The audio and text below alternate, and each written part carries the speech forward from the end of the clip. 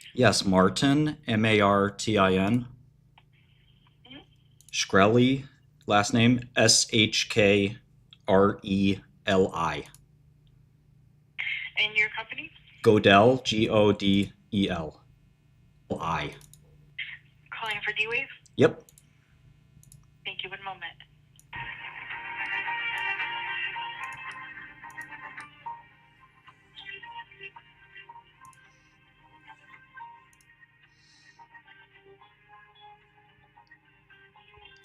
I'm going all in on this short.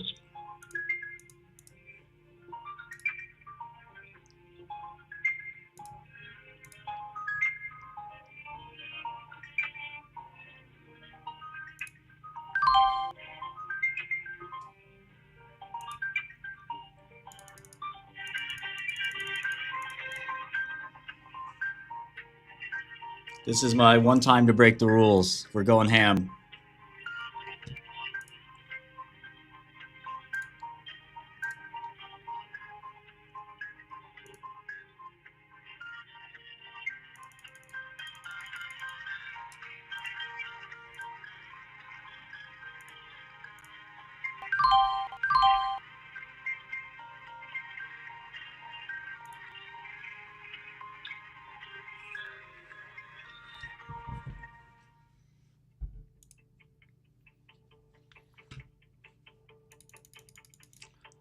I hate breaking the risk rules, but this is it. This is it.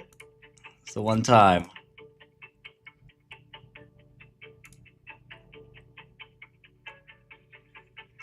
I have to get these orders.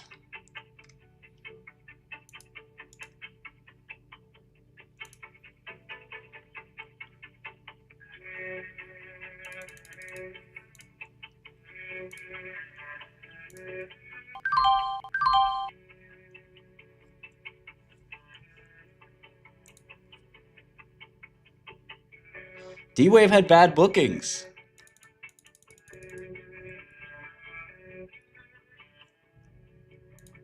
If you read the press release, they announced their bookings are close to zero now. Okay, we're basically as in as we get. Good morning, everyone, and welcome to D-Wave's on first quarter on this fiscal year account. 2025 earnings conference call. Today's call is being recorded. At this time, I'd like to turn the floor over to Kevin Hunt of Investor Relations. Please go ahead. Thank you and good morning. With me today are Dr. Alan Barrett, our Chief Executive Officer, and John Markovich, our Chief Financial Officer. Before we begin, I would like to remind everyone that this call may contain forward-looking statements that should be considered in conjunction with cautionary statements contained in our earnings release and the company's most recent periodic SEC report. During today's call, management will provide certain information that will constitute non-GAAP financial and operational measures under SEC rules, such as non-GAAP gross profit, non-GAAP gross margin, adjusted EBITDA, and bookings. Reconciliations to GAAP financial measures and certain additional information are also included in today's earnings release, which is available in the Investor Relations section of our company website at www.dwavequantum.com. I'll now hand over the call to Alan. Good morning, everyone, and thank you for joining us today.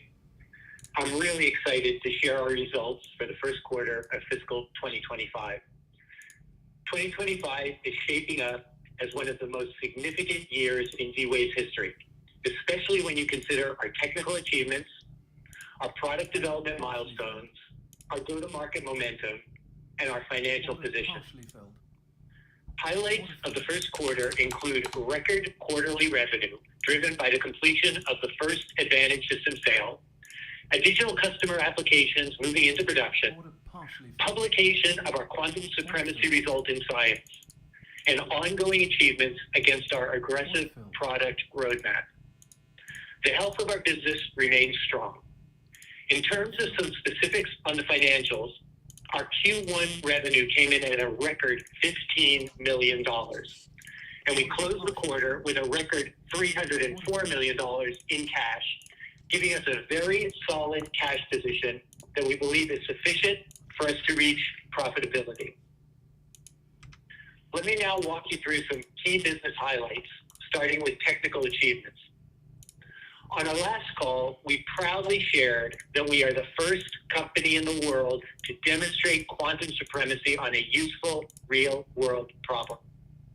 As discussed, D-Wave's 1,200 qubit prototype Advantage2 quantum computer performed a complex magnetic material simulation in minutes, and with a level of accuracy that would take nearly 1 million years to complete using one of the world's most powerful supercomputers. That supercomputer being the Frontier Massively Parallel GPU-based exascale supercomputer at the Oak Ridge National Laboratory. In addition, it would require more than the world's annual electricity consumption to solve this problem using that supercomputer. We don't believe any other researchers or companies have come close to achieving this demonstration. This work should be celebrated as a significant milestone for the quantum industry and a clear demonstration of quantum outperforming classical computing.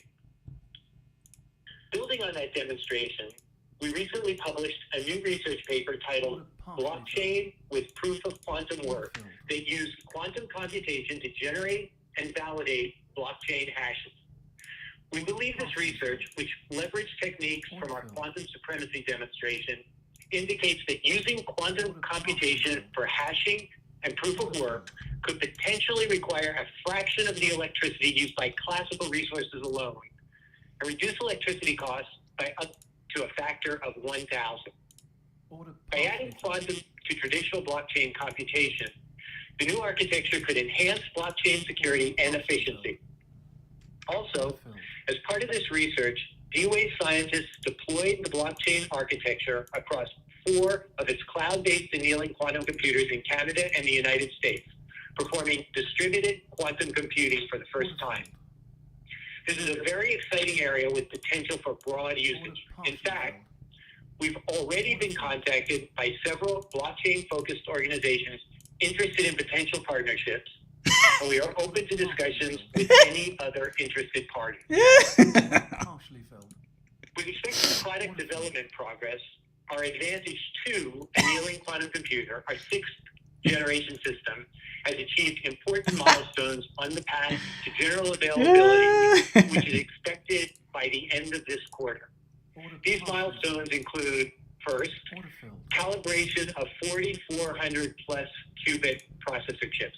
Holy moly. We have completed calibration and benchmarking of several It's Christmas time. 4,400 plus qubit Advantage2 quantum processors. The Advantage2 QPUs have demonstrated impressive performance gains over the existing Advantage system, including doubled coherence time for faster time to solution, a 40% increase in energy scale for higher quality solutions, and increased qubit connectivity from 15 to 20-way to enable solutions to larger problems. With these substantial performance enhancements, we believe that Advantage2 will be able to solve our customers' increasingly complex computational problems, especially in areas such as optimization, AI, and material science. The second milestone is fast annealing. This feature offers extended control for notably faster annealing times than previously available, which greatly reduces the impact of external disturbances such as thermal fluctuations and noise that can hinder quantum calculations. The fast anneal feature paves the way for customers to reproduce and build on D-Wave's landmark quantum supremacy results using full-scale, coherent annealing quantum computing available on the Advantage2 system. No! And the third milestone is error mitigation. We demonstrated successful quantum error mitigation in the 1,200 qubit Advantage2 annealing quantum computing prototype.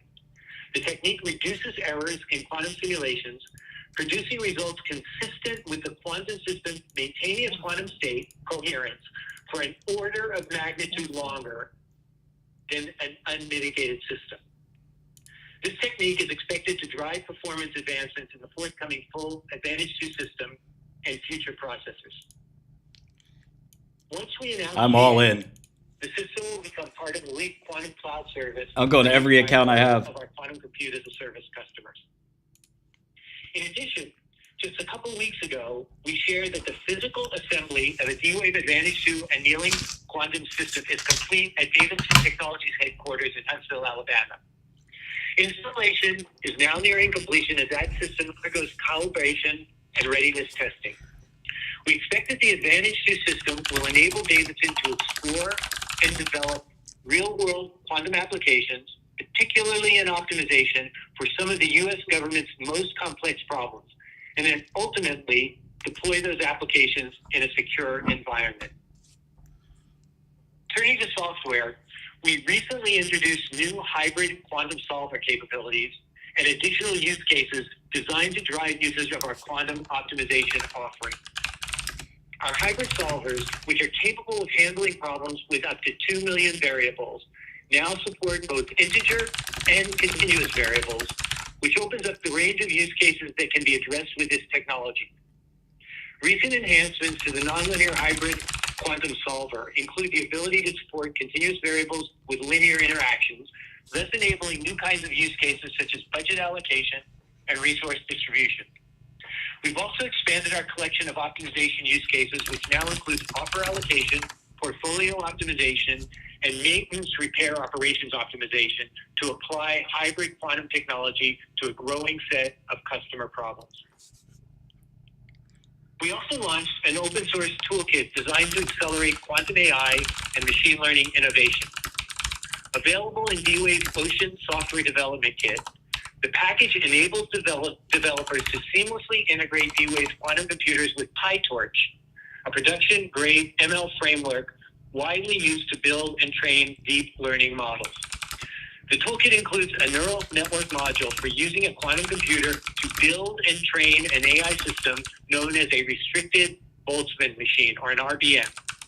Used to learn patterns and connections from data, RBMs are an AI tool used for tasks such as making predictions, recommendations, and identifying trends or anomalies. My dude. Looking ahead, we're making progress on all aspects of our previously communicated product roadmap, which is designed to unlock new customer production application use cases in the Advantage 2 and forthcoming Advantage 3 quantum computers and beyond. It focuses on rapid innovation and scaling, including increased connectivity and coherence, next-generation digital addressing, and multi-chip processor fabrics to accelerate a path to reaching 100,000 qubits. We're also developing techniques in analog-digital quantum computing to advance quantum optimization, quantum AI, and quantum research by adding digital controls to annealing quantum computing processors. Lastly, we're continuing our efforts to build scalable, error-corrected gate model processors, including leveraging our proprietary cryogenic control capabilities that will likely be required in all superconducting gate model quantum computers. Now I'll turn to commercial progress. As a key metric for assessing a quantum computing vendor's maturity is whether its technology is used in production to fuel daily operations for customers.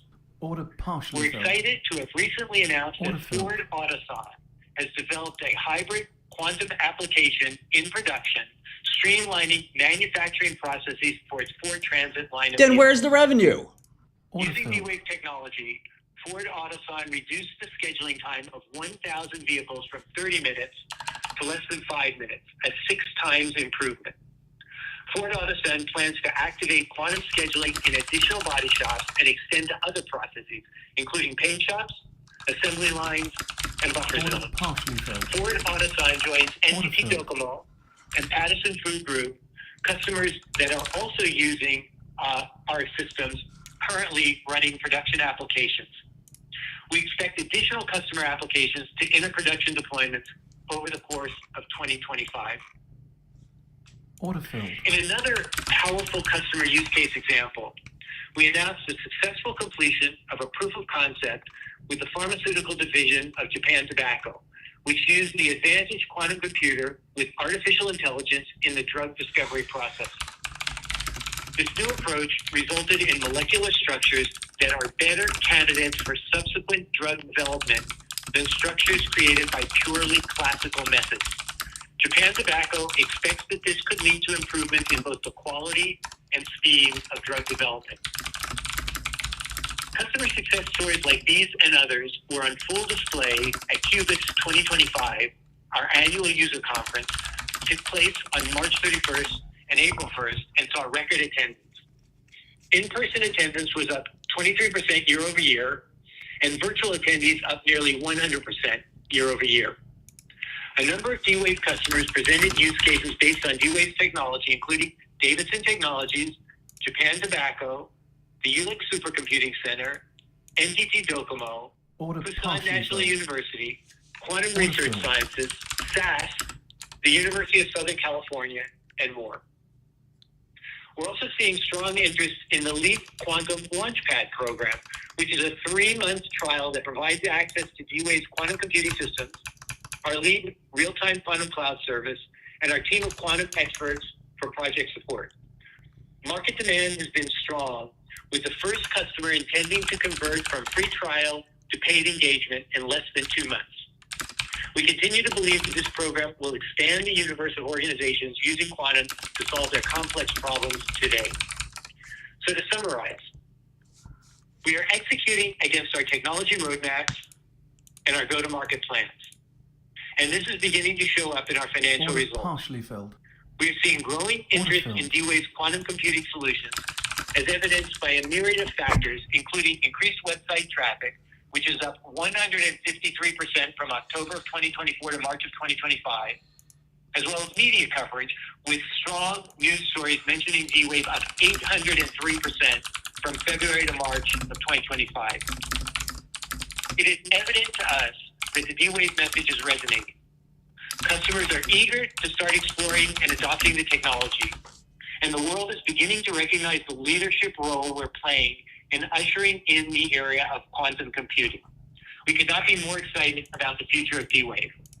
With that, I'll hand it over to John to provide a review of our first quarter fiscal 2025 results. Thank you, Alan, and thank you to everyone taking the time to participate in today's call. In my review of the fiscal 2025 first quarter results, I will be providing non-GAAP operating metrics, including bookings, as well as non-GAAP financial metrics that include non-GAAP gross profit, non-GAAP gross margins, and adjusted EBITDA loss, as we believe these metrics improve investors' ability to evaluate our underlying operating performance. These measures are defined in the tables at the bottom of today's earnings press release, with the non-GAAP financial metrics for the most part adjusting for non-cash and non-recurring expenses. With respect to revenue in the first quarter of fiscal 2025 totaled a record $15 million, which represented an increase of $12.5 million or 509% from the first quarter of fiscal 2024 revenue of $2.5 million, with the magnitude of the increase highly influenced by the sale of an Advantage 2 annealing quantum computing system to the Jülich Supercomputer Center. They constituted approximately $12.6 million of the quarterly revenue, with QCAS and professional services comprising the balance. Bookings for the first quarter were $1.6 million, a decrease of $2.9 million, or 64%, when compared to the fiscal 2024 first quarter bookings of $4.5 million, with professional services bookings comprising more than 50% of the first quarter bookings. With respect to our customers, we continue to broaden and diversify our customer base across commercial, research, and government organizations. In comparing the most recent trailing 4 quarters with the immediately preceding trailing 4 quarters, D-Wave had a total of 133 customers compared to a total of 128 customers, with the 133 customers including 69 commercial customers, 25 or 36% of which are Forbes Global 2000 customers, where we are seeing some significant pickup in sales pipeline activity, 52 research customers, and 12 government customers.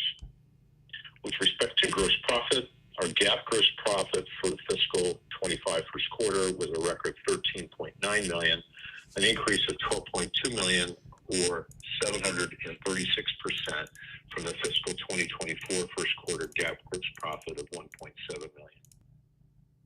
Non-GAAP gross profit for the first quarter was a record $14 million, an increase of $12.2 million or 644% from the fiscal 2024 first quarter non-GAAP gross profit of $1.9 million, with the magnitude of the year-over-year increase in both GAAP and non-GAAP gross profit due primarily to the higher margin Advantage 2 system sale.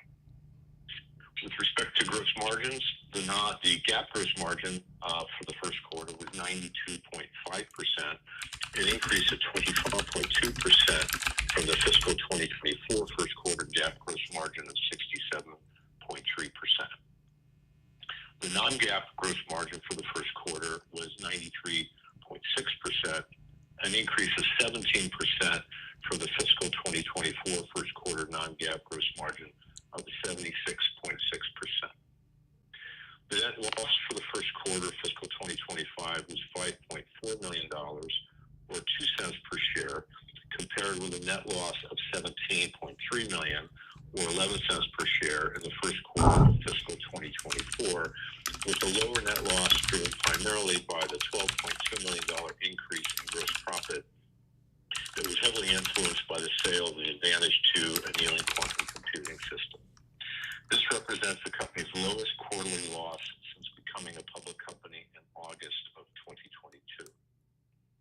Adjusted EBITDA loss for the first quarter was $6.1 million, a decrease of $6.8 million, or 53%, from the fiscal 2024 first quarter adjusted EBITDA loss of $12.9 million, with the decrease due primarily to the year-over-year increase in revenue and the associated gross profit, partially offset by higher operating expenses that are related to the increased investment in our go-to-market and research and development organizations. Now I'll transition to the balance sheet and liquidity. As of March 31st, D-Wave's consolidated cash position totaled a record $304.3 million. And as previously reported, we paid off our secured term loan in the fourth quarter of last year. During the fiscal 2025 first quarter, D-Wave raised $146.2 million in equity through its third at-the-market common stock issuance program. And as of the end of the quarter, we had $37.8 million in available issuance capacity under the equity line of credit with Lincoln Park Capital Fund, with the investment commitment running through October of this year. D-Wave's ability to utilize the ELOC is subject to a number of conditions, including having a sufficient number of registered shares and the stock price being above $1 a share. In addition, we exited the first quarter with a record $207.4 million in shareholders' equity. To conclude, as we have previously stated, we believe that D-Wave has the opportunity to be the first independent, publicly held quantum computing company to achieve sustained profitability and to achieve this milestone with substantially less funding than required by any other independent, publicly held quantum computing company. With that, we will now open the call for questions. Thank you. We will session. We ask that you limit yourself to one question and one follow-up. If you would like to ask a question, please press *1 on your telephone keypad. A confirmation tone will indicate your line is in the question queue. You may press *2 if you would like to remove your question from the queue. For participants using speaker equipment, it may be necessary to pick up your handset before pressing the star keys. Our first question comes from the line of Harsh Kumar with Piper Sandler. Please proceed with your question. Guys, first of all, strong congratulations on a number of fronts. Very strong quarter, quantum supremacy, and then also calibration at a product level calibration of your 4500 Advantage2 system. I had a couple of questions actually, but I'll keep it at two and get back in line. Alan, maybe you could talk about Davidson Technology. This sounds to me like another system sale that you've been working on. Maybe you could clarify, if possible, for us, if this is another one of the three that you have been referring to previously. And then sounds like the system is being calibrated or being assembled right now. Maybe you could give us an update on where you are, when you think it might happen, and then I've got a follow-up. Okay. Sure, Harsh, and thanks for the positive comments up front. So, first of all, Davidson is not one of the other handful of potential system sale opportunities that I commented on during our last earnings call. But I also did say that system sales tend to take time. And so while we have a handful that we are working on, and some maybe sooner than others.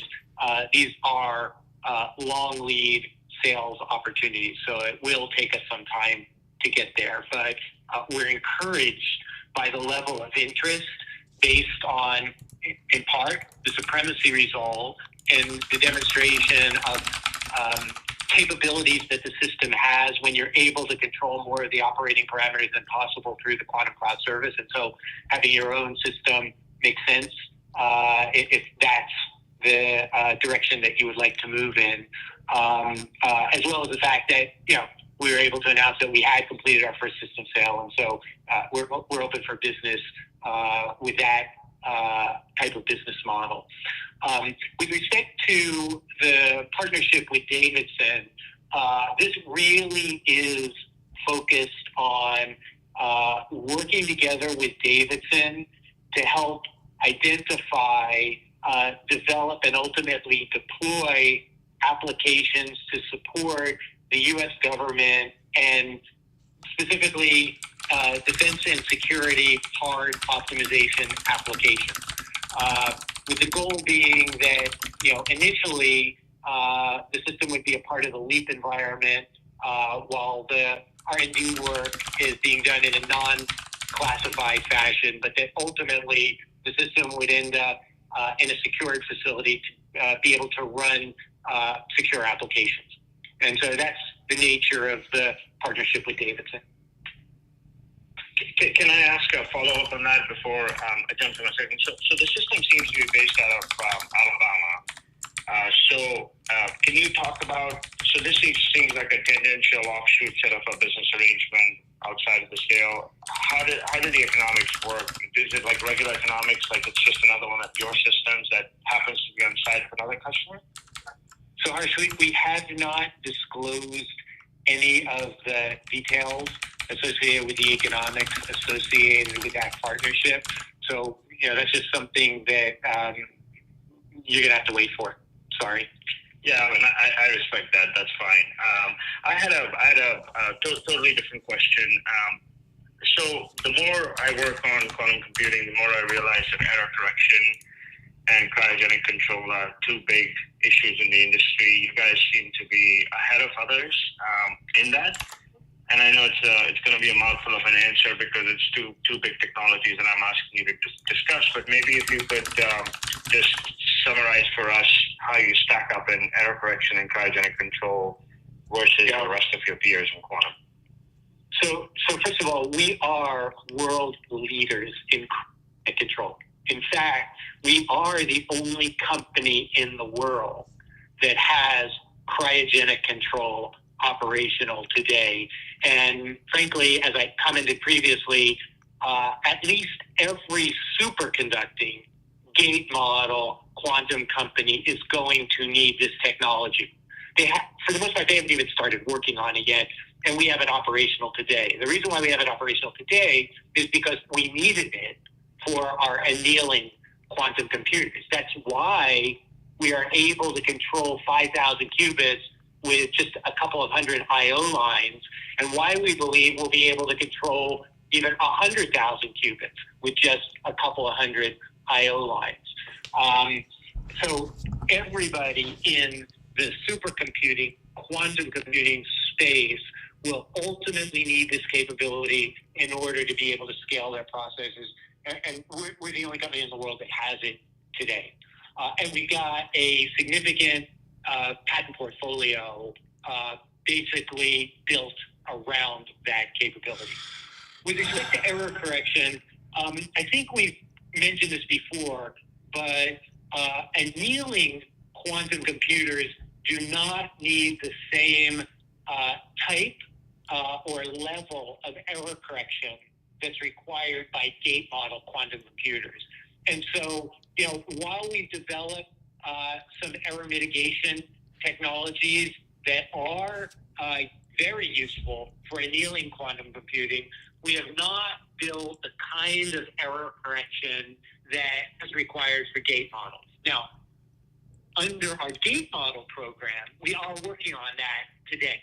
But we, unlike cryogenic control, where we have it in hand, almost commercial grade, we don't yet have that for gate model systems. We don't yet have error correction for gate model systems.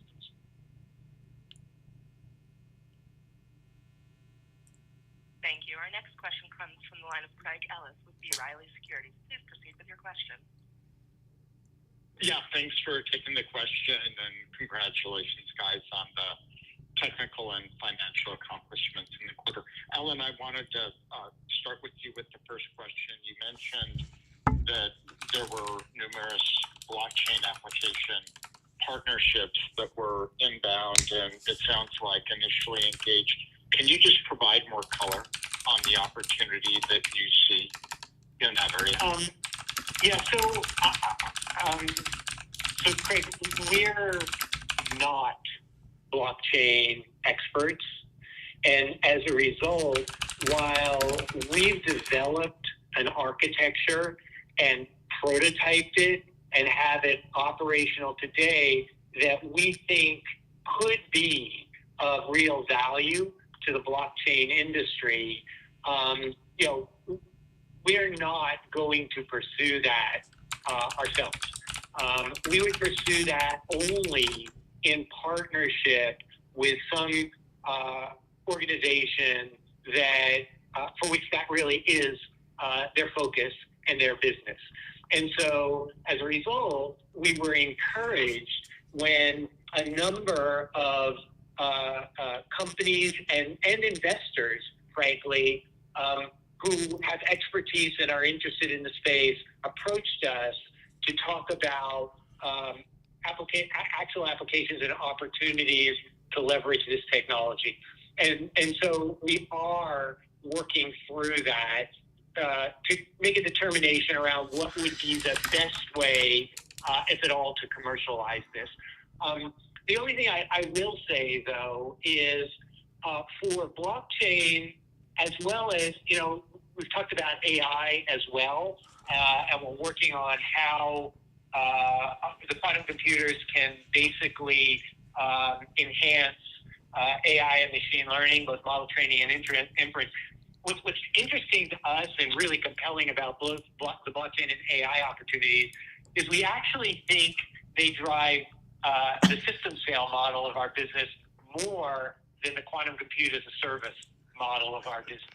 And so while quantum optimization and supporting customers that have applications that they need to run in support of their day-to-day business operations really continues to be a QCAS, quantum computer as a service-oriented business, we think blockchain and AI will enhance the system sale component of the model. But I have to caution you, it's early days. Certainly, and the continuous compute nature of blockchain and AI make it understandable why there might be more of a system sale interest there. John, I'll switch to you for the second question, and it's really a clarification and then a follow-up. The clarification on the 93.6% gross margin, super high level, is that a proxy for how the model could work when we have a full system sale in the quarter? Were there some one-time items that might have benefited that? And then you did mention that there's been an uptick in pipeline activity. If you could just elaborate on that, that would be great. Thank you. Sure. Generally, it is a proxy, Craig, but as we've previously outlined, we have a database of one system sale, being this one. So each deal is going to have unique elements to it. But as it relates to the actual sale of the systems component of these types of arrangements, the gross margins will clearly be higher than what our average consolidated gross margin is, as we just demonstrated in the first quarter. Having said that, there could be some variability relative to what we saw here in the first quarter, but generally they'll be higher than the QCAS margins that are typically in the 70 to 80% range. Your second question had to do with pipeline. Yes, John. Yes. So we're seeing seeing a very, very healthy sales pipeline. And what is most interesting about it is we now have a fair number of larger organizations, including a number of Forbes Global 2000 companies. That's the positive element of what's happening in the pipeline. But associated with that, these deals typically take longer because you're dealing with larger organizations that have, in many cases, complex procurement processes.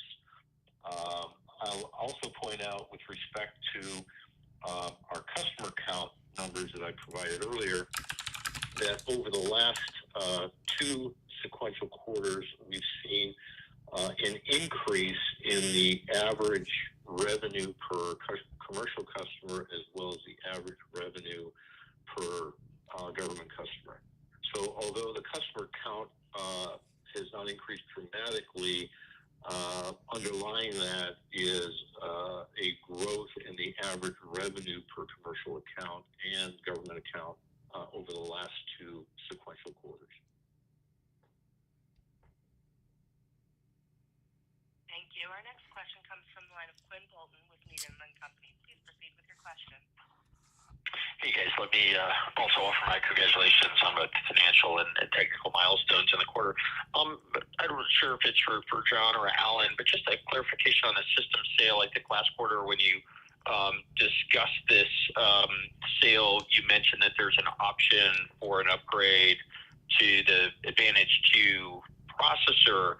In today's script, you're saying that you have installed an Advantage 2 system, and so I'm wondering, did the system sale price you recognized, did that include the upgrade option, or is that upgrade option for the QPU still available to be deployed sometime later this year or next? So, sorry, Quinn, I think you confused two different things here. The Ulick system installation that has been handed over to Ulick is an Advantage system with the option to upgrade to Advantage 2. The Davidson system is an Advantage 2 system installed from the outset. And so, yes, the upgrade of the system at Ulick is still to be done. Okay, maybe I misheard that. I thought in the script you had referred to the Ulick system as Advantage 2, so my apologies, but that option is still available for later this year. Alan, the second question I had is you talked about NTT Docomo, Patterson, and Ford Otosan moving to production. Can you just discuss the pipeline of additional customers moving applications? You know, how are you feeling about converting additional customers or more applications at the three I mentioned into production over the course of the year? Thank you. Yeah, so I can't give you any specifics. You know, we've talked in the past about what's involved in progressing a customer from proof of concept through to benchmarking, through to, you know, kind of the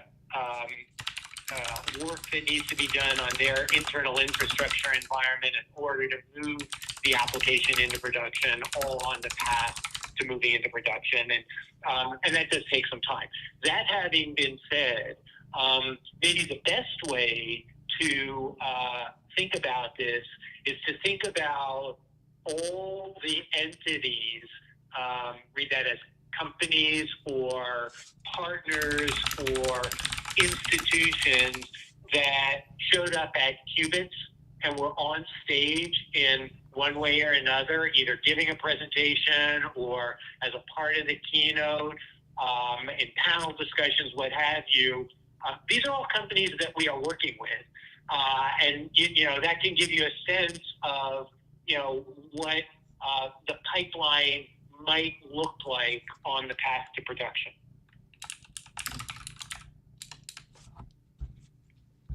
Thank you. Our next question comes from the line of Suji DeSilva, with Roth Capital Partners. Please proceed with your question. Good morning, Alan. Good morning, John. Congrats on all the progress here. I think, John or Alan, you talked about the increasing revenue per customer. Can you talk about the shape that's taking anecdotally? Are you seeing maybe one application going to two, or is it more that you're seeing one application getting the customer bought into the approach and then kind of looking to This is spread insane. across multiple applications? What are you seeing? Read the press release, for crying out loud. John, do you want to take that? Sure. I mean, typically, Suji, we're starting with one application. And depending on how that goes, then there's the opportunity for multiple opportunities or multiple applications. But typically, we start with a focus on successfully executing one initial application, even though there's interest or maybe interest in multiple applications. The objective is to get the first application, into production as quickly as possible. Suji, I think the only thing I might add to that is that part of the reason why we're seeing this growth is that, as John commented, we're starting to now engage with larger companies who are interested in having us help them to build out the proof of concept versus just kind of buy a small amount of quantum computing as a service and do it yourself kind of effort. And that, of course, drives larger deals for us. Okay, Alan, John, thanks for that color. And then I think you mentioned, John, with the funding level you have now, that you're funded to profitability. Can you give us some help here on what your thoughts are on what a revenue run rate might be when you reach profitability? And within that, what the mix at that point might be on an annual basis, maybe Advantage Systems versus service revenue? Quick answer, Suji, is we've not quantified what that revenue run rate is as it relates to achieving profitability, nor have we provided any timing.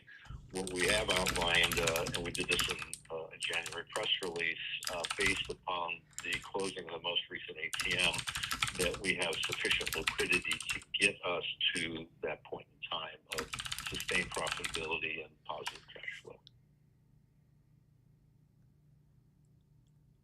Thank you. Our next question comes from the line of Tyler Anderson with Craig-Hallum. Please proceed with your question. Good morning, gentlemen. Congratulations, and thank you for taking my question. And specifically, congratulations on the error mitigation. I was just wondering if this is available as a library for customers who purchase systems, and if you could quote the coherence time difference between the 1.2K and the 4.4K processors that you're seeing. Okay, so first of all, the coherence times on the 1.2 and 4.4 are the same. So these are both Advantage 2 processors where the chips were fabricated using essentially the same fabrication process and the same materials. The only difference is the number of qubits on the chip. And so, what drives the coherence time is the materials and the fab process and basically the reduction in noise through that fab process. So since these chips are using the same process, the same materials, they essentially have the same coherence time, with one being 1,200 qubits on the chip and the other being 4,400 qubits on the chip.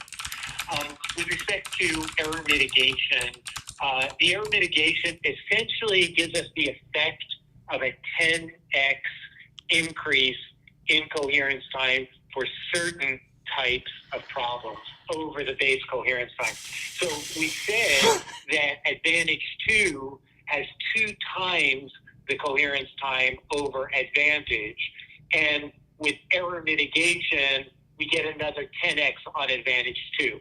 So that would put Advantage to a 20x over Advantage, or 10x Advantage 2 error mitigated versus Advantage 2 not error mitigated. But in my comments, I said for material simulation problems. So the error mitigation technique works for certain classes of problems. It's particularly good for simulation problems. Okay, great. Thank you. That's good color. And could you discuss whether the David installation has been garnering system sale attention from primes or the government? Because it seemed like your installation stole some thunder from other events in the area. And and they had to change their date. And then how much of that system sales in Q2 is a percent? Or any color on that?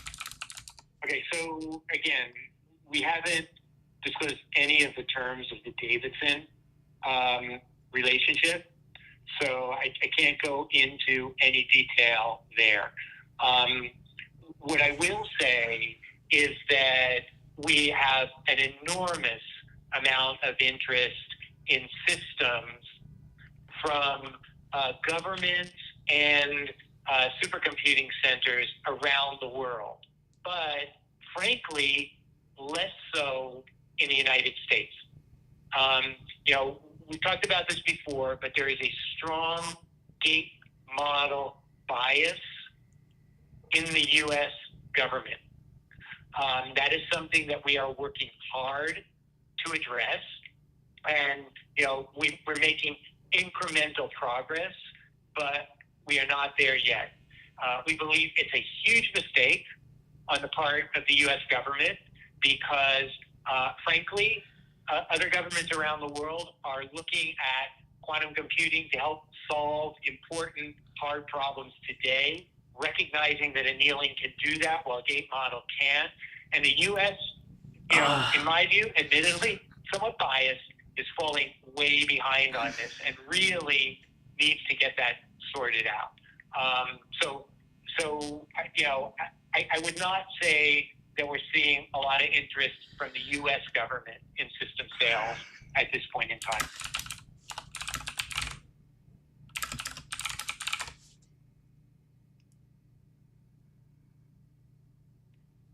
And our next question comes from the line of Harish Kumar, a follow-up question. What? Proceed with your question.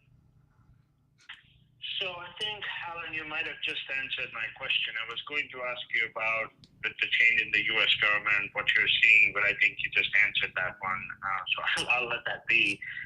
You did talk about blockchain hashing and that you will need a partner, like a strong partner that you will work with. That's the only way it seems like you want to put a market on. Fartcoin. I was curious if you might share. Fartcoin would be a good partner. What kind of characteristics would you look for in a partner for something like that? Would it be I don't even know that much about blockchain. Maybe you could just educate us a little bit on what kind of partner you will need. Sure. So let me just make a further comment on the U.S. government since you started there. Look, the Trump administration is still relatively new. Not even all of his appointments have been installed yet, including in areas that are technology related. And so we are hopeful that with the change in administration, there will be an increased interest in and focus on quantum computing and in looking at all forms of quantum computing, as well as looking at near-term applications versus long-term research. And, we're starting to see a little bit of turnover, in some of the key positions that, frankly, have been part of the challenge that we've been facing. So we're hopeful. But, we're not there yet. And so, we just need to see how this will play out over the next several months. And, of course, we continue to be very focused on helping to educate and engage with the U.S. government because, frankly, we want to be helpful. And we think we can be helpful. And, we'd like to get that level of engagement and support. With respect to blockchain, so it's not only about cryptocurrency, Harsh. It's about protecting assets, protecting important information. Elon Musk has talked about putting the U.S. government ledger on a blockchain. The important elements of blockchain are that A, it's very secure, and B, it's immutable. I mean, you can't change it, right? So it's a great way to kind of enshrine important information in a way that can be modified or subverted in some way. And so, you could put health records in blockchain, for example. You could put financial ledgers in a blockchain. These are all interesting and useful applications. And so, the type of partner, we're kind of open-minded on it. But, Fartcoin! It could go the route of application-oriented. Fartcoin! Or it could go the route of kind of a generic service. And we're still trying to work through that. Very helpful, Alan. Thank you. Thank you. Our next question is another follow-up question from the line of Tyler Anderson. What the fuck? Your question. Thanks for taking my follow-up, guys. For your gate on annealing or your gate alone system, can the gate model be toggled through software, or does this require hardware tweaks? And if it's hardware, does this take a long time, and can non-research customers do this themselves? And does it require new guts and controls within the dilution fridge? Okay, I'm not sure I understand your question, but let me make some comments, and then if I have not addressed it, feel free to kind of refine the question. So our annealing quantum computer and our gate model development work are two separate quantum computing systems. They're very different architectures. There's a lot of technology, underlying technology, that can be leveraged from the annealing quantum system into the gate model quantum system, but they are different architectures. They are different hardware systems. So it's not the case that you can take our annealing quantum computer and somehow toggle it to run as a gate model system. That is not the case. As I said, two different architectures, two different hardware systems, but synergy between them in the sense that important technologies that we developed for annealing, like cryogenic control, can be applied in development of the gate model system. Second thing I'll say is our annealing quantum computers are very far advanced today. Advantage 2 will be our 6th generation annealing quantum computer, and they are commercial systems today. In fact, they're the only quantum computers in the world that are truly commercial today, supporting customer business applications in production. Our gate model system is still in the early R&D phase. Now, the only other thing I'll say is I did talk about digital analog controls in our annealing quantum computer, and that may be where your question came from. So one of the things that we have been able to demonstrate is the ability to take our annealing quantum computer and perform some digital operations on it. Do not think of this as, all the gate model controls and operations. That's not the case. But some of them, like being able to directly excite a qubit, or being able to take the state of one qubit and move it to another qubit. These are some gate model controls that, when applied to an annealing quantum computer, can actually deliver some very interesting capabilities for optimization applications. And so what we're working on is applying some digital controls, read that as some of the gate model controls, to the annealing fabric to improve some of the capabilities of the annealing quantum system, but separate from that, building a full gate model quantum computer. Okay, so just to reframe quickly, and I got one more follow-up. So can somebody swap out the GPU with the existing control hardware that they have if they bought a previous system, or do they need to buy a full new system? Or swap out the controls from the one they have? If what you want to do is to upgrade from one annealing quantum computer to another, for example, from Advantage to an Advantage 2, that's essentially a chip change and some minor I/O modifications. but not a whole new system. If what you want to do is go from an advantage annealing quantum computer to, say a D-Wave gate model quantum computer at some point in the future, you would not need a new dilution refrigerator, but you would need to change out both the chip and pretty much all of the I/O and control. Okay. And then for your advantage to the 4,000 qubit one, is this accessible to certain customers? Are you generating revenues on that, or are you still waiting to release this broadly? Okay, so we have the 1,200 qubit prototype Advantage 2 in our Elite Quantum Cloud service that any customer can use today.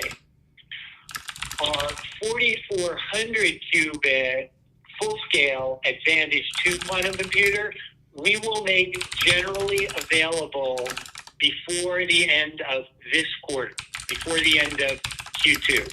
At that point, it will be a part of our quantum cloud service for any customers to make use of it, as well as kind of being the primary processor that we would use in any remote installations. Awesome. Thank you. I appreciate you taking my question. Thank you. Our next question is another follow-up question from the line of Craig Ellis. Please proceed with your question. Thanks for taking the follow-up. Alan, at Qubits 25, you presented a long-term technology roadmap that included scaling up to, I believe it was 20K and 100K qubit systems. Can you just elaborate a little bit on the reaction you got from customers and partners at the event and since the event on that roadmap? Yeah, I mean, as you'd expected, excitement. I mean, the truth of the matter is, and I think I've talked about this before, obviously, with more qubits and more connectivity, we are able to solve larger and more complex problems on the quantum computer. Now, today, the way we solve larger and more complex problems that can be solved natively on the quantum computer is by using our hybrid solvers. And it's a very powerful technology. But the more of the problem that we can solve natively on the quantum computer, the greater the advantage over classical. And so while we have, many customers that today, through the hybrid solvers, are seeing improvements over their classical solutions, and as a result, they're seeing a good ROI, and that's why we've got 3 customers with applications in production and more that are on the path to production. If we were able to solve more or all of the problem on the quantum computer, the improvement would be significantly larger, right? And an even stronger ROI. So the excitement is around the ability to, on the one hand, enable additional use cases that aren't yet possible, and on the other hand, see increased benefit over classical for things where benefit is already today being seen. That's helpful. Thank you. Thank you. This concludes our question and answer session. I'd like to turn the floor back over to Dr. Barrett for closing comments. Okay, so thank you all again for taking the time to be here with us today. Frankly, we see only tailwinds as we continue to. Then why won't you give guidance? Computing innovation and adoption. I've never been more confident in our business, our technology, our commercial opportunities, and our truly remarkable team. So thanks again for taking the time to join us today. This concludes today's teleconference. You may disconnect your lines at this time. Thank you for your participation and have a wonderful day.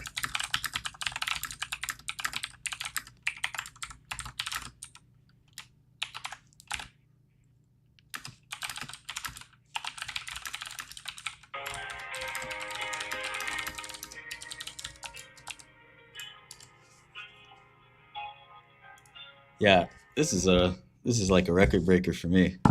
So insane. But let me show you guys how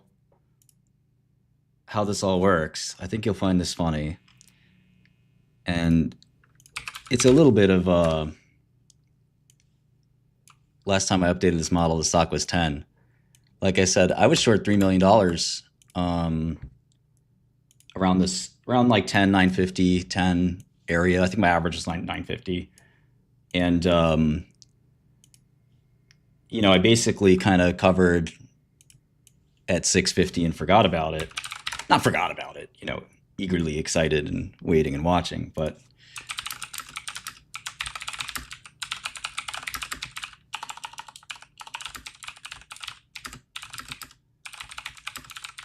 oh yeah, I'm very exposed now. So let me show you a little bit of finance, because I think you'll find this interesting and fun. Let me do it this way.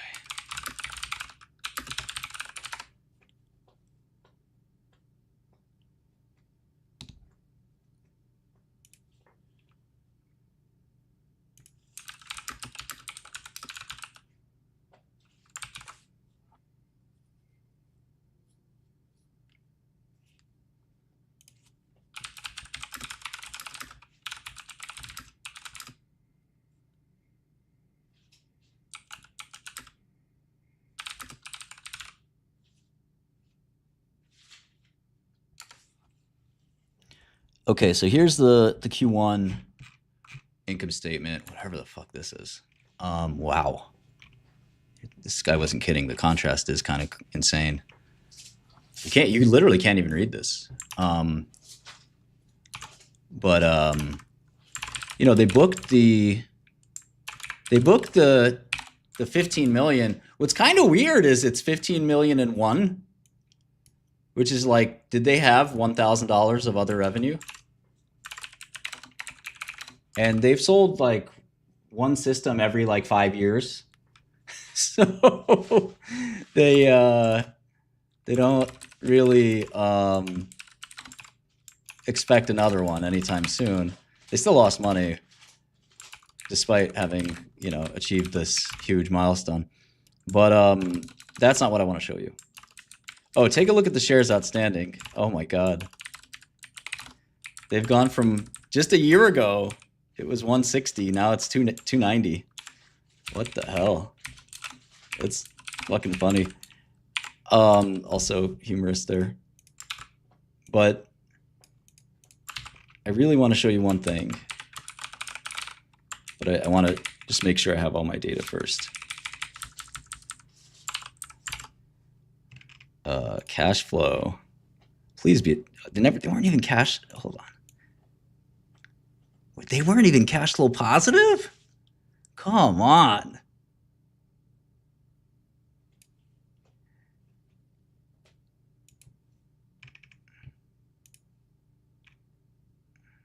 Okay, let me get this. And I'll be done in just 2 seconds, guys. Sorry. Okay. I can't believe they scammed these Germans for a computer. These guys must have had money to burn. Maybe some kickback or something, Okay. So I want you to see. Okay. Here's the key. So bookings. What's the difference between bookings, revenue, and billings?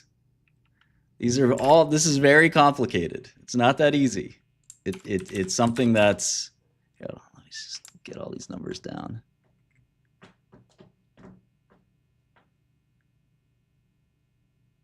Okay, so that was 18.3.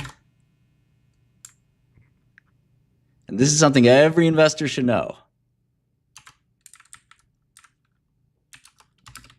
Okay, a lot of pop quizzes here. All right. When do you recognize revenue under the accounting rules? Owen is I think that's close, Owen. I would, you have only so many character space, right? So no. See, some of you have never taken an accounting class. Okay. Revenue is when there's transfer of title or transfer of control. You don't have to. Okay, so on services, generally you have to provide the service. On goods, you don't actually have to provide the goods. You don't have to even be paid yet. It's very important. That's accounts receivable. Totally different. Transfer of title is when you recognize revenue. Bookings are a little different. Bookings are signed orders, but they're not revenue because there's no transfer of title. So the customer has put in an order, made a commitment, but you don't yet have a transfer of title. Transfer of title is when the customer can legally, in a court of law under UCC, I took the business law class once. A lot of it's about contract law and UCC. So if you want to learn more about this, it won't cost you more than 5 hours, 10 hours, and learning uniform commercial code and contract law is very useful. And you can even ask GPT to help you and give you quizzes about it. Like John agrees to buy XYZ from Steve. John reneges on the deal. What is Steve's recourse? Right? Those kinds of questions. And there's a lot of weird little situations. So in general, bookings are pre-revenue. They're commitments that are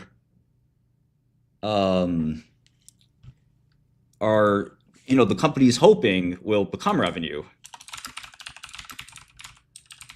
but they're not quite there. Depending on the company, they can be canceled, but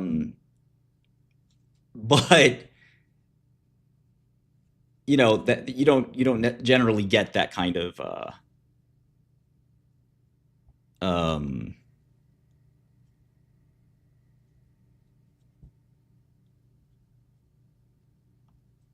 transfer of title is, I wouldn't say is when physical good is necessarily delivered. I think it's when it is in the process of being delivered. So like, for example, if a pallet of pharmaceuticals is on a loading dock or is on a truck or is being picked up or is even scheduled to be picked up, I would say title has transferred. I would say title is transferred typically upon signing the purchase order. You do not have to deliver the product yet. So again, none of this is to say that they've done anything wrong. Here's the important part. So they had 18.3 in bookings, and you could see, like, can you draw an arrow from one to the next, right? 18.3 became 15.0, right? Does that make sense?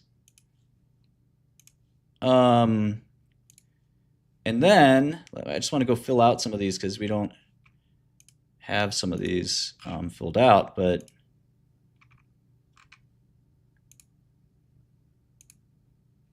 let's see what was in this quarter. It's amazing they even give this out.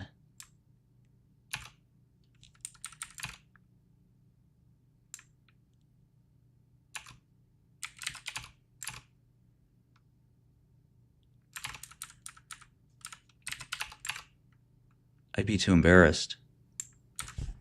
And they used to tout it as like a sign of their progress, but you'll get the punchline in a second. When you see my point.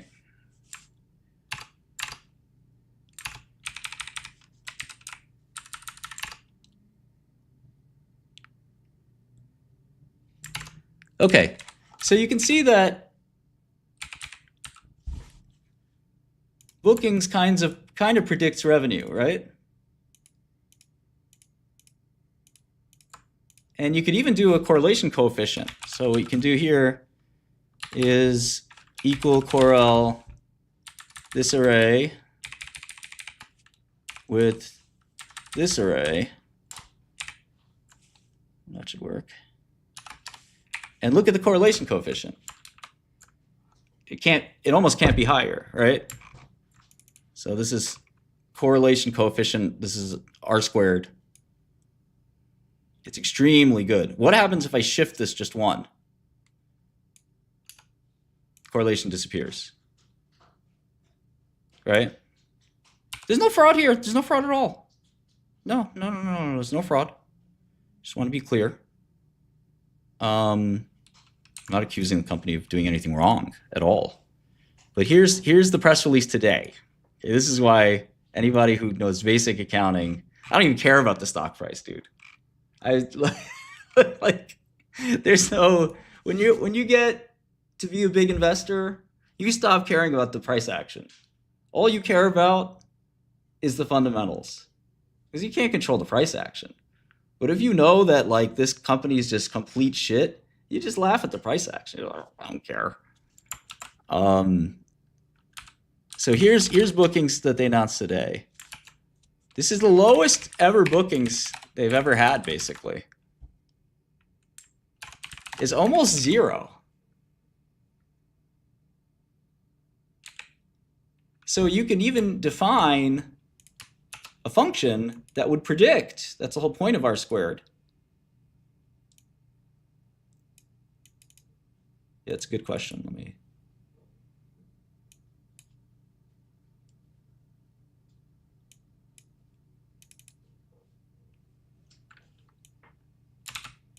do that. Yeah, the R square is a little less accurate without that. You're right.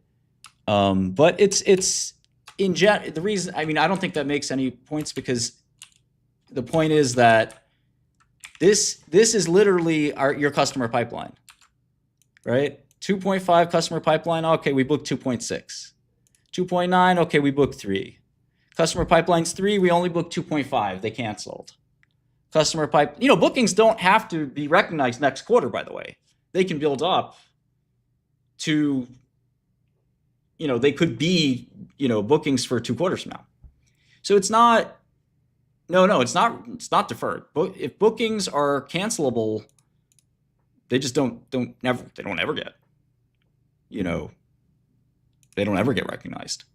So 18.3, they recognized 15, and now bookings are 1.6. It's the lowest they've ever had. So they got lucky with this one deal, but now, I mean, if they do 2 million next quarter, the street is at 3. Go to Godel, you do QBTS equity EM. The street, all the cheerleaders, unfortunately, and again, I don't begrudge those guys for doing their jobs, but they have to try to show that it's a growth company. Theoretically, we can't show up in AR without being recognized as revenue yet. It could show up in deferred revenue. But deferred revenue is usually where you've provided the service and you haven't recognized it as revenue yet. Anyway, the street's at 3.7. And this is the same problem INQ has. 3.7, 3.7, 4.5, 5.6, 7.1. It's all going up. Right? And that's because it's supposed to be a growth company. But the problem is it's not a growth company. You see that the revenue was 7, 9, 9. This year will be a good year for them. This is fact set, yes. Because of that one placement they got. But it looks like they're going to have a record bad year if you look at the rest of the quarters. If the pipeline is so good, why is the bookings record low? They've never had, they haven't had a bookings this bad in years. And they haven't been around too long either. So it's kind of stunning to me that like the one fundamental data point that was released in this news release was bad news. The only thing that they said that we didn't already know, the only update, we knew that they sold the computer for 15 million and they gave guidance. Do you know what happens to most stocks when they don't give guidance, when they have given guidance before? When you say, I can't give guidance anymore, it's that bad? The funny thing about business, though, is the rubber has to hit the road. You know, you can do this, you can hand wave, but what happens in 90 days? I'm still going to be here. Are you?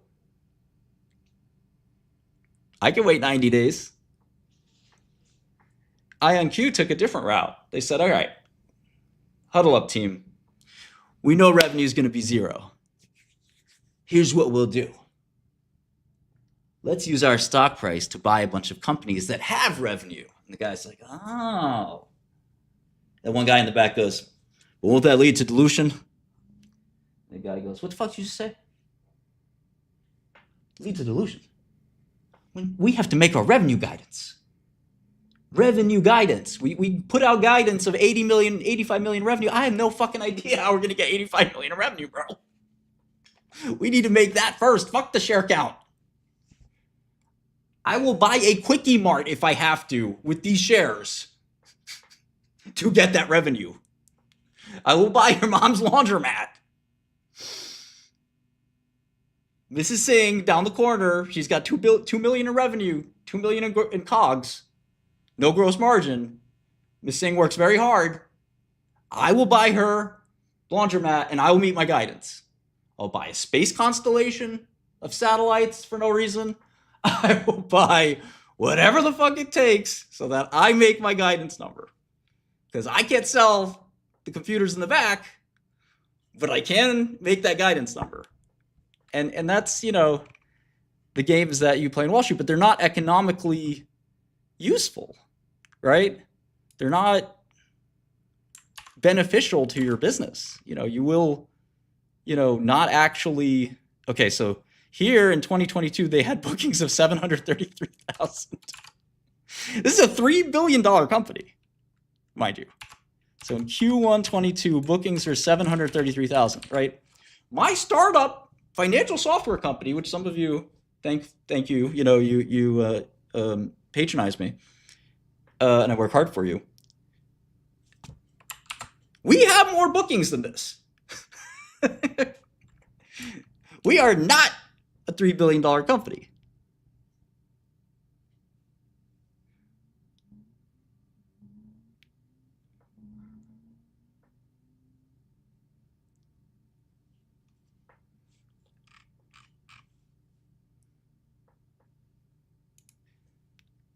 So in any event, it's a lot of fun to watch the insanity because it's like,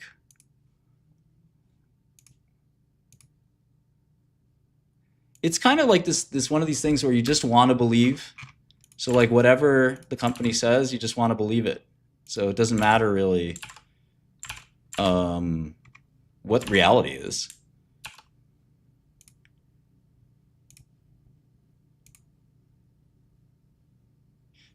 These guys had a deal with Davidson before. They just make the same, they put out the same news over and over again. Oh my God.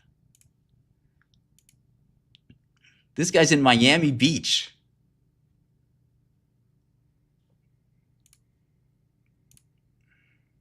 Meanwhile, the company's based in Palo Alto and British Columbia, Canada, but he lives in Miami Beach. Houseway. Houseway.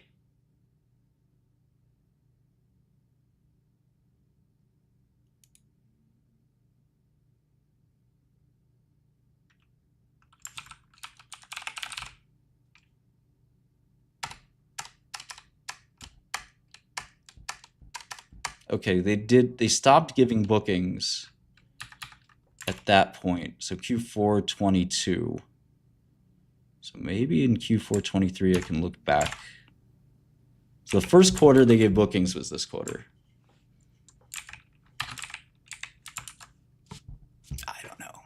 3 years and bookings are down. I would quit. I would be fired. 2023 bookings are low. All right, 2024 will be better. 2024 picks up. Don't worry, 2025 will be better. And then I go to my board. Well, 2025 is unfortunately down from 2024. And they say, oh, it's a shame. How much is it down? I said, well, it's also below 2023. They're like, what? Sir.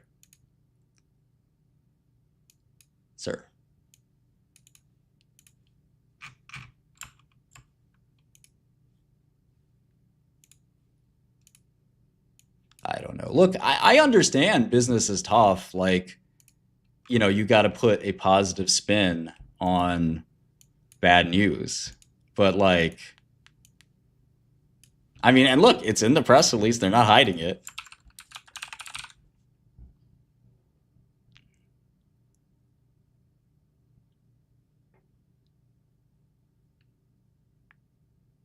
What the fuck?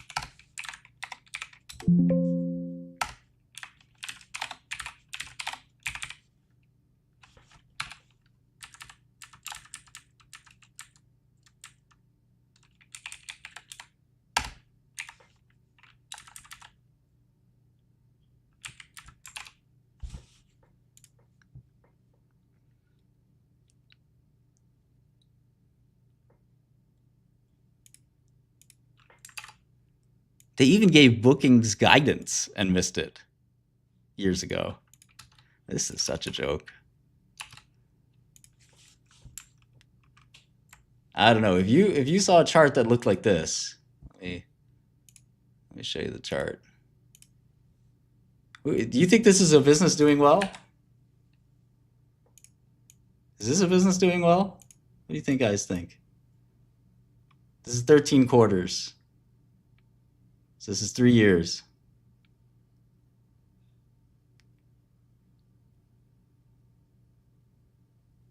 And then if you just, normalize this,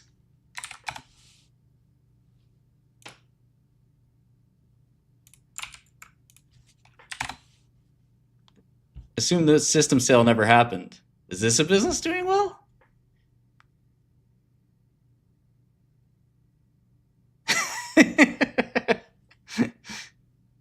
Is this the future?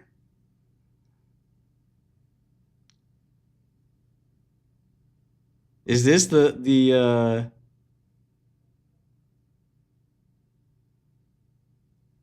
this the massive growth industry? Well, listen, take away their one customer. This is what's underneath. It's garbage. This is the future of computing? Is this what's growing? They get a customer every 3 or 4 years, gullible enough to buy it?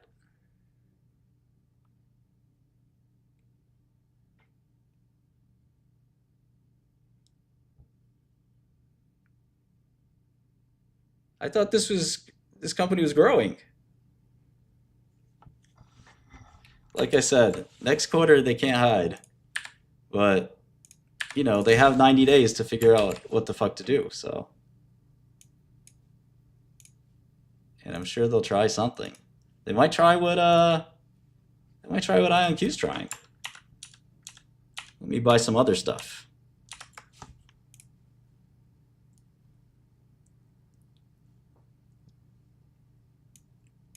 They won't notice. It's not quantum. You should buy our stock because quantum is the future. Wow, if quantum is the future, your revenue is going to grow, right? Well, you should buy our stock because quantum's the future and we're going to make some acquisitions. You're going to make quantum acquisitions, right? Well, Rigetti's the only honest company.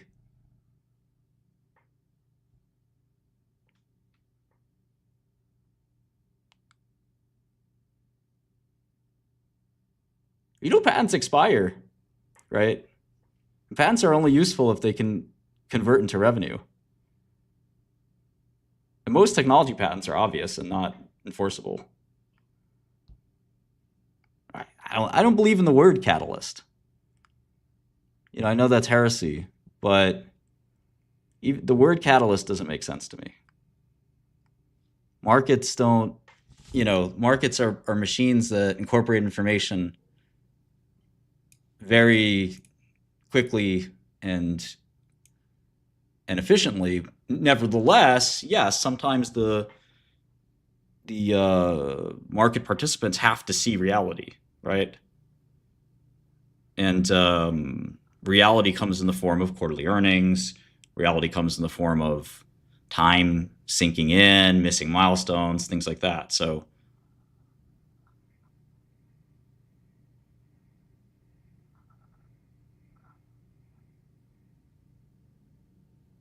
just time passing is more than enough. But yeah, the bookings thing's a bit of a disaster. Let's look at the market in general. So Nvidia's traded the most. Type most on Godel, godelterminal.com. Just type most and you'll see what I see. Godel's free to try and free to use, actually. So you can get this for totally for free. So Nvidia has traded. Well, actually, D-Wave has traded the most today. How about that? By value, it's Nvidia. But by share amount, it's D-Wave, number one. Totally normal. Nvidia, and this reminds me of biotech, by the way, just real quick as an aside. Oftentimes, a biotech company will have an announcement and then they'll announce it again.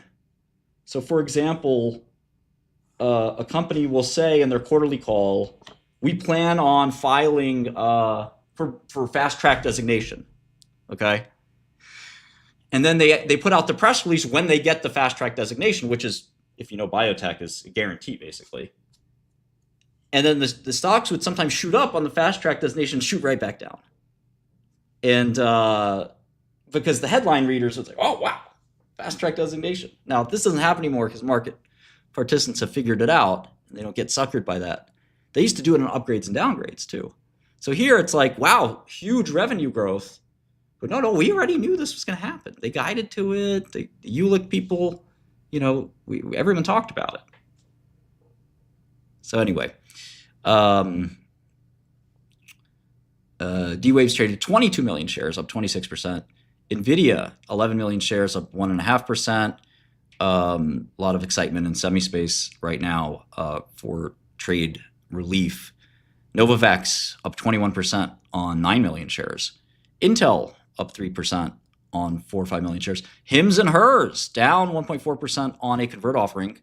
Convert offering is a hybrid debt equity offering. So they basically are in some way selling shares, which again, you know, companies done really well. They're entitled to bolster their balance sheet. Trading 4 million shares, they're down a bit. Rigetti up 8% on 4 million shares. No news there. Alphabet recovering a little bit from yesterday's fiasco, up 2% on 3 million shares. Shopify down 5% on earnings, 3 million shares there. We'll look at that in a second. Microsoft up 1%, while ARM is down 4%, both on 2.5 million shares. ARM's reported. Tesla up 1% on 2 million shares. Palantir up 2% on 2 million shares. Marathon Digital up 5%. AMD up 2% after strong earnings that the market sort of shrugged off. Cisco up 1%. Coupang down 2%. Snap up 1%. IonQ up 8% after reporting kind of bad quarter. You know, the guidance for Q2 is really underwhelming, and they did a bunch of acquisitions that were kind of, you know, nonsensical. And they're paying a lot for them.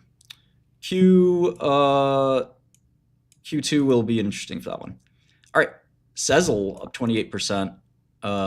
Mentioned D-Wave now up 26%. Dave, the payments company, doing 25% there. RGC, kind of a Chinese scam stock, but constantly being pumped. We mentioned Novavax. LegalZoom is up. Akebia is up. AppLovin up 13% on a reasonably good quarter and good guidance. Everyone wondering when will that company collapse. 80% EBITDA margins. They basically have no costs. How do they do it? Why can't anybody do what they do? Makes you wonder. Usually, we're in an age where AI makes software development even easier than, not even easier, but easier than before. And these guys are have 80% margins. Why can't I just spend a weekend and make what they make? Obviously, business is not that easy, but it just makes you wonder why various companies haven't sprung up to try to fight them. There's Bell. Losers. We got WeBuy. Sounds Chinese. Krispy Kreme. Axogen down 13%. QVC down 10. Peloton down 9. Old blast from the past. Warner Music, a big company, down 9. Fortinet down 9. That's not small. That's one of the biggest companies out there. Argenx down 9. That's one of the biggest biotechs out there. And then so by value, nothing out of the ordinary here, other than D-Wave's traded $250 million on the worst bookings number they've had in years. Go figure. Expect that will drop, and I've made a very large trade here, so we'll see what happens. But again, kind of a mind-boggling financial illiteracy. There's HIMS.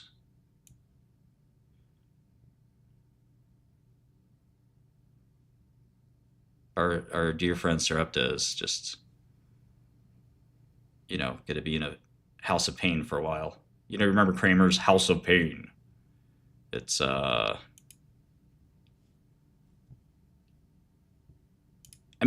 can't, it's a great question. When do you expect QBTS to drop? Obviously I think it's going to drop soon, but I don't know.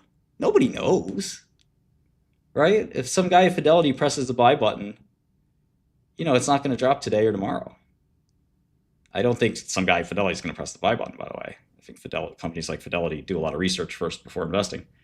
But it's not always easy to figure that out. And I think what Hikaru said it earlier, being right,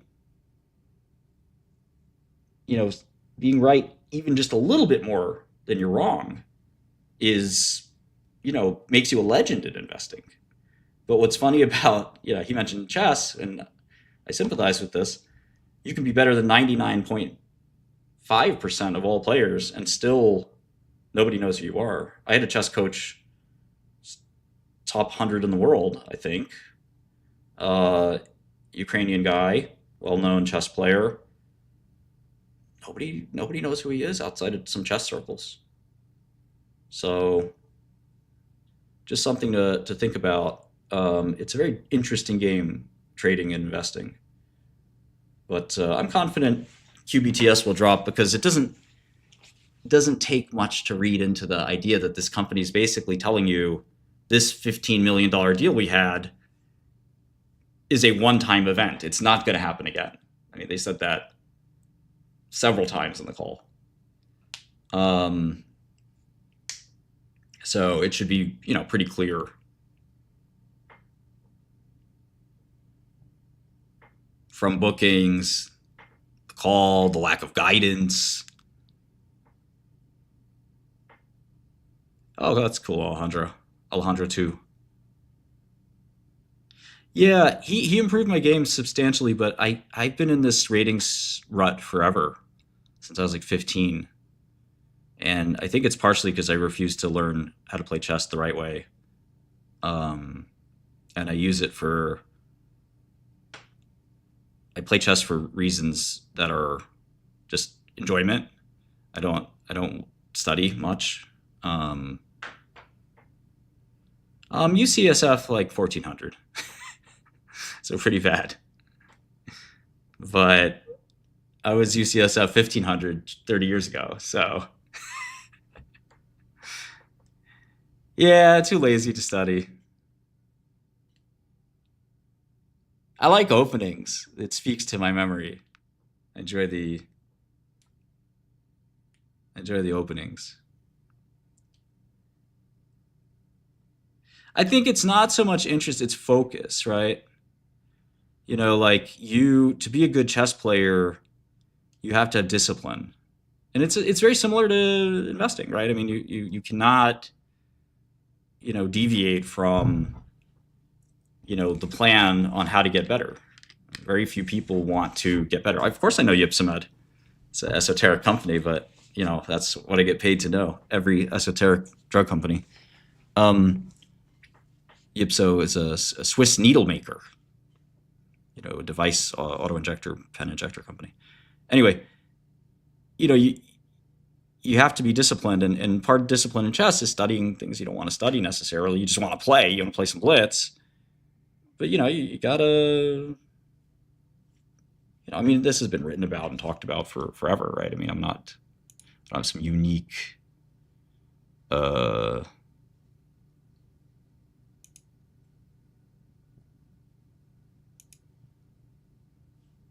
think you banned that guy prematurely. I don't have some unique perspective here, but I think that, well, INQ is pretty obviously a good short, and what they're doing is they're masking their inability to succeed with quantum with these kind of absurd acquisitions, right? I mean, these are really bizarre acquisitions.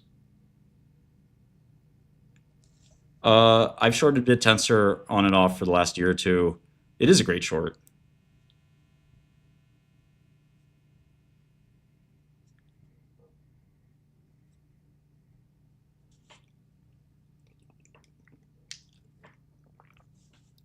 Look, Sarepta disappointed everybody. The whole biotech community hates them now. They're launching a drug. They said it's going to be great. And then a quarter later, they said, well, actually, we fucked it up. So, they're in the doghouse, but that's our opportunity. I don't know about the 80-20 rule. I think that I've talked about this with a lot of friends over the years, hedge fund managers and so forth. Performance attribution and how much effort you put into stocks. And one of the things we're doing at Godel is we're going to help you and help your firm, but even you as an individual, but particularly if you're at a firm, look at the distribution of time you spent on stocks. So most people will spend 80 or 90% of their time on a single stock or something like that, when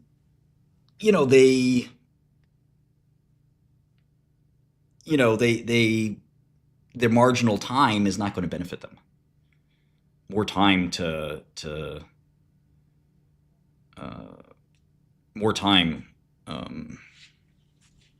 does not help you when you have studied a company at some point. The marginal return won't get you there. So yeah, there's some Pareto optimal amount of time that you want to spend, but I feel like INQ is still juicy short. I'm sorry, D-Wave is still a juicy short. I mean, they're all good shorts, but you get my point. It's still up 17%, so it's still, I think D-Wave will be down today. I said that in Godel chat earlier. Must have felt crazy when it was up 30%, but I think it will be down today because they literally announced bad news today. It does not take a genius to figure that out either. That's the fun thing about investing, is that on the one hand, it's accessible to everyone. On the other hand, it drives smart people crazy. Because really smart people, I guess I put myself in that category, but even people smarter, like I'm talking about people who are like IMO winners, super programmers, some of the guys I work with, Those types of dudes. I would say if I'm maybe a 9 out of 10, these guys are 10s out of 10s. My girlfriend's a 10 out of 10. MIT, all that stuff, international intellectual competitions. I was just beneath that.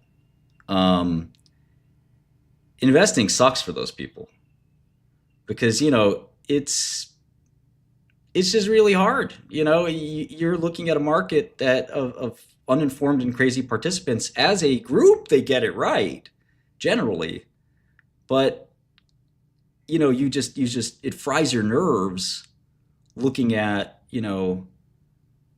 people getting it wrong. And the funny thing is, people will get it right with time, with more information. But you know the truth now, and you want the price to change now. And you have to, just get out of, that mindset where, the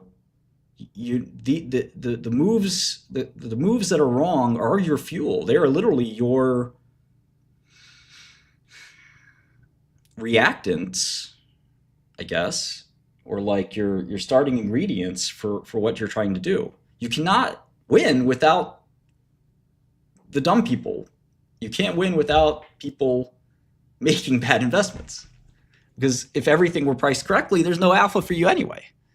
So you want the bag of huntras. You need them. But the problem is, the paradox is, the more they exist, the more it infuriates you. And so you just have to find a way to, just get your head in a space where emotionally it doesn't wreck you, but you're still disciplined enough to recognize that the market is not perfect. Poker is similar.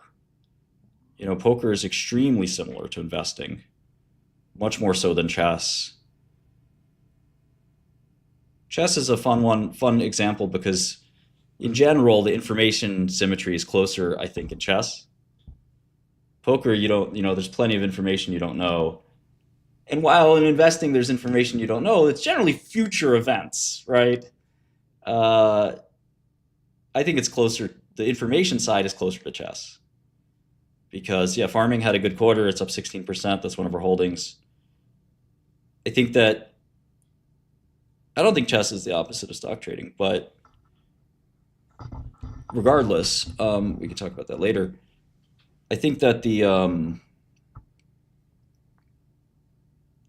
blackjack is a good example too. They all have some similarities. They all have some differences. But in chess, all the information is revealed to both players at the same time. In the markets, all the information more or less is revealed to everyone at the same time. You're reading the same 10Q I'm reading. You're listening to the same conference call I'm listening to. Yeah, exactly, Mark. Mark's got it. There are parallels all over the place. Yeah, look, the convert is not kind of a non-event for him, unless you want to interpret it as they looked at their stock price and said, "Oh, let's sell some." And a convert is partially selling equity, right? But in any event, yeah.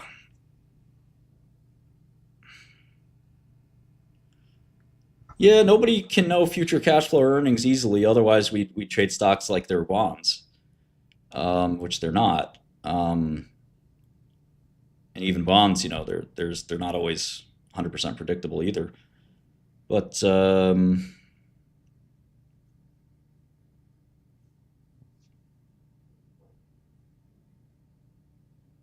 forecasting is an art. It's an art form. There's ways to do it that you pick up over time. You pick up a little bit of technique. It's kind of an art form. Anyway.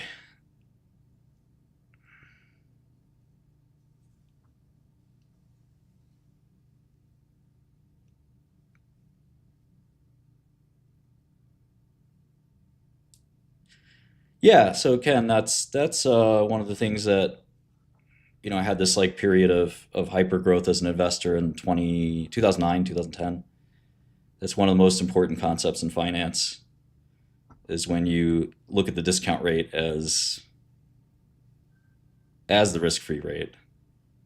And then you start to gain a little bit of superpower about how you think about businesses. That's a pretty advanced concept.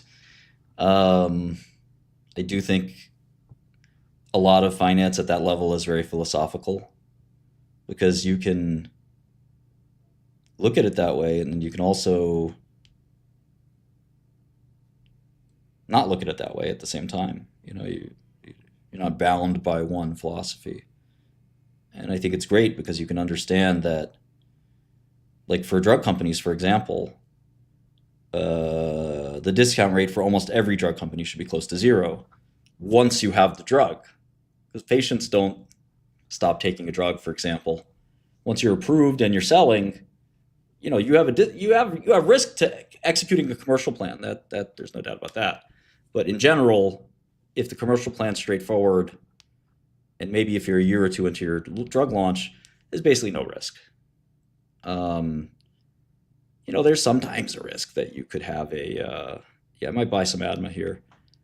You could have a competitor drug come in or something like that, but you will collect the cash flows, right? And when you collect the cash flow, your whatever you discounted it by last year, it doesn't matter because you collected it, right? And sometimes I say this is the desert island versus the Russian roulette or Monte Carlo. When you play Russian roulette, it's a single outcome from a sampling. You will either be dead or the barrel will spin and you won't. And you can play that game as many times as you want. But Desert Island is you get, some people say, well, you get to go, you're going to be on Desert Island for the rest of your life. You get to take one book with you. What book do you take? Well, sometimes in investing, that's a scenario where it's like, you get one chance to get this right. You got to get it right. Like cassava, for example. The cassava short was a desert island kind of outcome. Being wrong there was like a huge risk of ruin, and being right was the only option. And at least in that scenario of having a huge bet against it, for example. So in general, you don't want to be on the desert island very often, but it can be very profitable, like the pound trade for Soros or this short quantum trade we're setting up. So I don't know. There's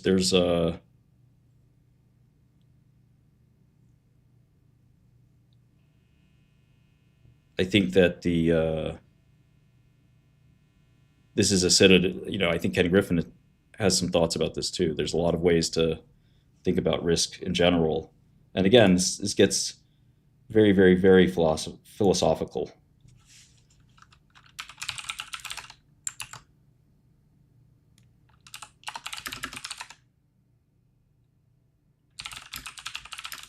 Because you're really talking about opinions. There's no right or wrong answer. If Buffett says, look, the Coke is good for it, there's no doubt in my mind about the Coke cash flow. What does that mean? Okay.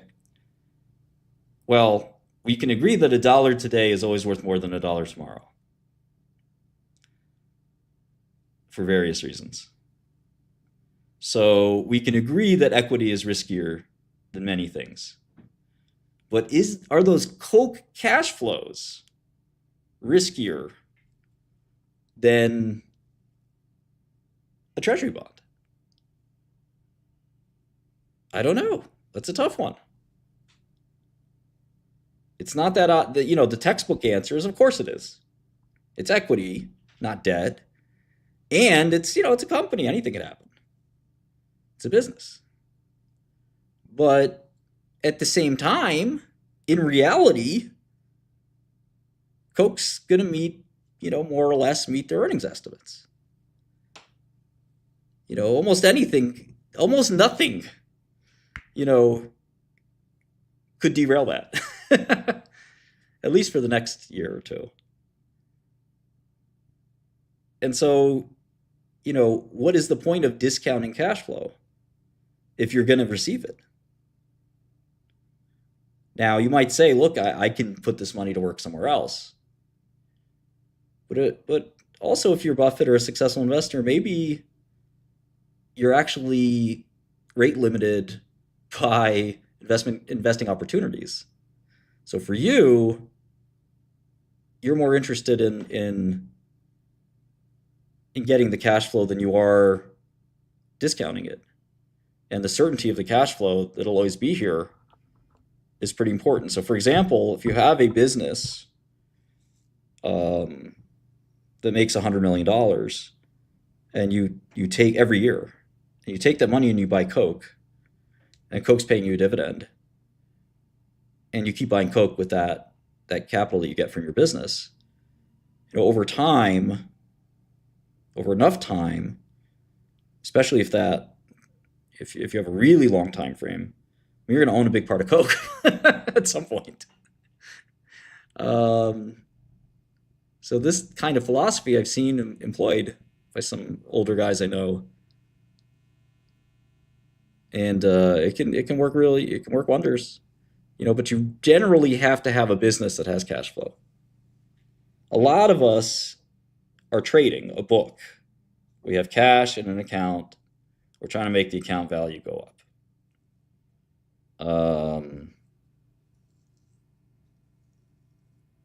That's really all there is to it. And the cash that's in our account has come from either some temporary source, some windfall maybe, or it's not very large and it's not going to increase very much. But that doesn't mean that or if it's your job, for example, and you can't pay attention to your investment portfolio because your job takes up most of your time. But if you have a business that's generating cash flow, it's almost certainly can guarantee you, amazing results if you invest the proceeds of the business profits. Almost nobody does this. I actually got into a huge fight with my board of directors. One of the reasons, the dominoes fell. But that meme with the domino. But the first domino to fall that ended me in prison, believe it or not, was this domino of, I want to take the cash flow from our pharmaceutical company and buy stocks with it. Nobody does that, right? Nobody does that. And my board said that. They said, nobody does that. We've never seen somebody do that. And I said, you're right. It's pretty rare. There's one guy I heard about in Nebraska that does it. But in general, it's very rare. And they were ticked off because it was, I wanted to do stuff that was outside of the box. You're of course allowed to do it, absolutely. And so it caused a friction that built up to a point where in essence, the board fabricated these allegations against me. And I was victorious. In fact, not only did I beat them in court in the criminal case, but they were forced to pay me. It was publicly disclosed how much. You can look it up. Many millions of dollars in a settlement. But that was the first domino. And it got so ugly that, they reported this fake crime to the right people. And that was that.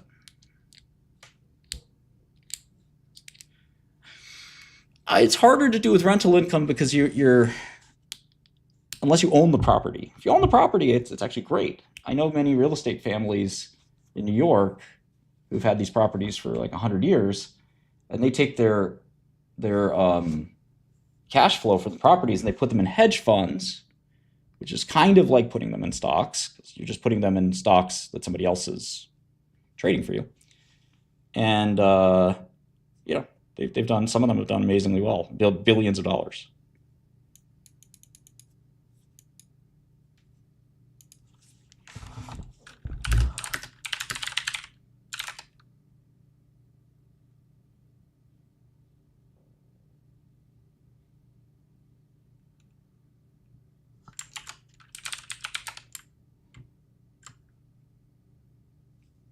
Something like that, Memopolis. It's a little more complicated than that. I don't know if CAPM or WAC is useful. I like discount rates. Yeah, I shit on real estate too. I made a whole video that was don't buy real estate. People were laughing about that some years ago. Yeah, okay, Ben. Yeah, I saw your question. I wanted to.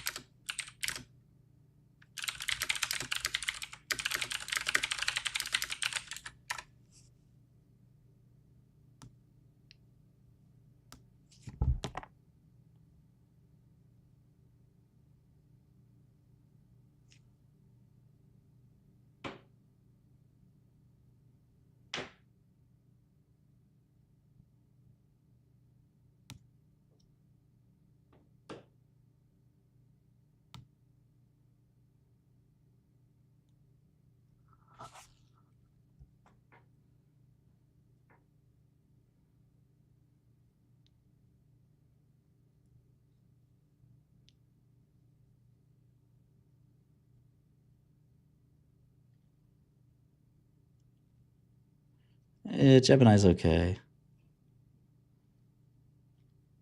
Yeah, I'm not worried about D-Wave.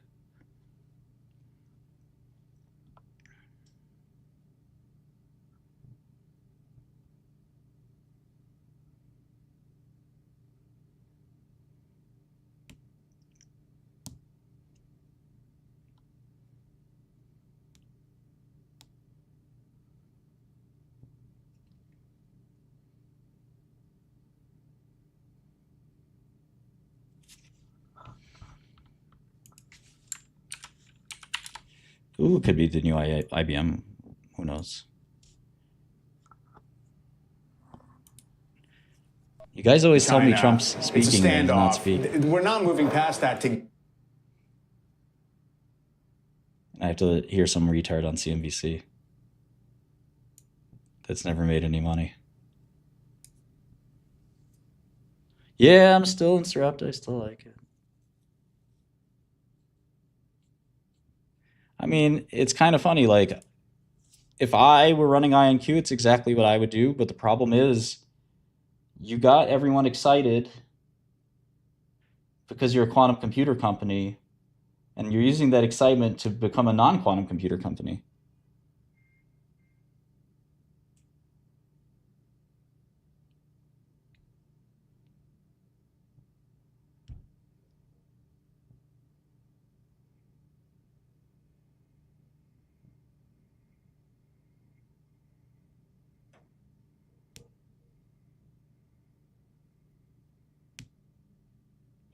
Don't know really anything about Peter Schiff. Yeah, let's look at ADMA.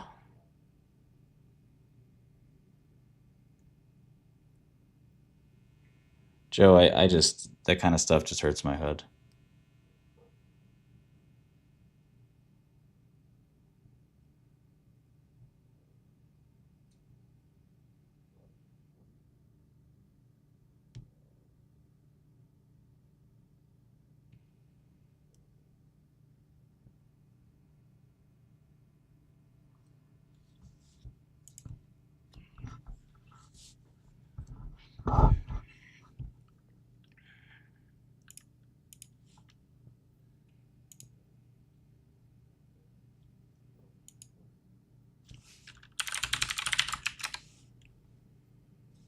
Where all the baggies at? Oh yeah, we got to make some merchandise.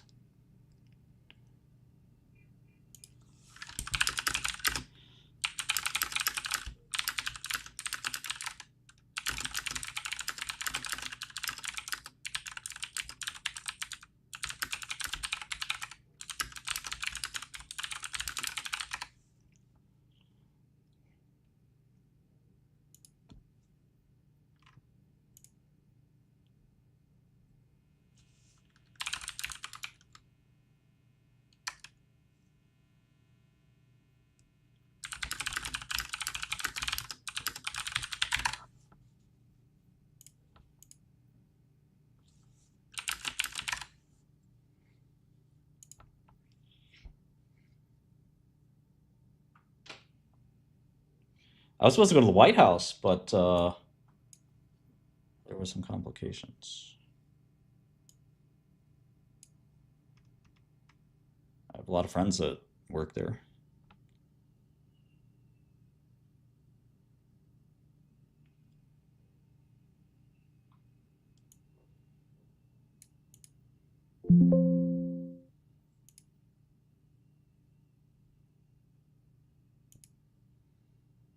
Yeah, Palantir provides some profits to hedge against HIMS, so that's good. Gotta have a lot of positions going at once. You know, some of the stuff's gonna go against you, but just as Fetty Wap said, you know, they're haters. I just call them fans, though. Well, position's working for you, great. Book the profits. Position's working against you. Take a loss, or you'll book the profit later. Just don't let it go too crazy against you. I'd love to watch Trump speak. If he started to speak, that'd be great. So am I watching Trump speak? No, because he's not speaking.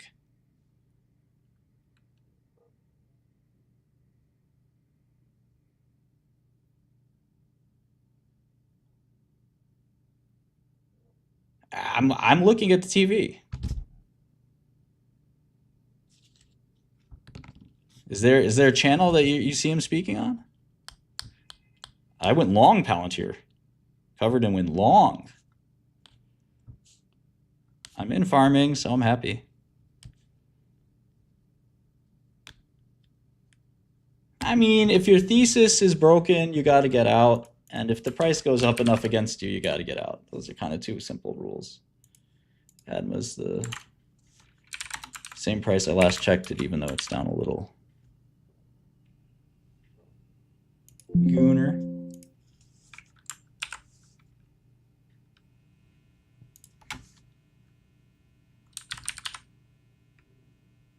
Yeah, it's a long-term, more long-term, I think.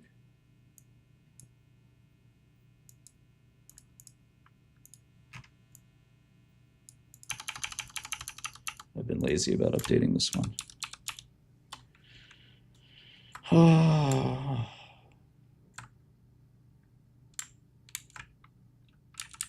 GoodOldTerminal.com uses software I hand make to follow the markets. You know, you make your own tools for the things that you really need, because only you know what you really need. All right, let's see.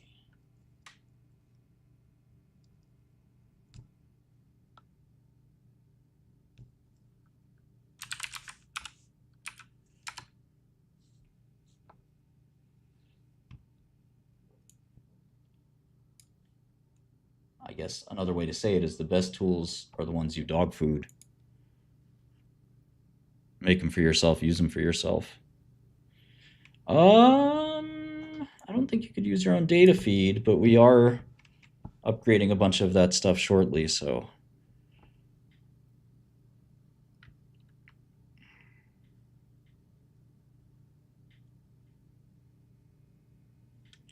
Real estate is a greater fool theory business. You don't know, there's no cash flows that compound. You're hoping and expecting that people will pay you more for the property than they did before.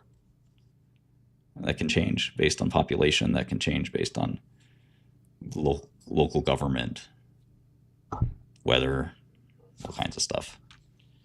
Yeah, I've always liked ADMA, but let's see how the results were first. Well, you buy an apartment building and then, you know, an apartment building in Detroit isn't worth very much anymore, is it? You're holding the bag on Detroit real estate. You might pick a great stock. You might pick NVIDIA, like New York. But you might pick Detroit.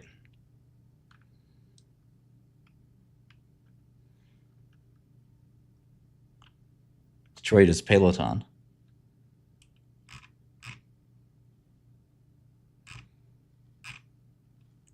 There's a lot of quarters, a lot of earnings.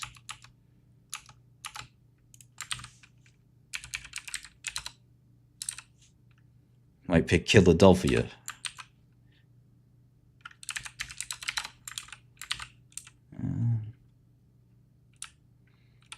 Growth is definitely starting to slow. Well, still 40%. But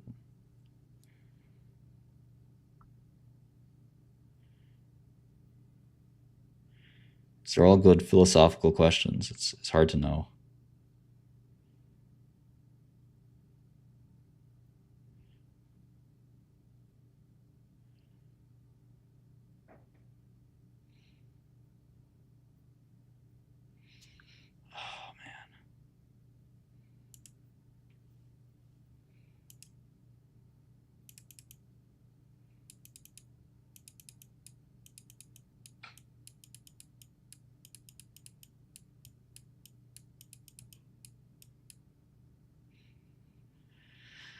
I just have CNBC on. I don't see anything.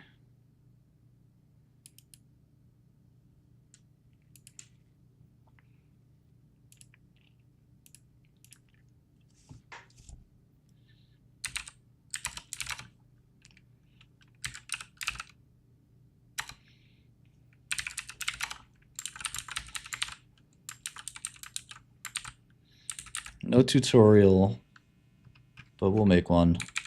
The help documentation is pretty good. And then other users can help you in chat. And then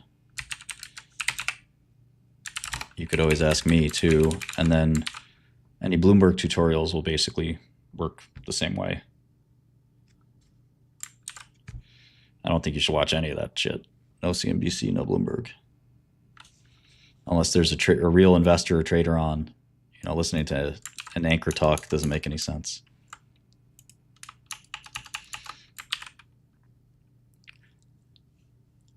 Well, CNBC isn't carrying the Altman thing, but I suppose I can go find it. Hold on. Hold on. I'll find it. I was in the office till midnight last night.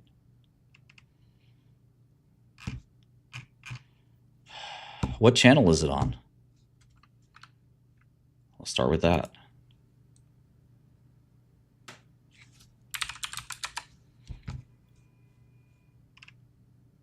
This is just frustrating. Fox. Okay. I see playoffs. Playoffs? America's Newsroom.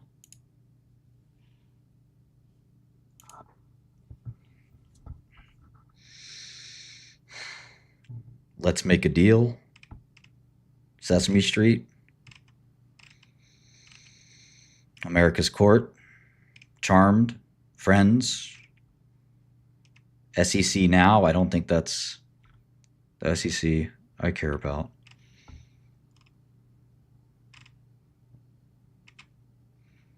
World's Dumbest Brawlers? That sounds good. Be Cool, Scooby-Doo. Paw Patrol. Paw Patrol seems lit. Moneyball, Mad Men, Portlandia, A Bronx Tale, let's go. South Park.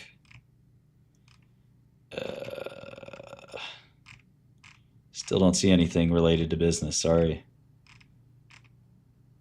Summer baking competition? That's pretty lit. Lethally Blonde.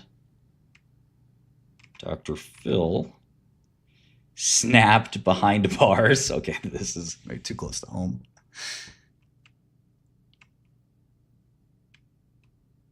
The $100,000 Pyramid. Some game shows here. Squawk on the Street. Situation Room. That's CNN. But I don't see. Okay, hold on. Lisa Su is expected to tell lawmakers that the United States leads today, but leadership is not guaranteed, that this is a global race and that the outcome is going to shape economic growth, national security, and technological influence for decades to come.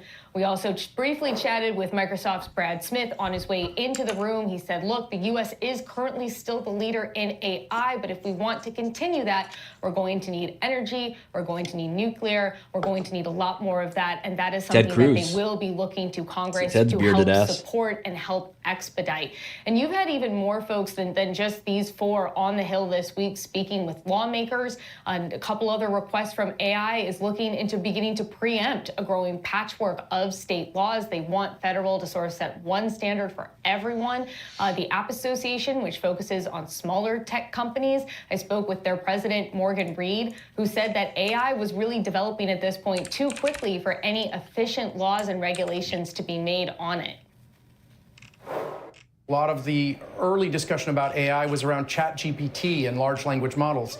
Our sector is already moving now to true AI agents, where the agent is actually something that you build. Are the agents in the room with us right now? Last year's AI laws, we wouldn't be able to handle the questions and the difficulties that we're facing now as we consider AI agents. Are you funded by Salesforce?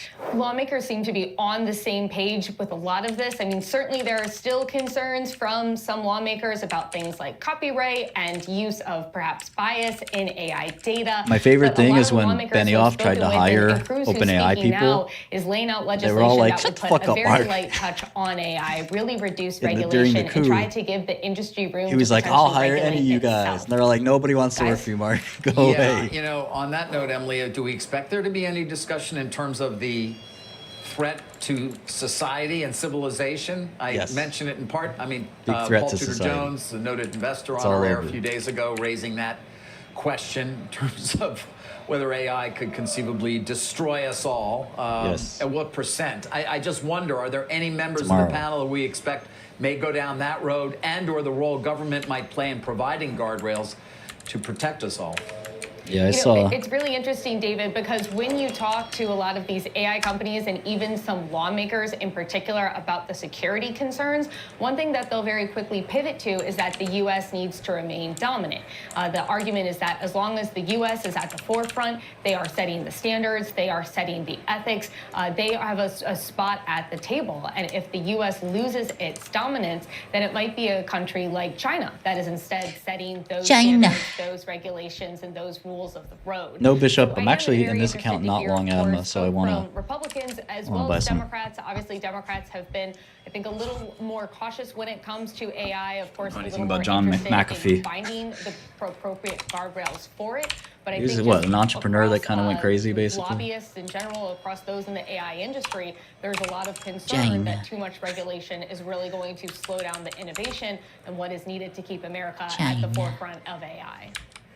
Yeah, well, we'll be paying close attention, certainly with your help, Emily. Thank you, Emily Wilkins, at the Capitol in D.C. Shares of ARM No, it doesn't, this Mike. morning. Take a look. The company reported perhaps weaker than expected guidance for the current quarter. It wasn't the earnings themselves, down 6.5%. Joining us now, Renee Haas. He's, of course, the company's CEO. Always happy to have you, Renee.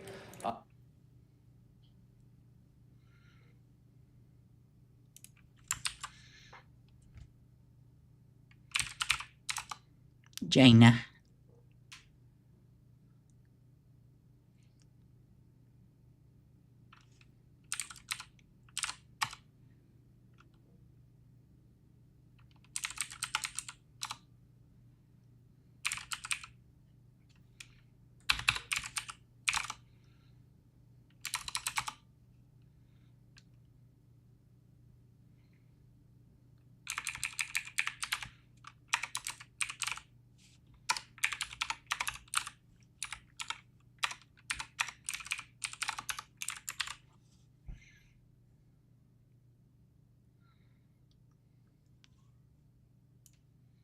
Yeah, a lot of speculation in the market, but it'll cool off.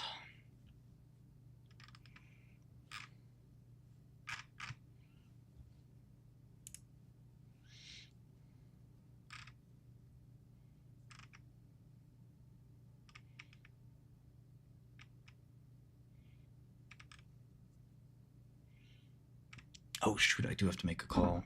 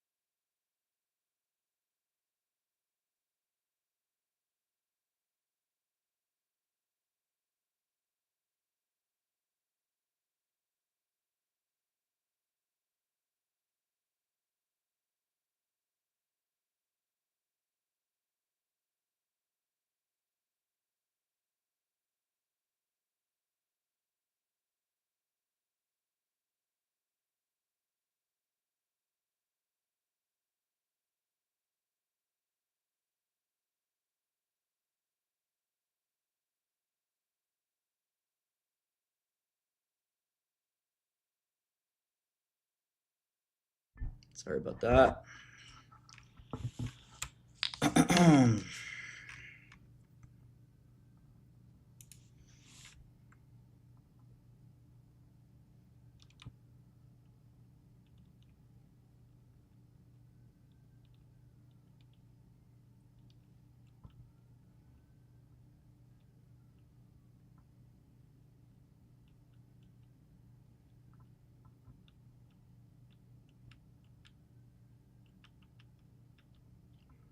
Please, leave me.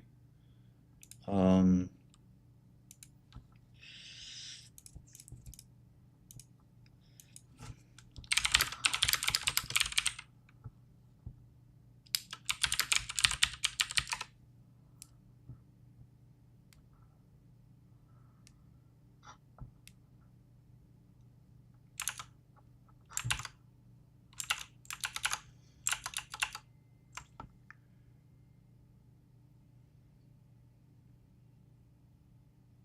yeah, when it comes to my personal finances, it's none of your business, okay?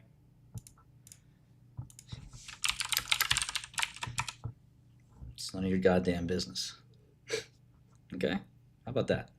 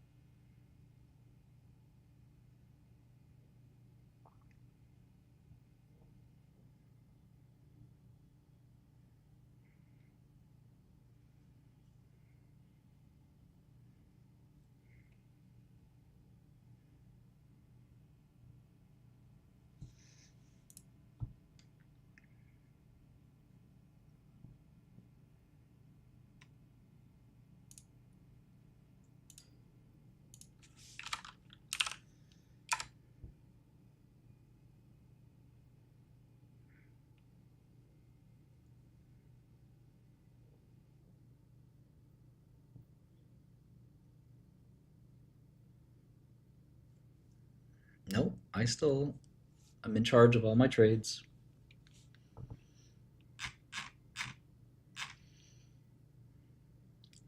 Yeah, it looks like growth's slowing a little bit, but give me just another second. Well, the stock had gone up a bunch, so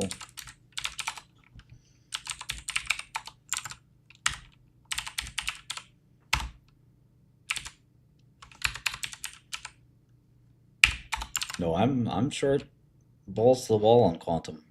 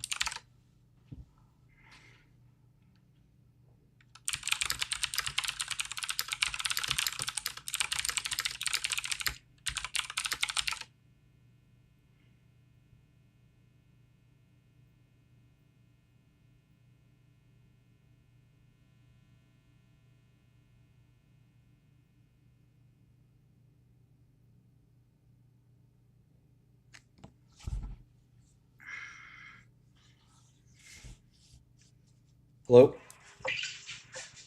Hello, good morning. Is this Mr. Shkreli? Yeah. Yeah.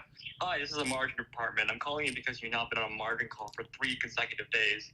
Wait, Listen, who is this? What bank? this is Keith from JP Morgan. This case was escalated to me from James here. As of this morning, your outstanding call sets at least 10 million. I don't think this is this has got to be a prank call. Listen, we reviewed your account activity, and despite repeated warnings, you've continued to open new positions here, and that directly violates the restrictions communicated to you earlier. No, I know Keith. Keith is a black dude. You don't sound like him. Yeah, this is Alex here. Wait, you just said Keith.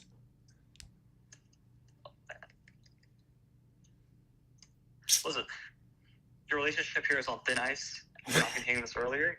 Jamie is actively monitoring the situation here, and I need to be clear. If this isn't resolved today, we're going to be prepared to unwind your positions and your entire portfolio and sell it off to Citadel here at a discount to recover exposure. How are you planning to meet the call today? Okay, I need confirmation that you're even JP Morgan. I need your phone number, and then I need my account number or Yeah. So your account number is ending in 386, correct? wait a second. I don't know who this is, what your game you're playing, but this isn't funny. I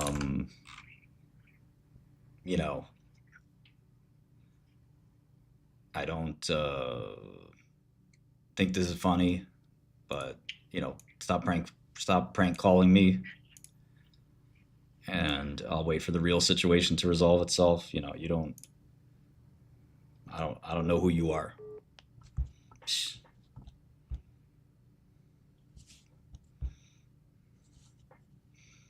I'm getting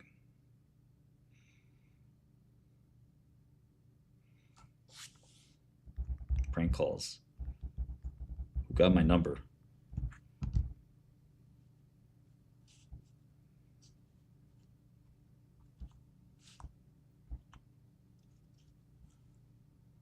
Playing on my phone.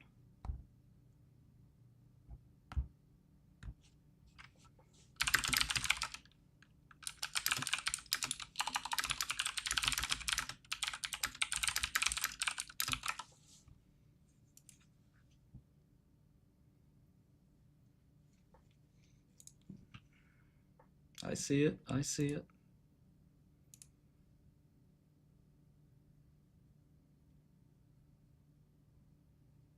That's not true at all, W281.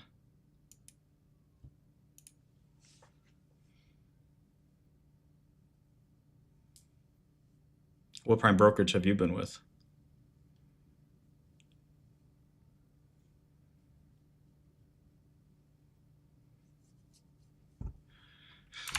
IonQ buying a space company was a little wild, yeah.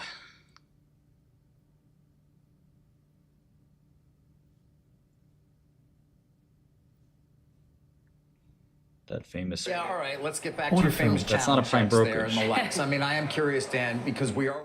E-Trade is not a prime brokerage. E-Trade is a retail brokerage.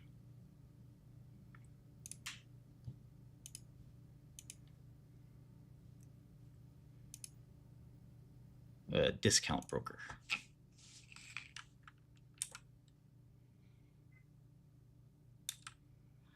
No, I mean the electronic brokers will liquidate you, that's for sure, but that's not what a prime brokerage is.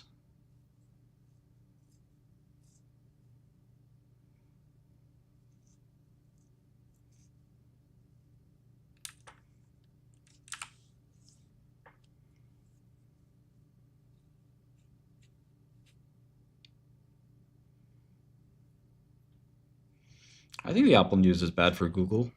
It's, when you see things like that starting to develop, cracks in the, what do you call it? Little cracks in the story, it could get worse and worse.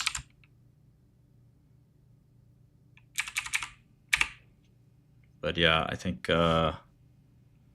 think the market will make sense of itself soon.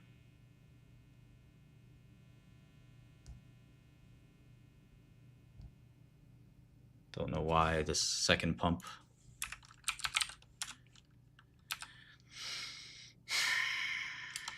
I mean, that's the room, not the rumor, that's the general view is that the buy side's smarter than the sell side, but that's not necessarily true at all.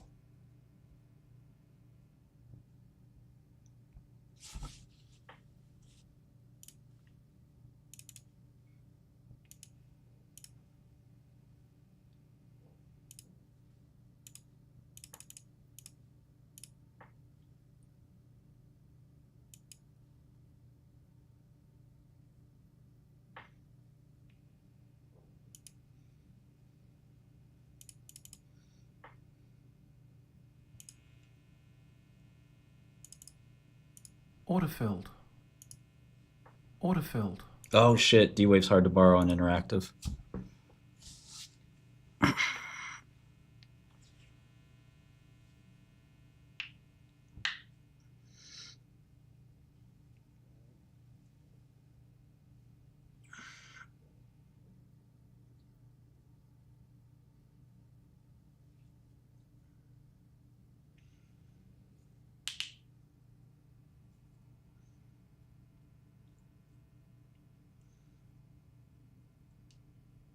It'll be back down when whatever retard is finishing buying this finishes and realizes that they're buying old news.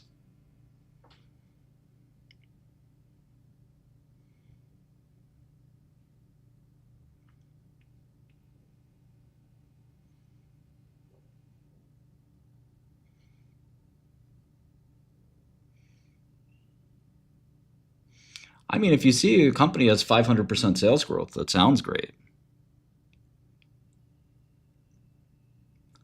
But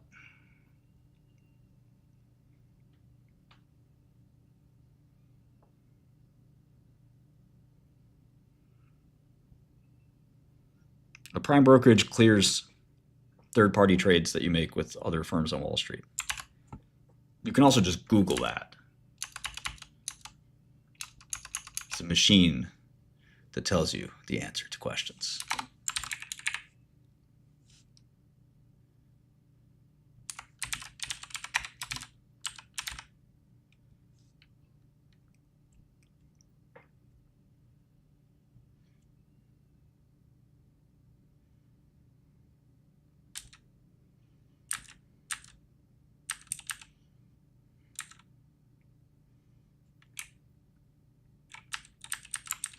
Clearinghouse is very different.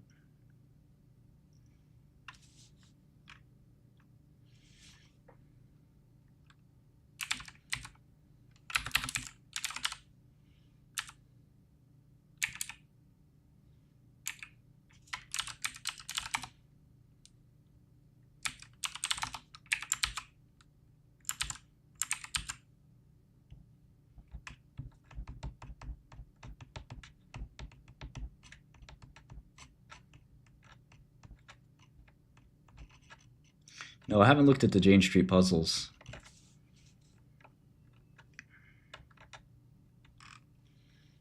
Okay, let me go back here and see the results.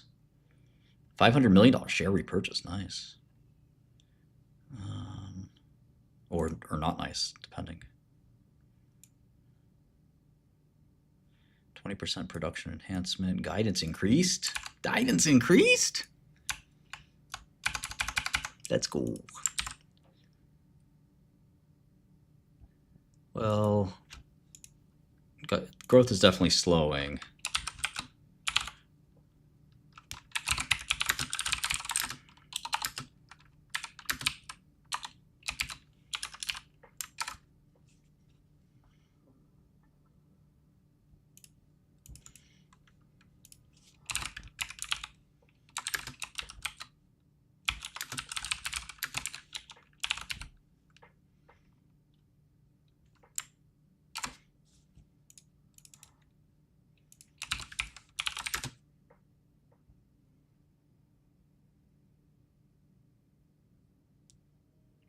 The difference between wrong and being early is if you're early, you'll be right soon. And in markets, you never know when the arbitrage closes, so it's better to be early than miss the arbitrage. Especially if you have a lot of capital and you're not a piker.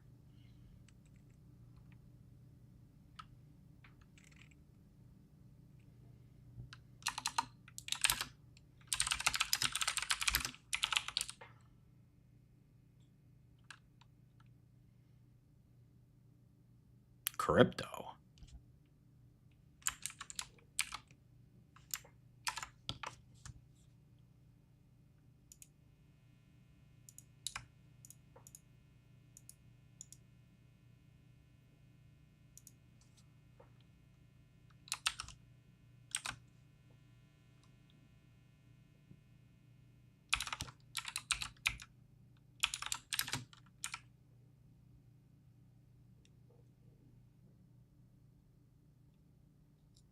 Trump's still closing that deal.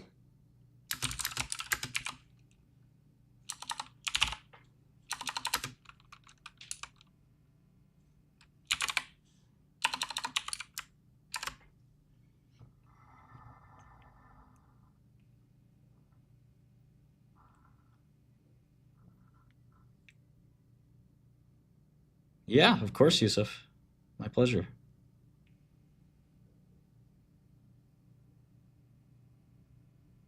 I know markets are inefficient. Crypto is definitely inefficient. I'm probably going to do large cap liquid crypto market making. I don't think I want to do a lot of the small cap crypto is like pretty ruggish, kind of no transparency type of thing.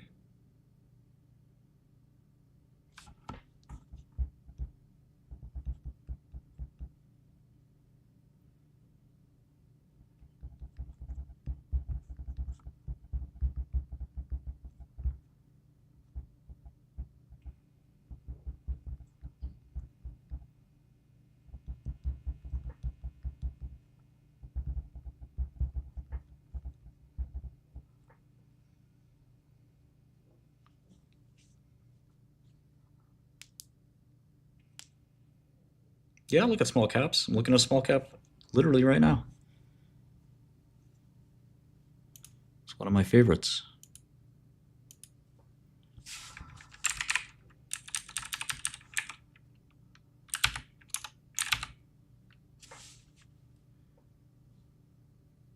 Cool company called Adma.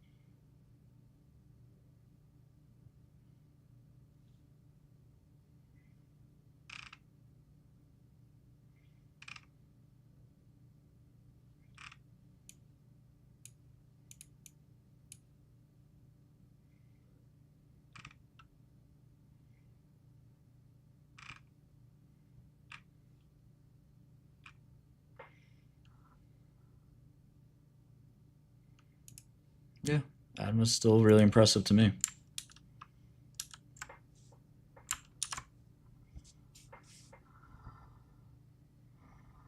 I don't know if it's a huge, I don't know.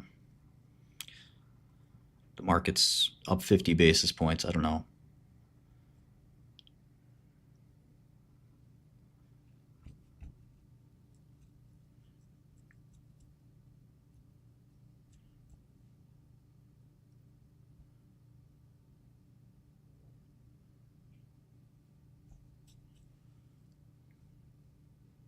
Why are you short Duolingo? They're doing so well.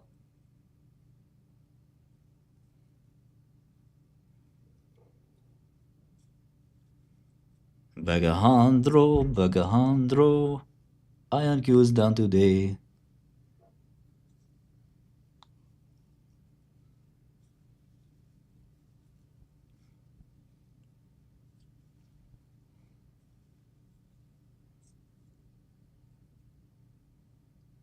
Everything has a price, right? At the right price, you would invest in anything. At the wrong price, you wouldn't invest in anything.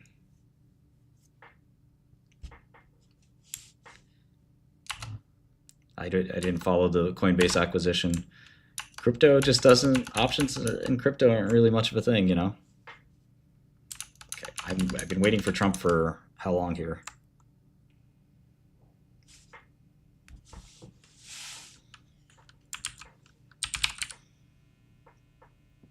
Duolingo just keeps beating and raising.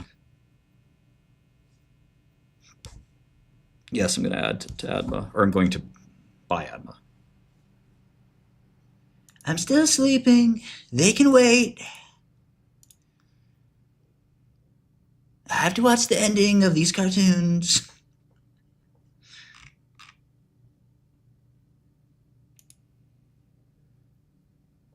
Yeah, I hear you, William. I'm on the toilet. This one's bad. Real bad.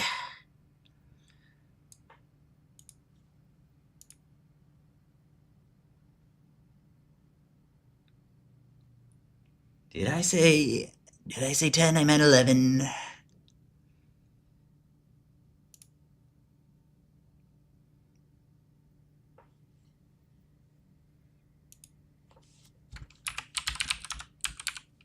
I mean, ADMA raised guidance, so I don't know. Oh, they already updated this? I can check another way.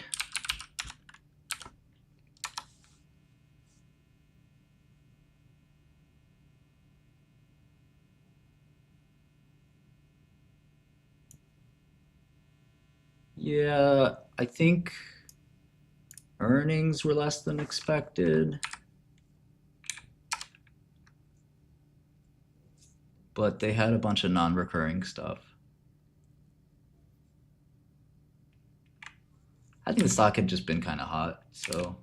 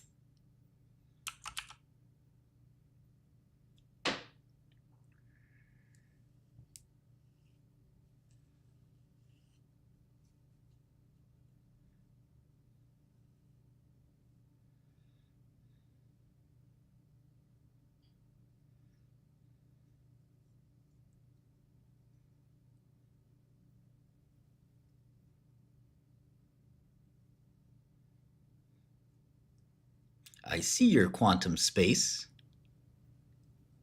and I raise you, quantum blockchain.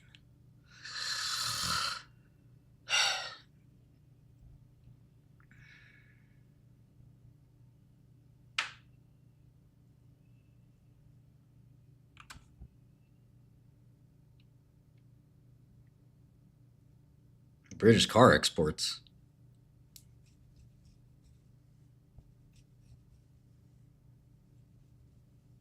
Yeah, we raised money.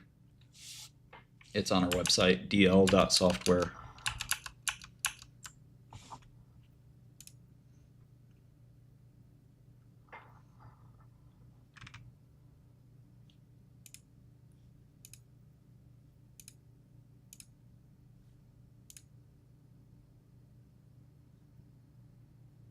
Go public or not. And yeah. I don't want to get into whether Anduril is going public or not, but eventually my guess is yes.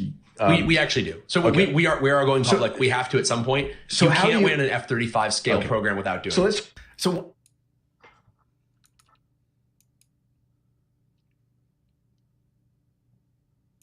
Yep, charting is getting overhauled soon.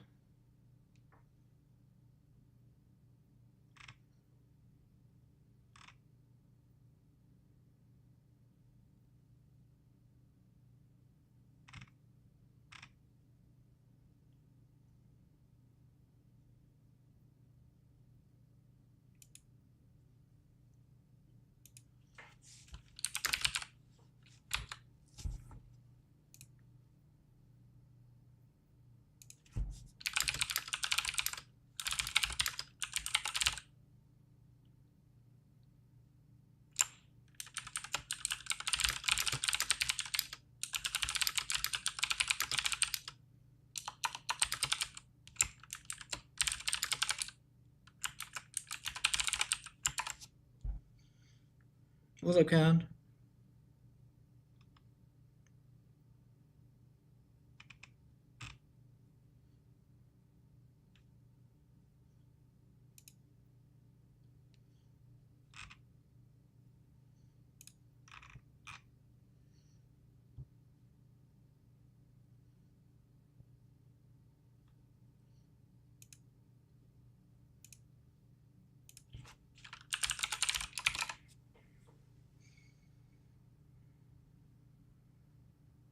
The fuck is this shit?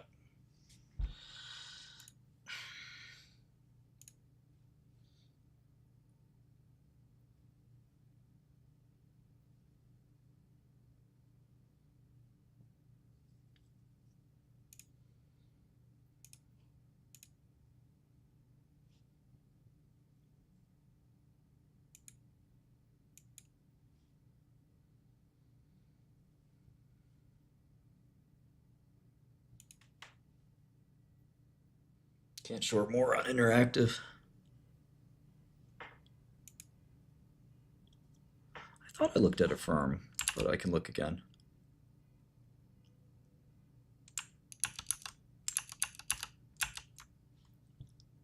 Order filled.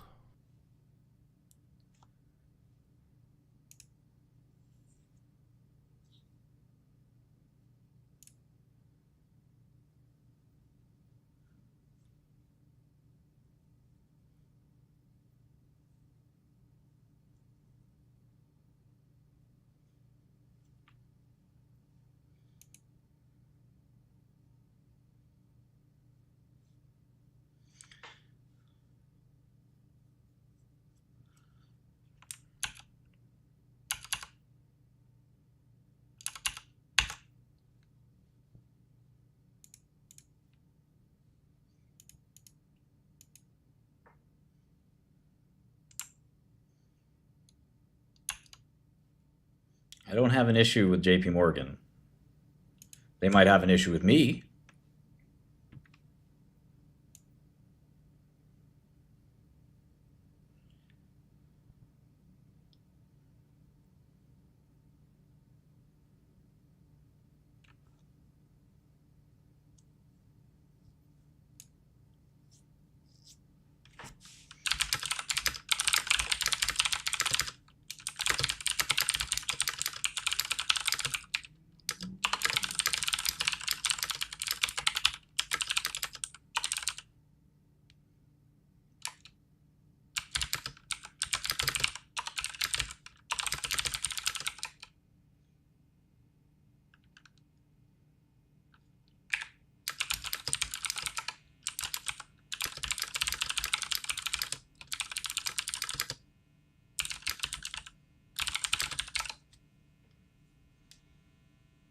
Highest conviction trade is QBTS. Short. I don't see Trump speaking on CNBC, but let me try CNN. CNN. But an economic standpoint, we've been hand in hand on many different issues, and I look forward to other countries as well. Let's get some trade deals done with some of our partners in Asia. I just got back from Japan. Let's get some deals done with some of our partners right here in our backyard in Central and South America. So I think this is the first of many. Very positive start. So, you know, the president says many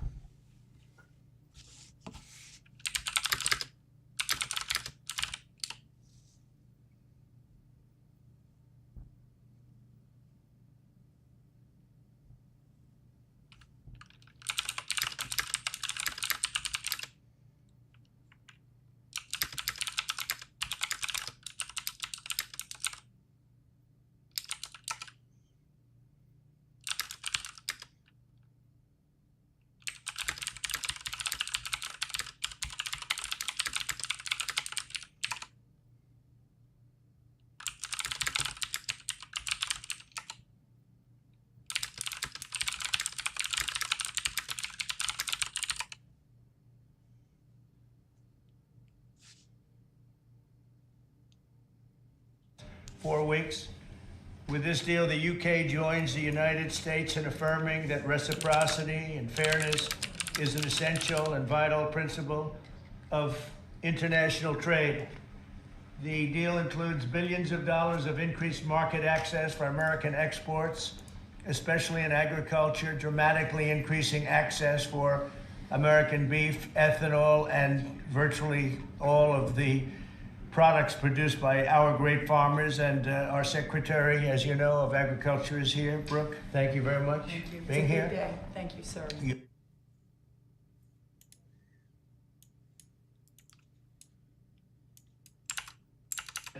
Unfairly discriminated against American products, but this is now turning out, I think, really to be a great deal for both countries, because it'll be really great for the UK also. So they're opening up the country. Their country is a little closed, and we appreciate that.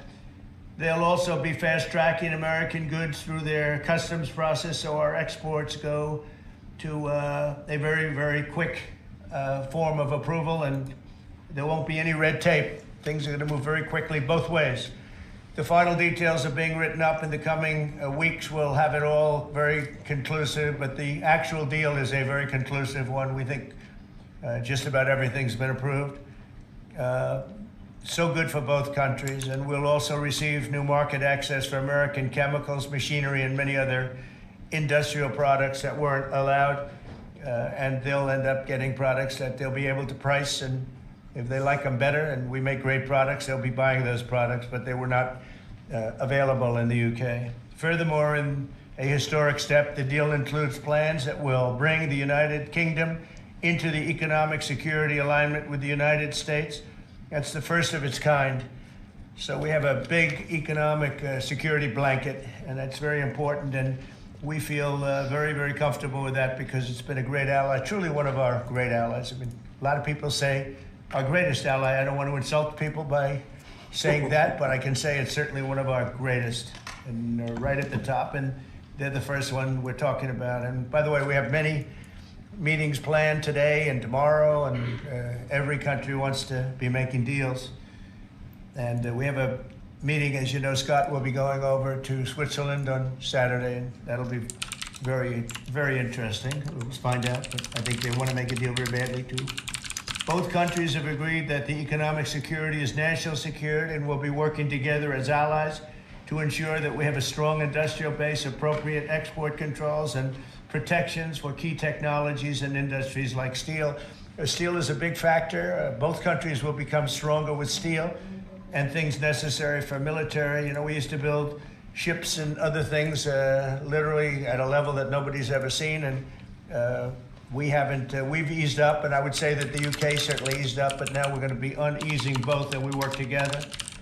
Once again, I want to thank Prime Minister Starmer. He's been terrific for his partnership in this matter. The special relationship and external bond, it's really an external and an internal bond between our two countries will soon be stronger than ever before, and we really do. We have a great relationship. I want to just say that the representatives of UK have been so professional. And it's been an honor doing business with all of them, and in particular the Prime Minister. And I'd like to introduce him now to say a few words. Mr. Prime Minister, please take it away. Thank you, Mr. President, Donald. And this is a really fantastic, historic day in which we can announce this deal between our two great countries. And I think it's a real tribute to the history that we have of working so closely together. Can I pay tribute, Donald, to your negotiating team as well, particularly yes. Howard and Jameson, who've done an incredible job, a very professional job, and my team as well. Two negotiating teams have worked at pace now for a number of weeks to bring in this deal today. Really important deal. This is going to boost trade between and across our countries. It's going to not only protect jobs but create jobs, opening market access. And as you say, Donald, the timing couldn't be more apt because not only was it 80 years ago today that victory came for Europe after the end of the Second World War. But of course, on that day, the UK and the US stood together as the closest of allies. And Donald, I think even down to the hour, because you may or may not know that it was about this time of day, exactly 80 years ago, that Winston Churchill announced victory in Europe. Winston and who? That led to great celebrations across Europe, across America, but particularly in the United Kingdom. Literally people going out into the street, putting bunting up, going up to the palace.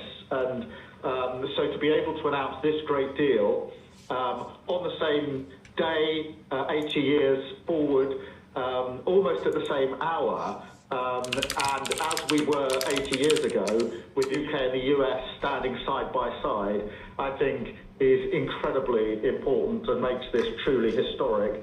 That close relationship has endured over those 80 years. As you know, Donald, when it comes to defence and security and intelligence sharing, of course, there are no two countries that are closer than our two countries. And now we take this into new and important territory by adding trade and the economy to the closeness of our relationship. It is built, as you say, on those notions of fairness and reciprocal arrangements. We've always had a fair and balanced arrangement between our countries. This builds on that, hugely important. For sectors like car manufacturing and for steel and aluminium and so many others. Aluminium. And yes, we can finish ironing out some of the details, but there's a fantastic platform here, including, of course, on the tech side, where I think I'm right in saying we're the only two Western countries with trillion-dollar sectors when it comes to tech. And in the end, it comes down to, as you say, Donald, economic security is national security. On national security, we've been absolutely the closest of allies for so many years, keeping the peace through that close alliance, that friendship.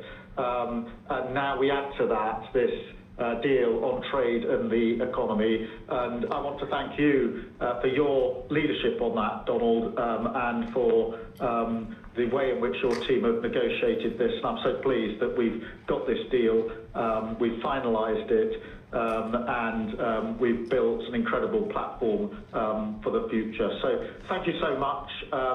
Donald, I'm now going to go and do a press conference. I think you have your press in with you. But on the details, I think if you've got Howard, we can deal with that through one of my team.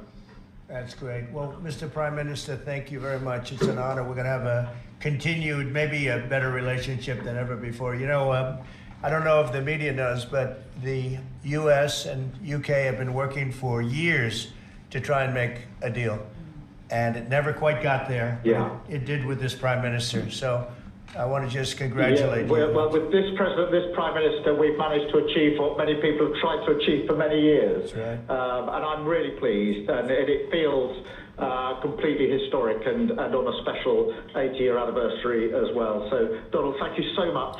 It's really good to have got this deal over the line. Tribute to both teams, tribute to our countries, and tribute to your leadership. Thank you. Well, it really is a great thing. And you go do your press conference, and I'll see you soon. Maybe speak to you later. But thank you very much. An incredible thing. I can't tell you that for so many years, even as I sat, everybody talked and talked and talked about a deal with. It just seemed like a natural deal, but it was not done. But now it was done with us. So I feel very proud to have been a part of it. Keir, thank you very much. Thanks, Donald, and we'll speak again soon. Very good. So long. Bye.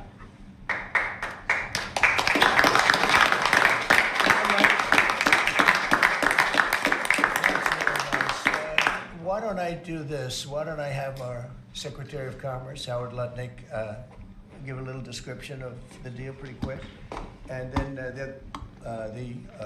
the good side, the very nice side, we'll be speaking about it also, maybe, from so you get a pretty equal. I think it's a very, it's just been a deal that was, we thought, very complicated. It became very simple. It's opening up the country that we really didn't have the kind of access to that I would have thought. I was surprised. I think it's why the deal never got done before. It was, you know, they've been working on this deal for 25 years.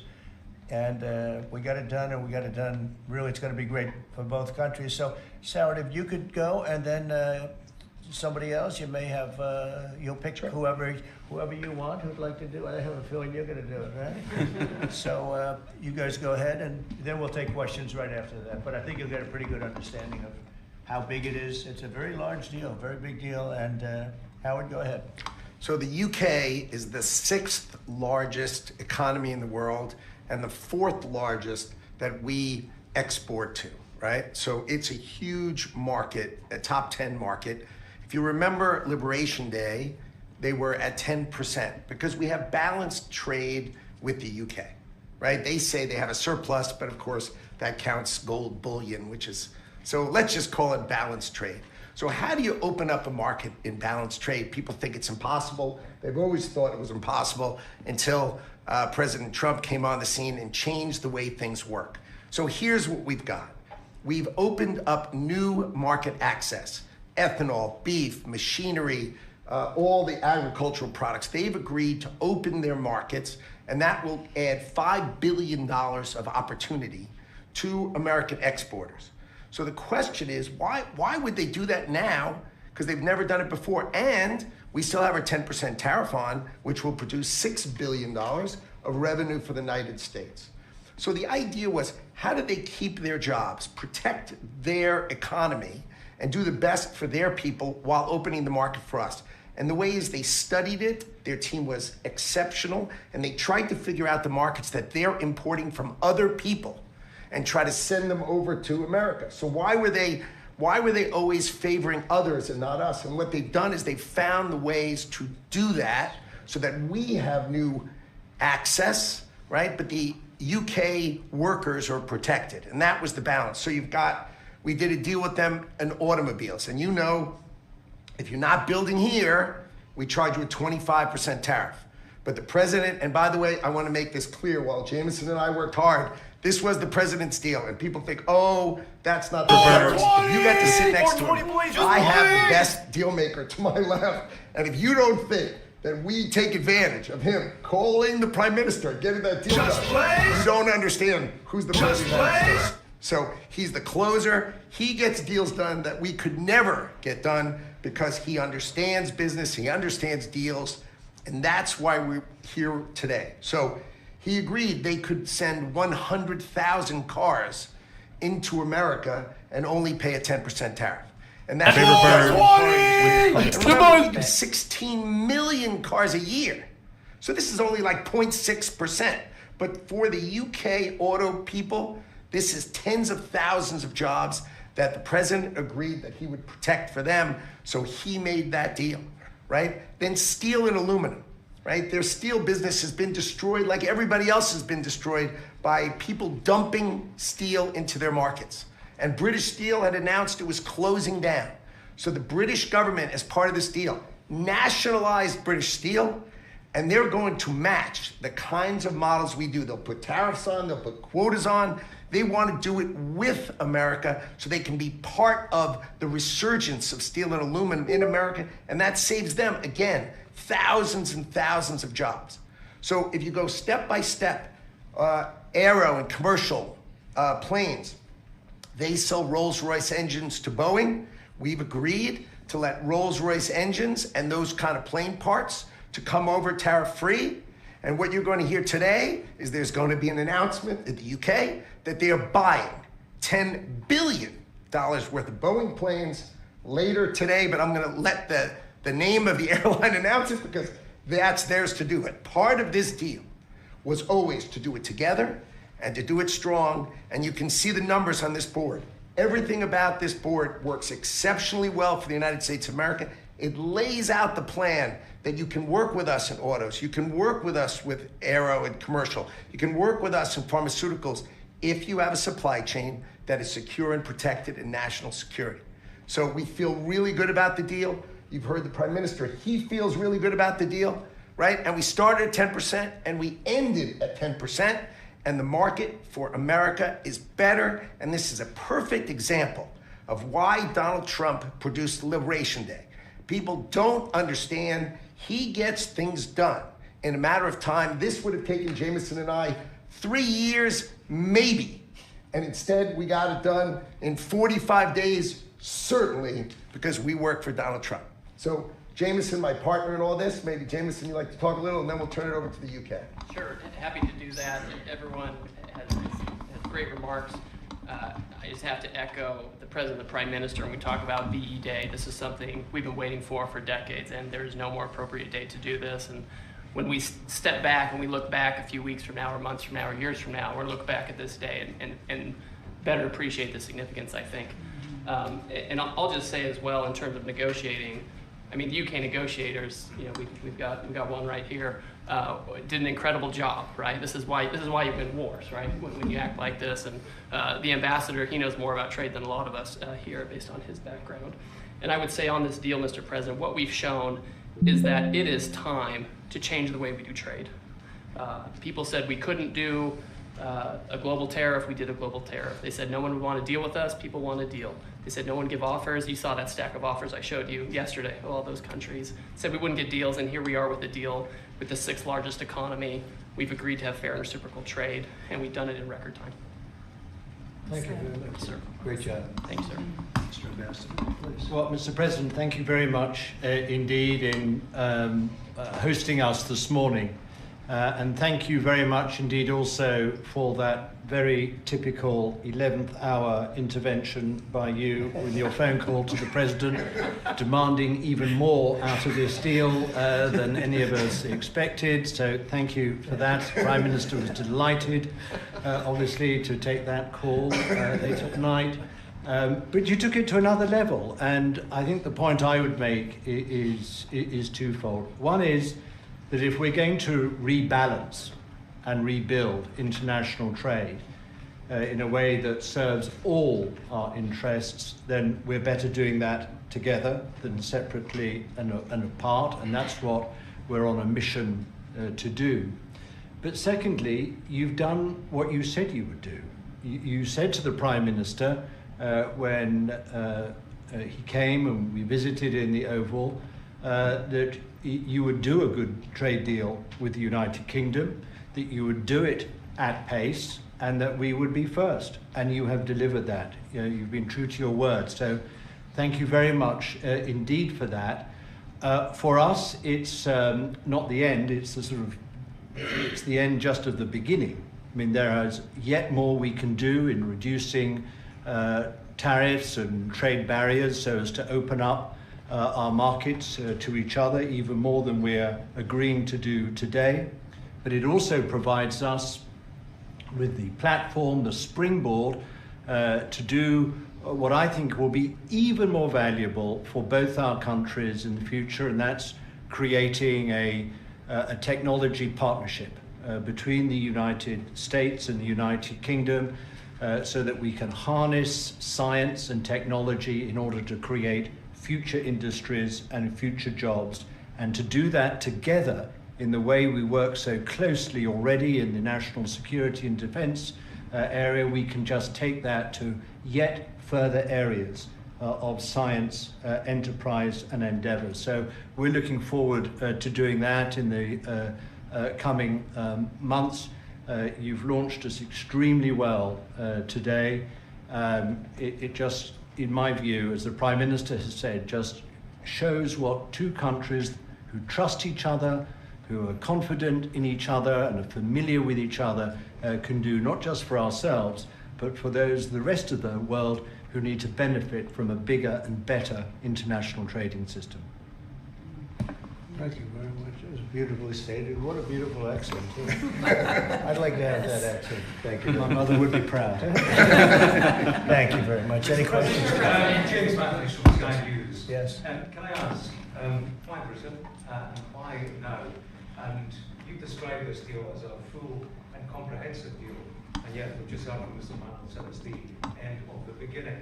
Clearly, there's much more work still to do. Yeah. With respect, are you overstating the reach and significance of this deal? Because you're a president who needs a result at a difficult time. I think that it's a great deal for both parties. It's for us. We're opened up. I didn't know how closed it was. Quite closed, the market, as you know, the UK, and it opens up a tremendous market for us. And It works out very well, and a lot of assets. You see the chart, and those are tremendous assets.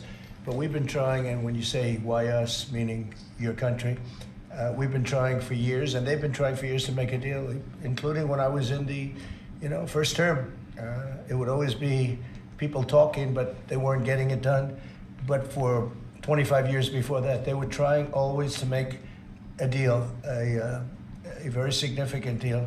I actually, until I looked at the numbers, I didn't realize this is a very conclusive deal, but we think we can grow it even from that. But this is a maxed out deal, not like you said it. You said it really incorrectly. This is a maxed out deal that we're going to make bigger, and we make it bigger through growth. But we have tremendous assets involved. I was surprised to see how big your country is in trade, actually. One of the biggest in technology and so many other things. It's agriculture. I really didn't know. It's depending on your definition, it's from 4 to 5 to 6.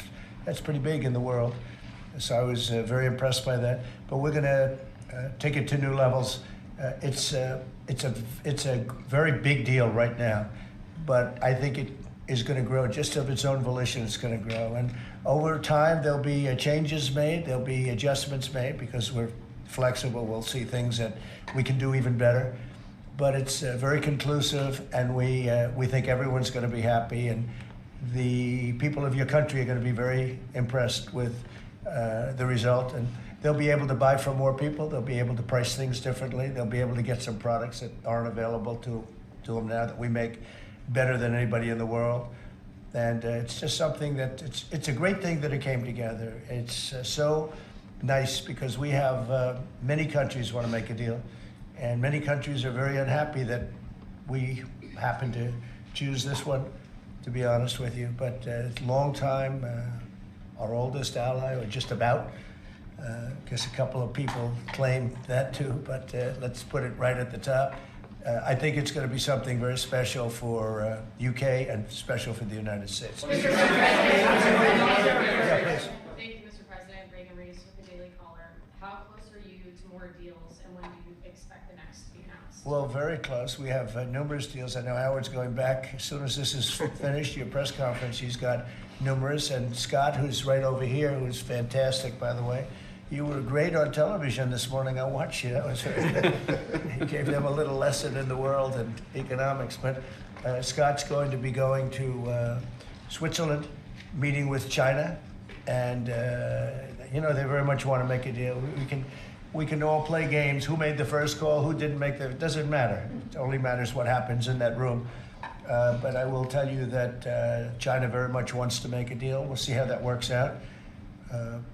Every country throughout the last 40, 50 years has literally ripped off the United States on trade, on military, on protection, on all the different things. And we are now making fair deals. And in this case, it's great because we really weren't very much involved. You have the European Union, which is, I think you made the right decision years ago. I don't know if you remember, I was opening up Turnberry the day that you were voting. And they asked me, would it happen or would it not happen? I said, no, I think they're going to go their own separate way. I think it's better for them. And they did. I think it's going to end up being a very smart decision. But a big part of that decision was always that you'd be able to make a deal with the United States. And they were unable to do that. But now they made it. And it's a tremendous, it's very important. That was always a big part of your decision on Brexit. And they were never able to make that deal. It was a tough one. And this one it's amazing with time. This one just went very smoothly, went quickly and smoothly, and a lot of common sense, as I like to say. There's tremendous common sense, but it's going to make your country much bigger in terms of trade, and it's going to make our country much bigger in terms of trade, too. Yes, sir. Okay, go ahead, behind you, and then we'll get you. You're with who? The BBC. Oh, good. Very nice. They treat me beautifully. You mentioned beef exports. The UK currently doesn't accept American beef because of its own food standards. Are you calling on the UK to accept all American beef and chicken products? Well, I think they'll take what they want. We have plenty of it. We have every type. We have every classification you can have. As you know, Bobby Kennedy is doing a tremendous job, and he's, I think, probably heading toward your system with no chemical, no this, no that. I mean, I think we're heading that way, it seems to be. And but we have that also. So we're a very big country. We have a lot of beef. We're a very big country, so it'll be great. Yes, yes. You want me to jump? Yes. Let's talk about American beef really quickly, and it can't be understated. I'm Brooke Rollins, by the way.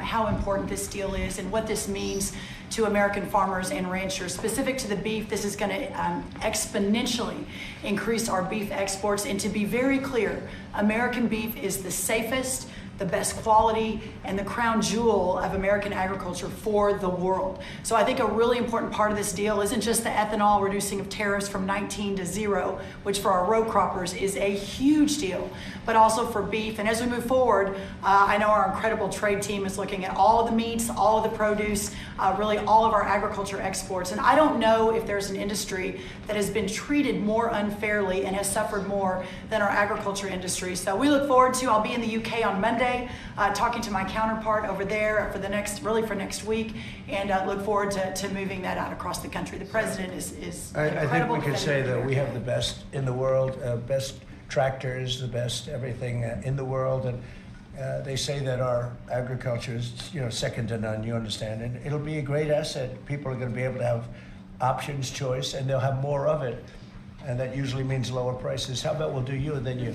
Go ahead. A question for the client TV, Daniele Compatangelo, LA7 to 2000 Media. So congratulations for the deal. We see a big revenues from the chart. But what's the rest of Europe? It's a victory day, but other European countries, it seems like we intend to make a deal with Europe. We have found that the European Union treated us extremely unfairly, very difficult, and hurt themselves in doing so. And they very much want to make a deal. We'll be dealing with them. We are dealing with them currently. So that'll cover pretty much the rest of it. But this was separate because of Brexit in particular. This was a separate deal. It always seems so natural. I mean, all the media would say that this seemed to be like, why did this happen 25 years? Why didn't it happen a long time ago? And it was always amazing to me. Somebody would say, hey, we got to make a deal. We have to make a deal. But this deal just fell into place. The Prime Minister did a fantastic job. His representatives are total professionals, and they got along well, and it just seemed to work. And I think one of the reasons it did is because we blew up the whole system. If we would have just been dealing with you separately or, country by country, we blew up the whole system. It was very fair to very unfair to the United States. And I think because of that, this worked out so nicely. And I'm honored that it was the first deal. Please. Sir, you mentioned... Well, why don't you go in the back, yes. Oh, thanks, sir. I'm with the London Times. I'd say this is a great day for James Bond because now Aston Martins will be available to American buyers. Will it be even better by extending it to film? You've talked about a big tariff on films, and we'd like to know if there'd be relief on British... Well, we're going to have a discussion on that separately. And as you know, we're putting tariffs on that particular film, he said, the movie makers. And we're going to be doing some tariffs to get them because a lot of them have left this country. They all live here. The money comes from here. Everything comes from here, but they make them in other countries. So we're going to do something to bring them back, maybe to a large extent. But James Bond has nothing to worry about that, I can tell you. James Bond. And Sean Connery was a friend of mine. Sean Connery was responsible for my getting zoning in Aberdeen. He said, let the bloody bloke build his golf courses. I was like 4 years into the process, and it was impossible in Aberdeen. And he just stood up one day and he said that. As soon as he said that, I got the approvals in about 2 minutes. So he was a great guy, Sean Connery, and great character. Later in the year? Say Are you going to Scotland and to... Yeah, I will be, sure. It's great. We have a lot of investment over there. We have Turnberry, Aberdeen. We have, as you know, in Doonbeg in Ireland, right on the ocean. They're all on the ocean. I only have interest if they're on the ocean. And we have good investments over there. It's been beautiful. Yes? Mr. President, if the talks go well this weekend between Secretary Bessent and Ambassador Greer with their Chinese counterparts, not preemptively, but if the talks go well, would you then consider lowering the tariff rate on China? Well, it could be. I mean, we're going to see. Right now, you can't get any higher. It's at 145, so we know it's coming down. I think we're going to have a very good relationship. You know, I always got along very well with President Xi.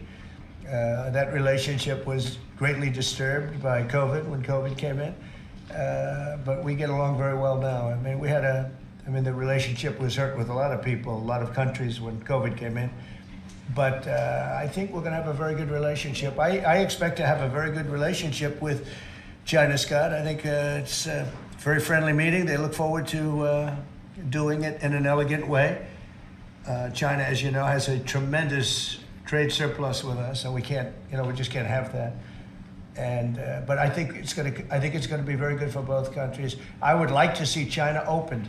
You know, one of the big things here is, and nobody would know this, but the UK was largely closed. It was very much closed to trade, and now it's opened. And a lot of the financial reporters are very happy about that because so much. I listened to them. Well, I hope they get countries opened up, and then you compete on a fair basis. But you can't compete when you're not allowed to go there. China would be the #1 example of that. You know, it's very closed. We almost had it last time before COVID. And that didn't work out. But we made a great deal with China. They had to buy $50 billion worth of our food products. And it was a great deal, doing very well for our farmers. And then when Biden came in, as usual, nothing happened. You know, he didn't enforce it. And it got less, and ultimately, you know, destroyed a great deal. That was a great deal. But no, I think that we're going to have a good weekend with China. I think they have a lot to gain. I do think they have far more to gain than we do in a sense, but we're going to have I think we're going to have a very good weekend. Will you speak to Xi after the weekend talks? I might, yeah, sure, depending on what Scott says. We Scott is doing certain countries and Howard's doing certain countries. I mean, I wish I had like 10 more of each, then we could do them all at one time. But there will be a time that we'll do a number of them, and then there'll be a time, I think I can say this, Scott and Howard, where we're just going to say, because we understand the countries, we understand what they want, where we're just going to make the deal. In other words, we don't need the country involvement because we've already had it. And we'll say this particular country, which had big surpluses, let's say, we had therefore deficits, that this particular country is going to pay a 25% tariff or a 30% or a 50% or 10%. Or whatever it may be. I think we should explain it now, Howard. One of the things we did here that we'll rarely do is on cars, we took it from 25 to 10 on Rolls-Royce because Rolls-Royce is not going to be built here. I wouldn't even ask them to do that. You know, it's a very special car, and it's a very limited number too. It's not, you know, one of the monster car companies that makes millions of cars. They make a very small number of cars that are super luxury, and that includes Bentley and Jaguar. So we have some very special cars. So in order to help that industry, and that's really, you know, handmade stuff, and they've been doing it for a long time in the same location.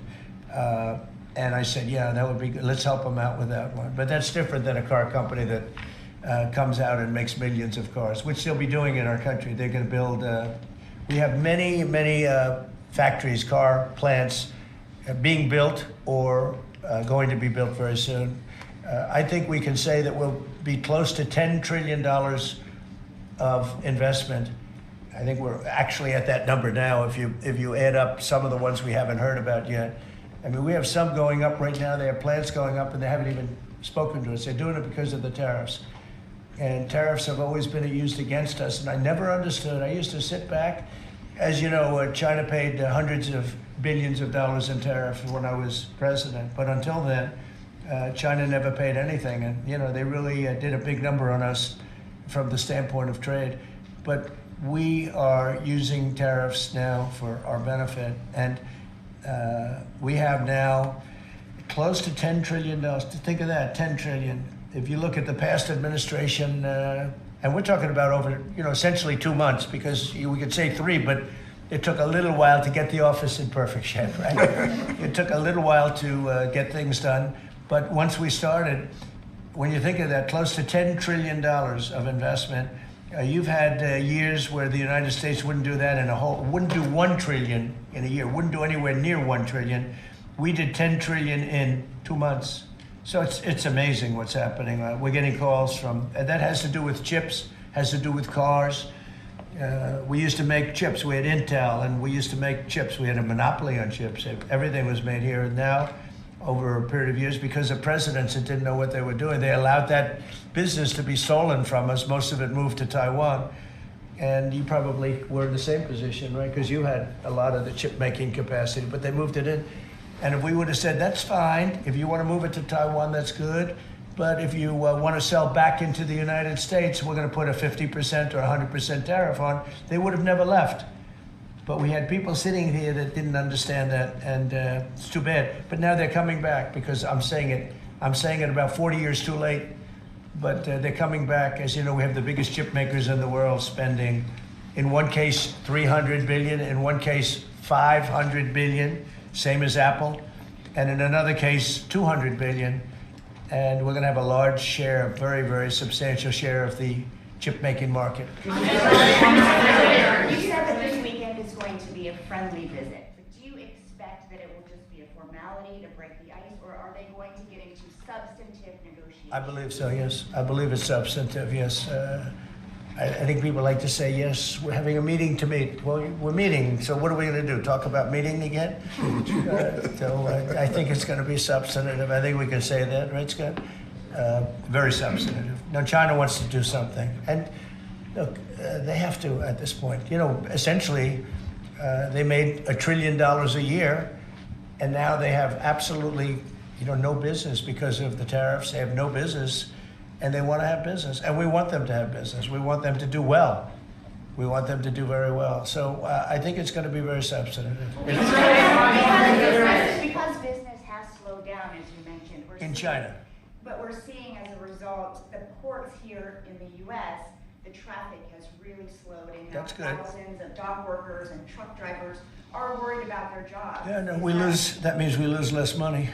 When I see that means we lose less money. Look, China was making over $1 trillion, 1.1 trillion, in my opinion. Different numbers from 500 billion to $1 trillion or $1 trillion. I think it was 1.1 trillion. And frankly, if we didn't do business, we would have been better off. Okay, you understand that. So when you say it slowed down, that's a good thing, not a bad thing. But we're going to make it so they can. I'd like to say they could do better, actually, in terms of the bottom line.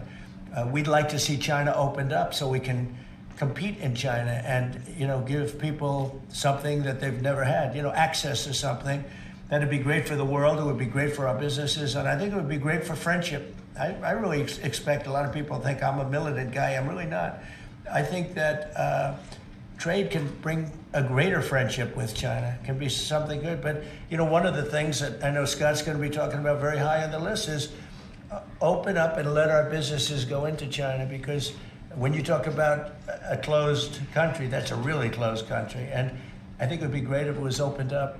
It would give people a lot of choice and would create a lot of jobs, a lot of everything. So I think it would be a great thing for China. And that's going to be one of the things we'll be discussing, like we discussed with UK. Yeah, please. But what does Britain have to do for you to drop the baseline 10% tariff? Well, I think that's set because that has to do with a lot of different things, including past. There are a lot of past things that we talk. This is very inclusive. We included everything, and that's pretty well set. Yeah, please. Yeah, Mr. President, the 10% baseline tariff remaining in place, is that a template for these future trade deals? No. You're going to keep it here? No. Is it going to stay in every case? No, that's a low number. They made a good deal. Some will be much higher because they have massive trade surpluses, and in many cases they didn't treat us right. One thing with UK, they had somewhat closed, not like a China as an example, but they always treated us with great respect. They treated us with great respect.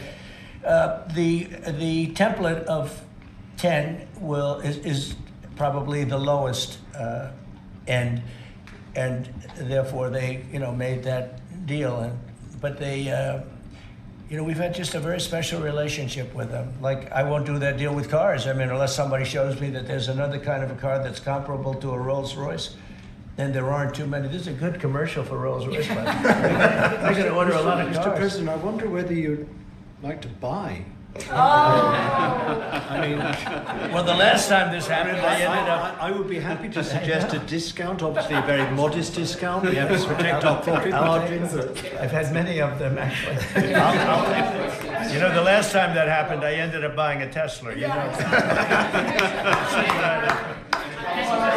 ahead. Thank you. Mary Margaret Ollingham with Daily Wire. I had a question about the UK deal today. I heard there was talk that part of the agreement would depend on whether the UK would respect free speech and freedom of religion. I know the VP is really interested in that, talked about that earlier this year. Was there any assurances that you guys got on that front? You want to handle that? Yeah, that was not part of the conversation. Our conversation was an economic conversation from start to finish, closed by the president yesterday. This was a business deal, open their markets, and also protect their workers, grow our markets, and help our workers. This was about business religion. You know, business is sort of a semi-religion, but not nearly as important. I don't want to get myself in. Go ahead, please. In the back. Go ahead. Mr. President, will you be asking China to help you close, the gap between Ukraine and Russia? I think so. Yeah, I think it's a natural thing to ask. What do you expect? Sure. I don't know. I think we're making good progress. The fighting is a little bit different than it was.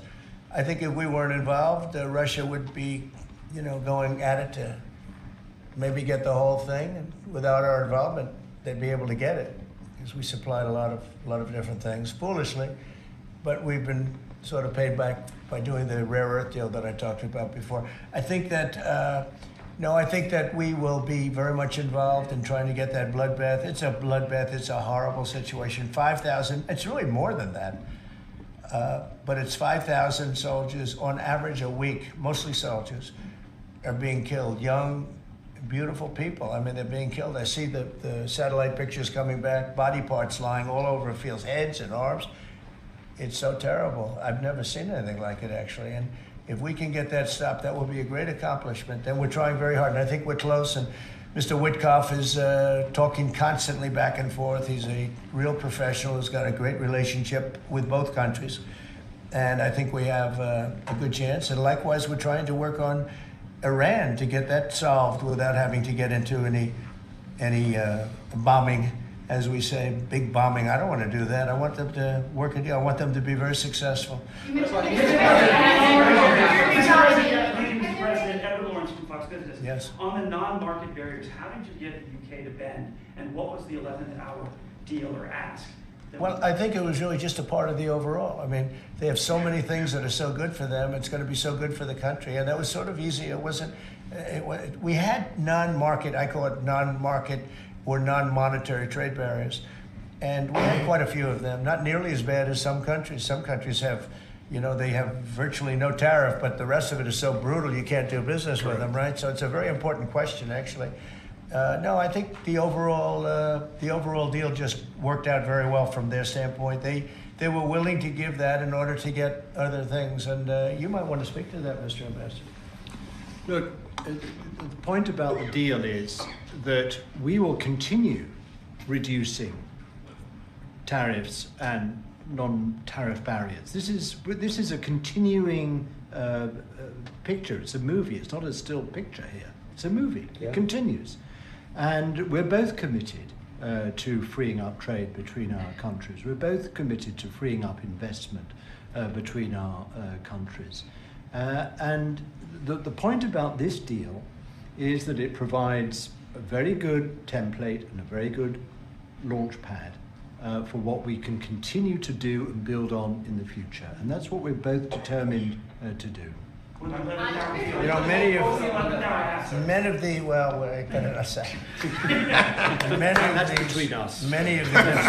we'll keep it confidential. Yeah, how about just one more little thing, right? It got the deal closed, and it was handled very well from the other side too. But many of these things that we're talking about, we've been talking about this for 25 years. It's hard to explain when if you weren't sitting behind this beautiful Resolute desk, you just wouldn't get it. I have been hearing about making a deal with UK for 25 years. And especially around the time of Brexit. They wanted to make a deal, so they came out of Brexit and they make a deal, and how natural. And it just, Couldn't be done. Couldn't be done. Good people. And this is a bigger deal. This is a much bigger, better, stronger deal for both of us than we ever even contemplated before. It's a big deal. Virtually everyone said that it would end in failure, it would end in tears, and it's ended in exactly the opposite. Yeah. But, Mr. President, can I say that that is due to Secretary Lutnick and Ambassador Greer, who've been absolutely fantastic. But Right. yesterday I received a call, a very diplomatic call that just edged things over the line, and that was from your new ambassador in the United Kingdom. Who is terrific. Man. Warren Stevens, he's here. Where is Warren? Right here. Hello, Warren. He's flying to London tomorrow night. He's going to be very popular with the British people. He's going to be a very successful ambassador.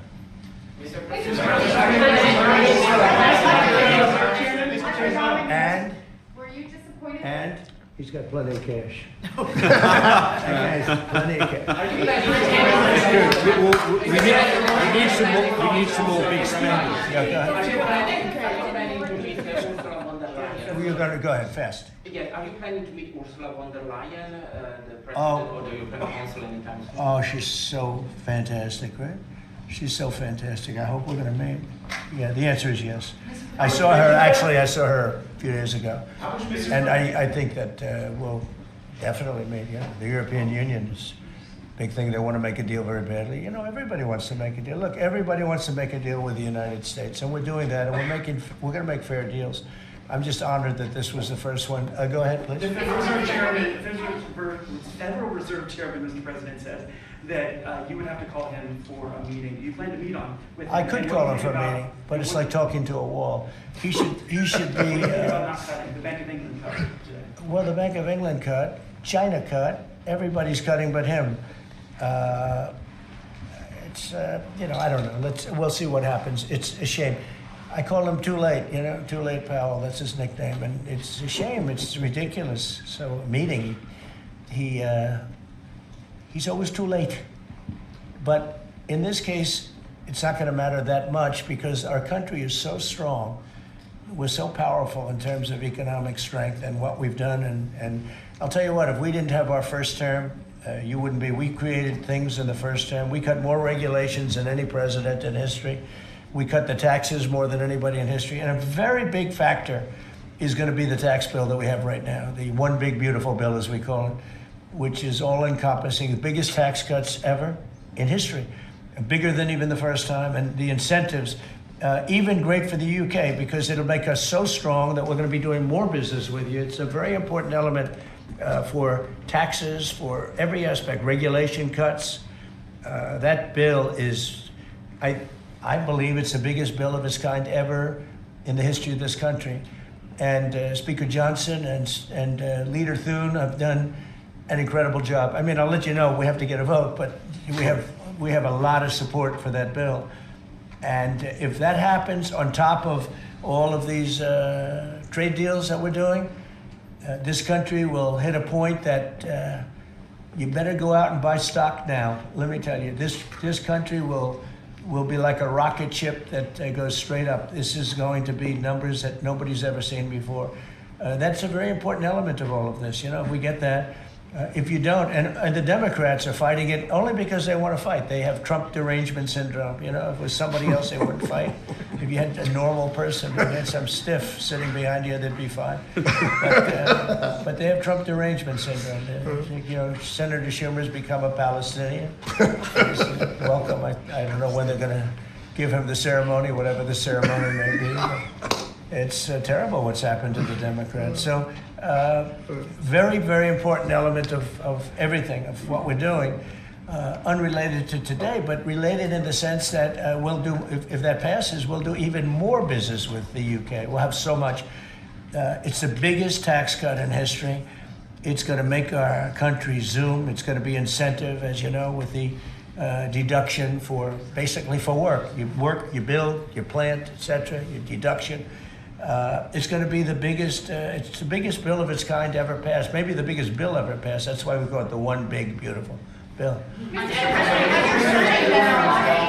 announced a new nominee for the U.S. Surgeon General who never finished her residency and is not a practicing physician. So can you explain why you picked her to Well, be she's America's top doctor? because Bobby thought she was fantastic. She's she's a brilliant woman who went through Stanford, and as I understand it, she basically wanted to be an academic as opposed to a surgeon. I think she graduated first in her class at Stanford, and Bobby really thought she was great. I don't know her. I listened to the recommendation of Bobby. I met her yesterday and once before. She's a very outstanding person, a great academic, actually. So I think she'll be great. You're nominating for U.S. Attorney in D.C. Do you have a backup plan if this Senate? Oh, I do, yeah, but he's a terrific person, and he wasn't getting the support from people that I thought. You know, he's done a very good job. Crime is down 25% in D.C. During his period of time. I'm very disappointed in that, but I have so many different things that I'm doing now with the trade. You know, I'm one person. I can only lift that little phone so many times in a day. But we have somebody else that will be great. I just want to say Ed is unbelievable, and hopefully we can bring him into, whether it's DOJ or whatever, in some capacity, because really outstanding. To me, it was disappointing, I'll be honest. I have to be straight. I was disappointed. A lot of people were disappointed. But that's the way it works sometimes, you know. That's the way it works. And he wasn't rejected, but we felt it would be hard. And we have somebody else that we'll be announcing over the next 2 days who's going to be great. With companies like Ford and Intel recently saying they're going to raise prices on certain products, how long do you think the American public is going to be patient and wait for you? Well, I think they're saying that just to try and negotiate deals with me. Okay? They're not. Look, tariffs are the most misunderstood thing maybe in any form of business, anywhere in business. Oftentimes the country picks them up. Oftentimes the company picks it up. The people don't pick it up. Okay, the people don't pick it up. And if Ford did that, they wouldn't sell any cars. And if Mattel, I don't know, I'm not so sure. They also said they're the only country I've heard. They said, well, we're going to go counter. We're going to try going someplace else. That's okay. Let him go, and we'll put 100% tariff on his toys, and he won't sell one toy in the United States, and that's their biggest market. I heard that. I mean, I watched this guy talking about how I'm going to go counter. I said, well, I wouldn't want to have him as an executive too long. The Ford people, I know very well. What they're doing is negotiating with us by saying that. But we don't think that's going to happen. Look, I put out a truth today, and it said that gas is down, gasoline is down, energy is down, groceries are down, eggs are down. I mean, eggs, thank you very much, but eggs are down. When I came in the first week, you guys hit me with eggs. I said, what the hell happened with eggs? Eggs were up like 170% and going up, and they said don't order any for Easter. And we were thinking about ordering plastic eggs like everybody was doing. And Brooke did a fantastic job, agriculture. Brooke did a fantastic job. And we had hundreds of thousands of eggs out here on the lawn just 2 weeks ago at Easter. But you take a look at the cost. Energy's down. Even interest rates are down. Now, if the chairman of the Fed, Jerome, if he would lower interest rates like China did, like I think UK did, but like numerous other countries have done, it's like jet fuel, it would be great. But he doesn't want to do it. I think he doesn't want to do it. Probably he's not in love with me. I think that's right. It's sort of a crazy reason, but that's the way life is. Anybody in his position would be learned. It would be like jet fuel. But even without that, we're doing well. But remember this, you know, I've watched you people reporting over the last few months that if we do this, you know, prices are going to go through. Well, groceries are down. All of this stuff is down. Lumber is down. Oil is gone to, I mean, we have that thing broke 60, right? $60 a barrel. And $1.98, $1.99 in some cases. And heading in that direction. No, I think it's been amazing, actually. You know, and what that's good for, it gives the consumer more money, and it gives them a better life, because we just came out of the worst inflation, in my opinion, in the history of our country. They say 48 years. But Biden really screwed it up. He screwed up energy, and he also he spent too much money. He was spending it on, you know, Green New Scam. And that's like throwing the money. See that beautiful window behind? Take money, throw it right out that window, because it's the same thing. He spent $10 trillion. He wasted it. Not only was it bad, it was a negative. It wasn't even like it helped a little bit. It was a real negative. And then on top of it, they let 21 million people into our country without any identification, anything. Just let them in. It's very, very sad. Well, we'll do one or two more.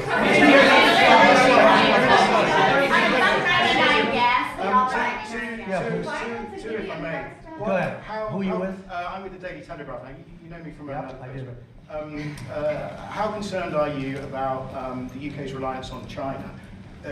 Chinese money in the money markets, Chinese exports. We're not concerned. Is that something that came You know, up in honestly, discussions? I'm not concerned about anything.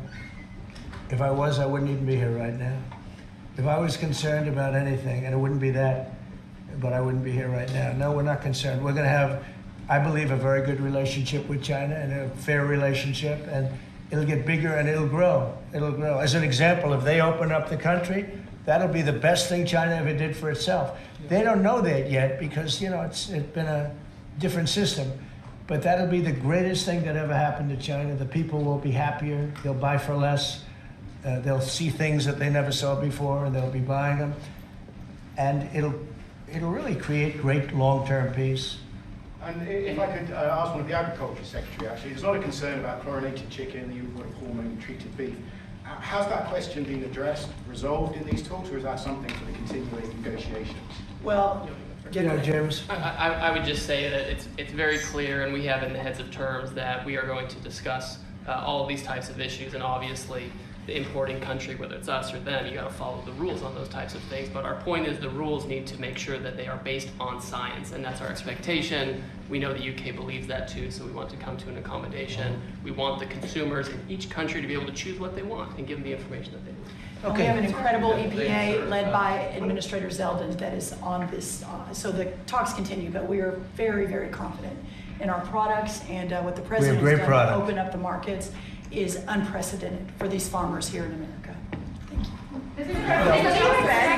Wall Street, as they watched this, you saw the stock market decline sharply after Liberation Day, and it's rallied back since then. Well, now it's going to really rally, because, don't forget, they said this is all a pipe dream. And this is a tough one. Somebody would say, well, this is easy. This is much tougher, I think, than any other deal, because they've been at it for so many years, decades, trying to make this deal. And it's very conclusive, and it's a great deal, and it's a very big deal, actually. And no, this is just the beginning. We're going to be having conferences, or at some point we won't have, we'll just put out a statement that we just signed this country, that country. And after a number of these are done, nobody has enough people to do it. We're just going to put out X country is going to pay this, and if they open up, they're going to do this and that and that, and they're going to be open up. Everybody wants to be here. I say this is where they want to be shopping. They want to shop in this country because we have the consumer. And we have the consumer like nobody else. And, if this country went bad, the whole world would go bad. But we really saved it from going bad. Yeah, please. Can I ask you about the air traffic control issue? Are you looking at getting new software? I'm glad you asked me about it, because I'm just going to be talking to now with the heads of the airlines and everything else. So I was all set before we had the rigged election to give out a brand new gorgeous system to one company that was going to do the whole thing, one of the best companies in the world that you know very well. There are 3 or 4 of them that do it. And when they took over, Buttigieg, who has no clue, he drives to work on his bicycle with his, in all fairness, with his husband on the back, which is a nice, loving relationship. But he didn't have a clue. This guy didn't have a clue. And he's actually a contender for president. Between him and Crockett, you can have that party. But he didn't know what he was doing. And he took what they call dry systems where you have wires in the earth, buried in the earth or whatever. And then you have the open air systems where you have satellites, and you can't mesh them. Anybody would know that if you went through about 2 months of study in school, if you studied that kind of thing. And he did. They spent tens of billions of dollars trying to take old, broken equipment and merging it into existing new equipment with brand new equipment. It's one of the greatest. They spent like $40 billion. And what they did is they made it worse because it doesn't work together. You can't make it work together. If you have a satellite system, you need satellite. If you don't, they had all these different technologies, some of them 50 years old, and they're trying to mesh them in. And they end up spending twice the money they should have. You could have bought a whole new system. So we have a very good guy who you all know, Sean Duffy, is head of transportation. And I've given him a 10-minute lesson in buying, and he's become really good. And we are now in the market to buy a gorgeous, brand new system.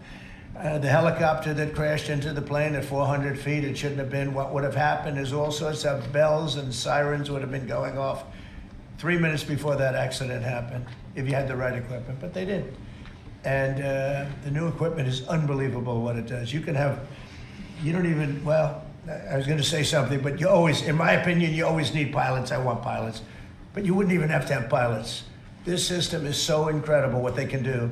But we have a system that's obsolete. And what they did is the worst. They tried to combine the really old, broken stuff with the new stuff. And you can't combine it. And anybody should have known. So Biden, you think Biden figured this out? I don't think so, fellas. Do you think he has any clue? He doesn't know what the hell's happening. So here's the story. We're going to be buying a brand new, it's going out to bid very soon, brand new state-of-the-art system that will cover the entire world. I'll give you an example. When my pilot, now I have military pilots, but prior to that I had very good pilots, great pilots. They would land, and I won't tell you which country, but they would use the system of another country. They wouldn't even use the system of the United States. So if I'm landing in New York or Florida or Tennessee, they're using a system from another country. I said, why is that? And they were, you know, they're not into business, but they're just saying, our system doesn't work, sir. And I said, boy, that's pretty sad. But we were all set to give it out to, you know, look, you have a Raytheon and you have different companies like that, numerous companies. And you have companies that would do it, like an IBM, as an example. And you give out one deal, one contract. They gave out hundreds of contractors. They had diggers. They had non-diggers. They had people that focused on satellites. They had hundreds of different contracts. One contract where one guy is controlling everything. You need a trench, then they dig a trench. But if you don't dig the trench, they don't blame you. What happens is you don't dig it, then they say we want a cost overrun. Now, we have it all set, and we're going to be doing it. We would have done it, except that the election took a little strange turn. But the second one didn't. That was too big to rig. Thank you very much, everybody. Thank you. Thank you.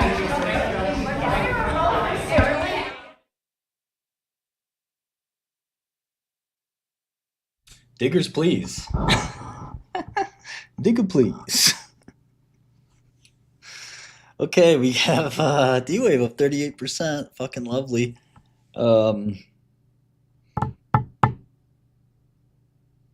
Yeah, farming's doing good. Doing well.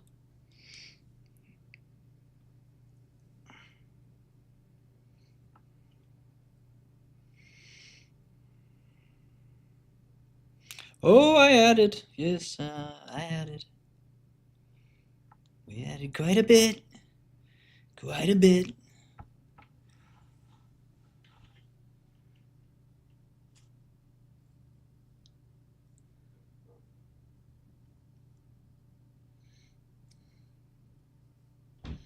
Yeah, look at Rose. Farcoin 115.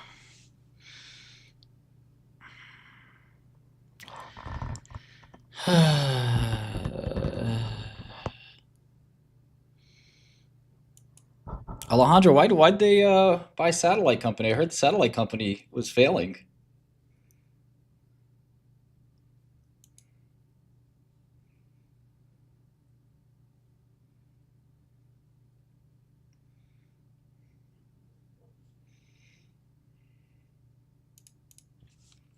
Why buy a failing space satellite company? What does that have to do with quantum? Ah, Robert, it's no big deal. I've seen it all before.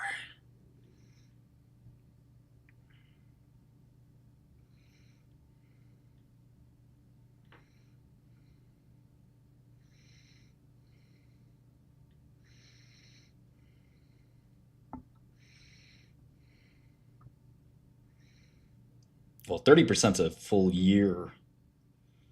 That's what I hope to achieve over a full year.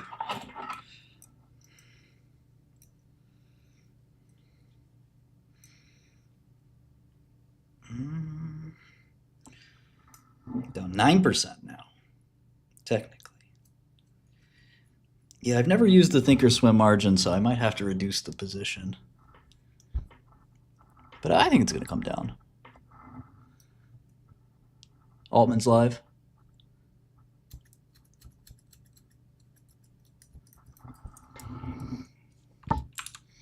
Gotta take you out to public school.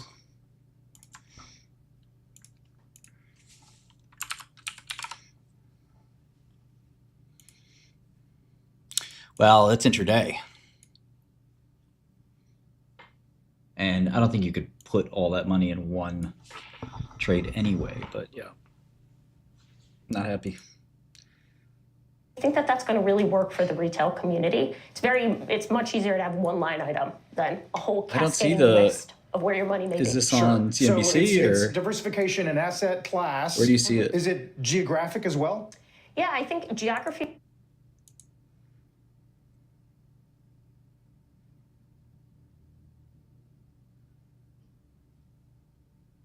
On YouTube.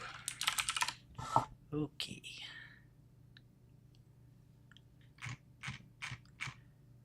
Here it is. Oh, too soon you go before the standards have really come together, but you've got to have some kind of model that you can show the rest of the world and win support for. And then presumably standards could be harmonized, right? They're not set and chiseled onto a tablet, so to speak, right? No, that's indispensable. I mean, if our technology is going to go around the world, we need a set of laws or regulations that in effect create that basis for reciprocity and interoperability.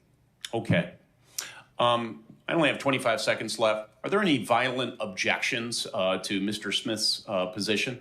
Because that seems eminently reasonable to me. Seems consistent with the light touch approach, but it also shows a certain sense of urgency that the United States needs to act. The last thing I'll say in my remaining 10 seconds is that I am planning on introducing legislation today called the AI Public Awareness and Education Campaign Act with several of my colleagues. And our aim is to have a whole-of-government approach to foster greater awareness of AI literacy and grow STEM opportunities to create the next generation of our workforce, and looking forward to moving that forward. So it will be available for public review, critique, even accolades, and Mr. Chairman, I yield back. Thank you. Senator Blunt Rochester. Thank you, Chairman Cruz, and thank you so much to the witnesses. This is such an important hearing. 5 minutes will not suffice for me. I'll be submitting some questions for the record. I noticed that for Mr. Altman and Mr. Smith, when the question of paint me a picture of the future came up, you actually leaned up in your chair. There was a level of excitement, and that's how I am about the future. When I came into the House of Representatives in 2017, I started a Future of Work bipartisan caucus because I had a concern that, number one, there were certain groups of people that were going to be left behind, but there also as a country that we could be left behind. And I had an event where we had everyone walk into the room and use a word cloud and tell me what you think of when you hear the future of work. The biggest word coming in the door was fear. The biggest word walking out the door was opportunity. And so to me, this conversation is so vital to think about the opportunities, but also making sure that we are watching out for ethics, watching out for scams, watching out for that technology does not take over the human. And so I am just grateful for the conversation. And Mr. Altman, I listened to an interview about that you gave with Lester Holt maybe a year or so ago.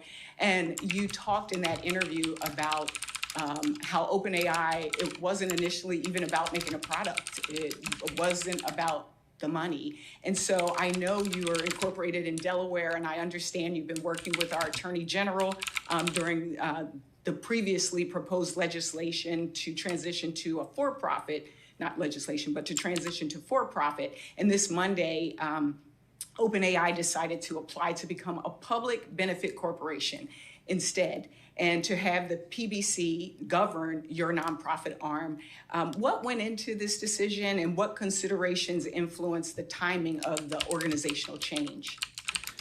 So we never, thank you for the question, Senator, and the chance to explain this. It's a complicated thing that I think has gotten misrepresented, so this is a wonderful forum to talk about it. We never planned to have the nonprofit convert into anything. The nonprofit was always going to be the nonprofit. And we also planned for a PBC from the very beginning. There were a bunch of other considerations about, is it the PBC board that would control the nonprofit somehow, or how our capital structure was going to work, that there was a lot of speculation on, most of it inaccurate in the press, but our plan has always been to have a robust nonprofit. We hope our nonprofit will be one of the best, maybe someday the best resourced nonprofit in the world, and a PBC with the same mission that would make it possible for us to raise the capital needed to deliver these tools and services at the quality level and availability level that people want to use them at, but still stick to our mission, which we've been proud over the last almost decade of our progress towards. So we had a lot of productive conversations with a lot of stakeholders and a lot of lawyers and a lot of regulators about the best way to do this. It took longer than we thought it was going to. I would have guessed that we would have been talking about this last year, but now we have a proposal that people seem pretty excited about, and we're trying to now advance. And Dr. Su, your company primarily operates in the physical hardware portion of the AI stack. I have a bill with Senators Cantwell and Blackburn called the Promoting Resilient Supply Chains Act, which authorizes the Department of Commerce to strengthen American supply chains for critical industries and emerging technologies. Dr. Su and others, semiconductor and chips manufacturing is critical to advancing the advancement of AI, but we're facing these global supply chain constraints. What specific policies, and I know you mentioned policies as well for supply chains, would we need to adopt to help American companies overcome the supply chain issues and compete in international with our rivals? Thank you, Senator, for the question. There's no question the semiconductor supply chain and overall supply chains are really critical for us to win the AI race. I think from a semiconductor standpoint, the efforts that have been made to move manufacturing back to the United States have been positive. I think they are a start. There's a lot more that we can do. And one of the most important aspects of it is really to think about it end to end. There's so many steps to go from beginning to end in a semiconductor supply chain, including advanced wafers, including packaging, including the back ends and system test. All of those avenues need to have a footprint in the United States. And then we have many allies around the world, which are very excellent partners as part of the global resiliency in the supply chain. And we would like to see those partnerships continue to flourish.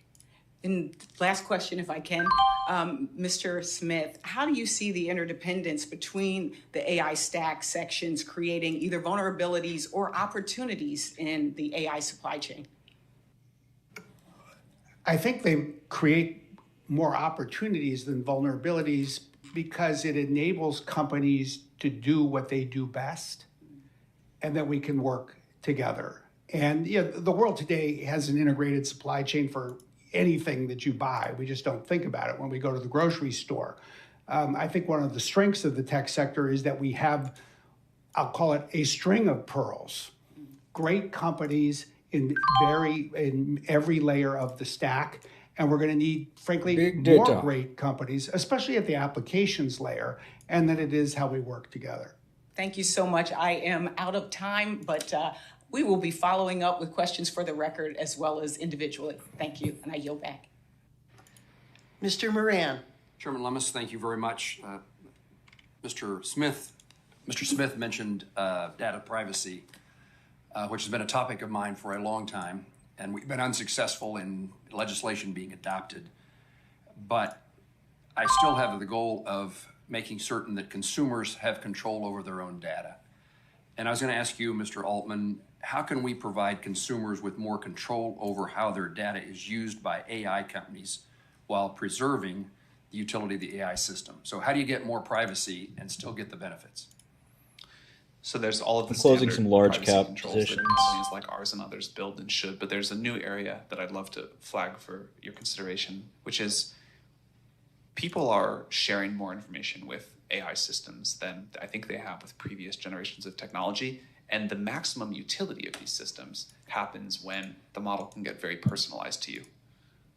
So this is a wonderful thing, and we should find a way to enable it.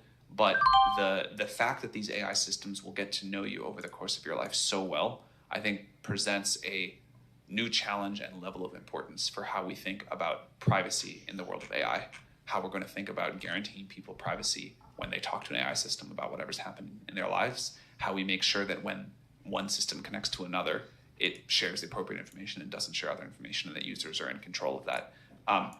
I believe this will become one of the most important issues with AI in the coming years as people come to integrate this technology more into their lives, and I think it is a great area for you all to think about and take quite seriously.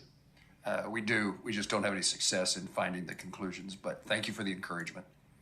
I chair a Commerce, Justice, Science Appropriations Subcommittee that funds the Department of Justice, and it plays a significant role in cybersecurity of our country. I just came in from a budget hearing with the FBI Director, Dr. Patel, in which we covered cybersecurity threats. AI can I think this is true, AI can be used on both sides of a cybersecurity attack, and it can be used to automate phishing, malware creation, but machine learning can also increase our ability to detect and respond to cyber threats. What should Congress think about allocation of federal resources for cybersecurity, and what should we consider when it comes to AI? Well, I would say that AI, as you said, is both an offensive weapon and a defensive shield when it comes to cybersecurity. And as with many other things, the front line of this the last few years has been in Ukraine, because Russia has such a sophisticated cyber attack capability. And what we've found is a company that's been involved in supporting Ukraine since literally the moment that war began, is that AI is a game changer. We have intercepted attacks against Ukraine faster than a human could detect them, and we blocked those attacks from taking place. So you deploy AI into, call it, the front line of the products themselves. We have to recognize that it's ultimately the people who defend not just countries, but companies and governments, the chief information security officers or the CISOs.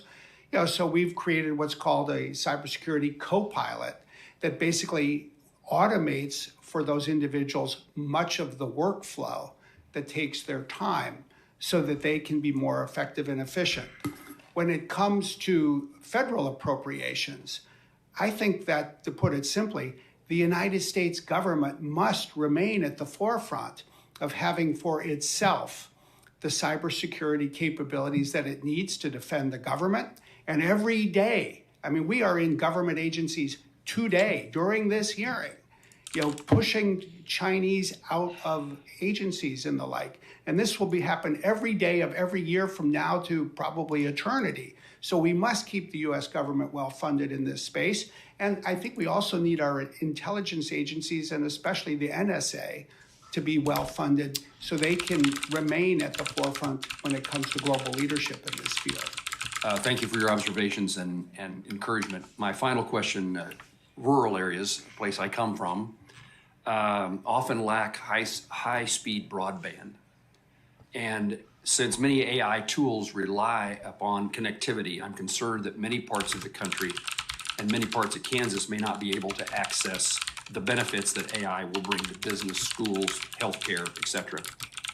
What can the federal government do to be supportive of development and availability of on-device or low broadband width AI systems that do not rely on constant connectivity? I'm generally pretty excited about what AI will do here, because you can offload so much of the processing to the cloud and then ship a relatively small amount of data. If you think about, ChatGPT, as text comes in, there's like a brain that thinks about it really hard and some text comes back. We can support people in low connectivity areas quite well with the same quality of service. Separately to that, I think getting great connectivity everywhere is important, But in the specific area of AI, I think we can actually address that gap quite well. That's good to know. Thank you very much. Mr. Lujan. Thank you, Madam Chair. And first, I want to begin by recognizing and thanking Mr. Altman and Mr. Smith for your organization's ongoing involvement in the NIST US AI Safety Institute, as well as Dr. Su and Mr. Altman for your ongoing partnerships with our national laboratories. Now, Dr. Su and Mr. Altman, can you explain how your partnership with the national labs support scientific research? You explained this to a question that was asked by Senator Duckworth as well, but if you could just touch on that quickly.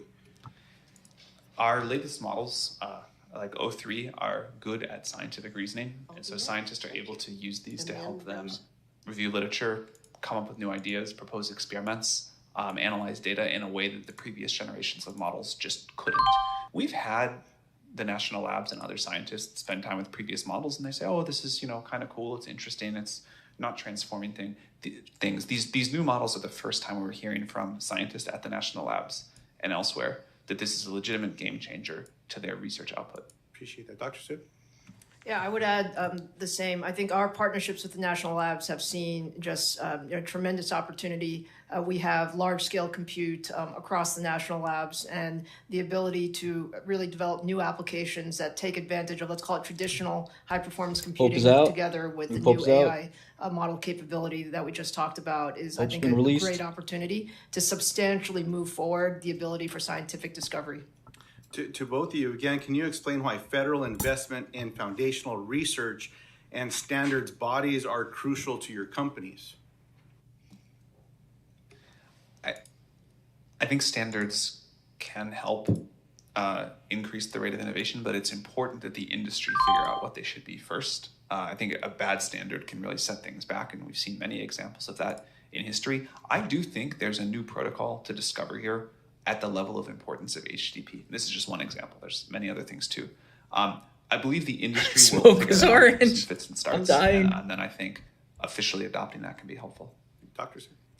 I believe public-private partnerships really enable us to think, let's call it ahead of the curve. So there's lots of things that we do in industry, and we do them very, very well. Pope wrestler, he was really the funny. beauty of the national labs and federal research is it does allow, let's call it a bit more blue sky research. Nobody's watching and the I think that's CME, a very positive ad. So I think the key is Sam Altman how we testimony, can it's make funny. sure that one federal dollar goes much, much further than that with a private investment on top of that.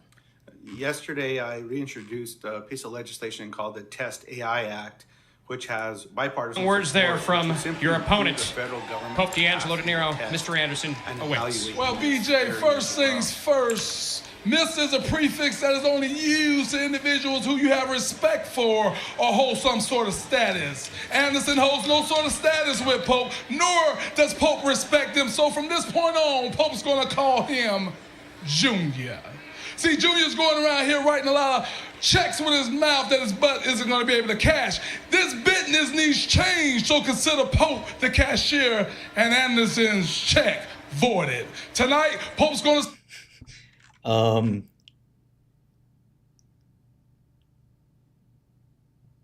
Yeah, that was the Pope.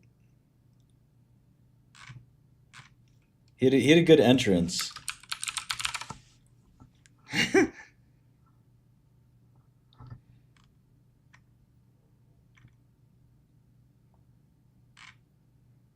Can you smell what the Pope is cooking?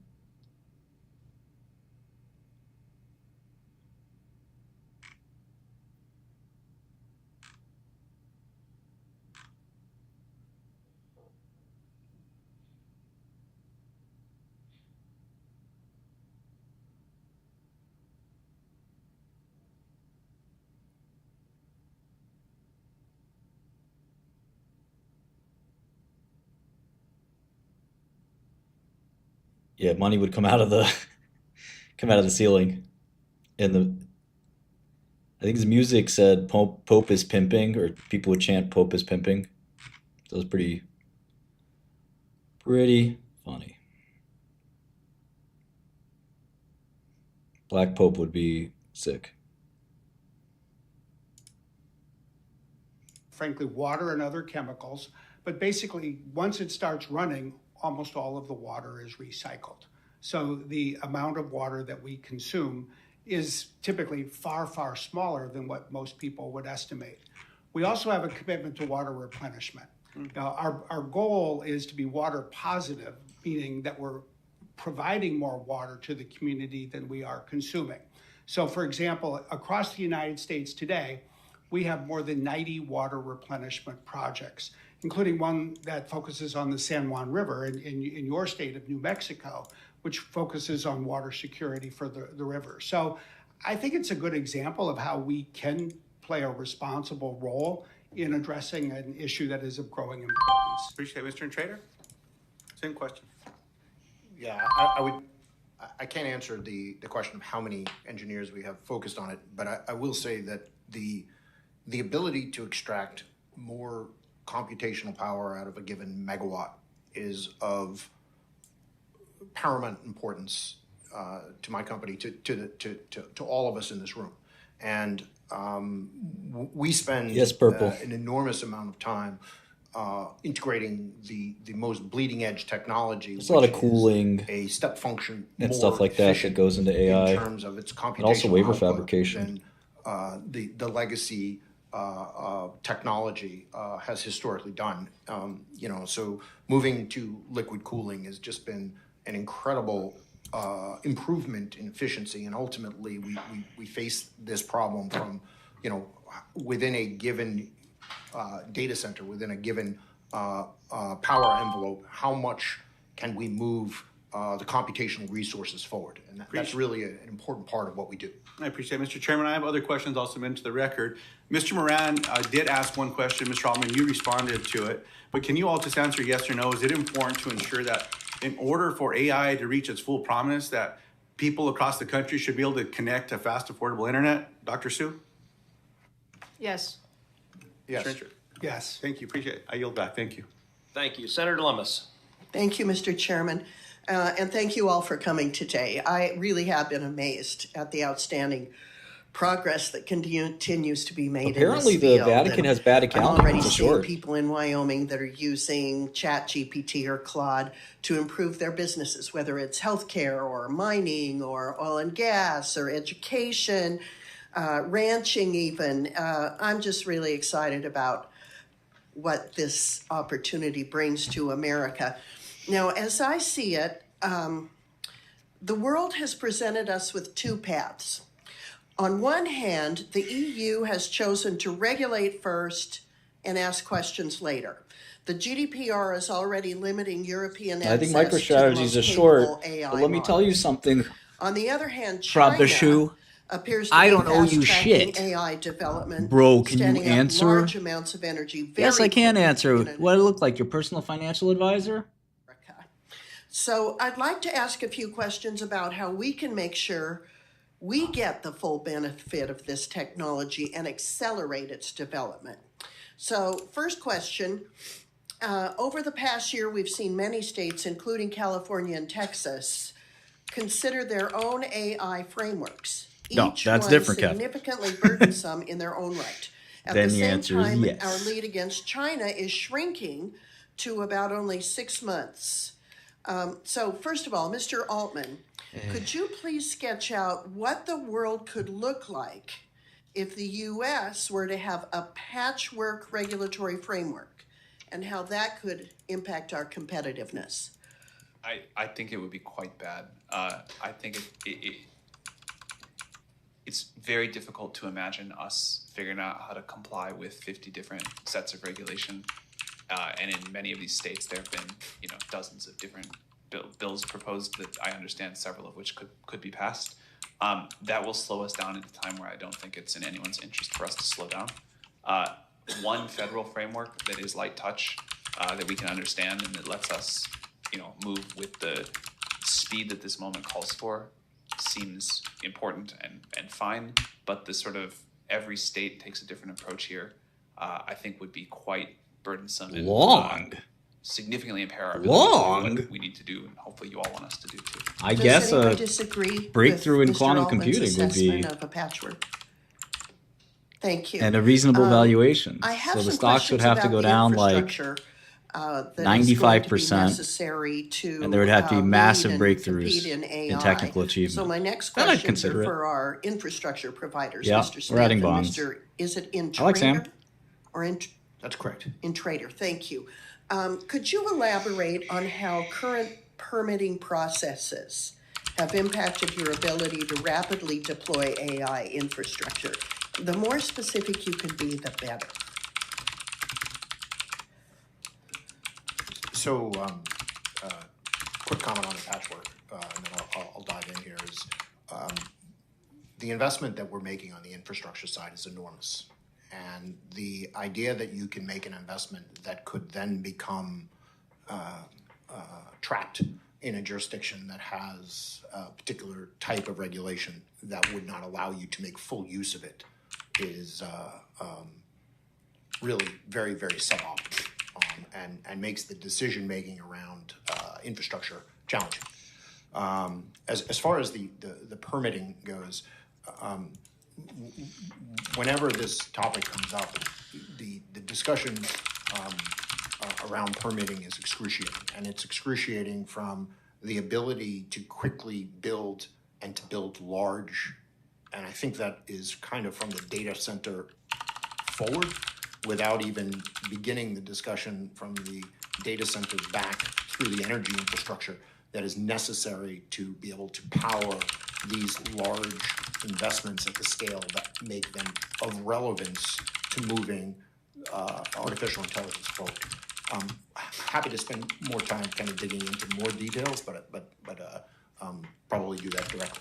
Okay, and I'll look forward to that conversation, because I'm worried about Wyoming's very clean natural gas being something your industry's concerned about, because President Trump likes natural gas, but President Biden didn't. And if you build huge data centers and another president comes along who's anti-natural gas, that's a concern for you as you're deciding how to deploy capital. Mr. Smith, do you agree?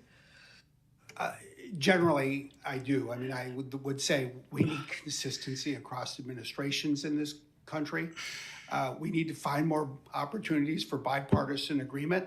And I'll just highlight that in Cheyenne, where we've long had a data center complex, we do have backup generators that run on natural gas. So there are a variety of ways for us to put different energy supplies to good use. Are you exploring small modular nuclear? Yes, including with people in Wyoming. Okay, thank you. Mr. Altman, I'm pleased to hear you are releasing an open, oh, my time's up, excuse me. It goes so fast. I'd love to talk to you about it another time. Okay. We're very excited about it too. Yeah, thank you. I yield back. Thank you. Senator Rosen. Thank you, Chairman Cruz. I saw ready to push the button, and anyway, time does go by very fast. Thank you for having this hearing. I really believe in the promise of AI. It's so exciting, and we have to ask the right questions in order to promote its growth on one hand, and how it can explore and create these new possibilities and pathways, and also how do we protect ourselves from bad actors or outcomes as best as we can know at the time.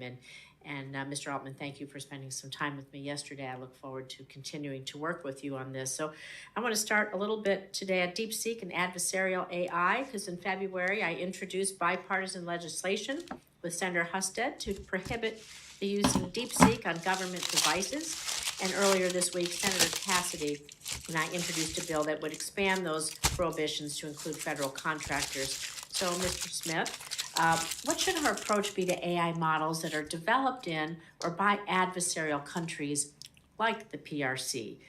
Should we be concerned about our adversaries co-opting AI to promote a particular ideology, collect sensitive U.S. data, and how are you combating this threat?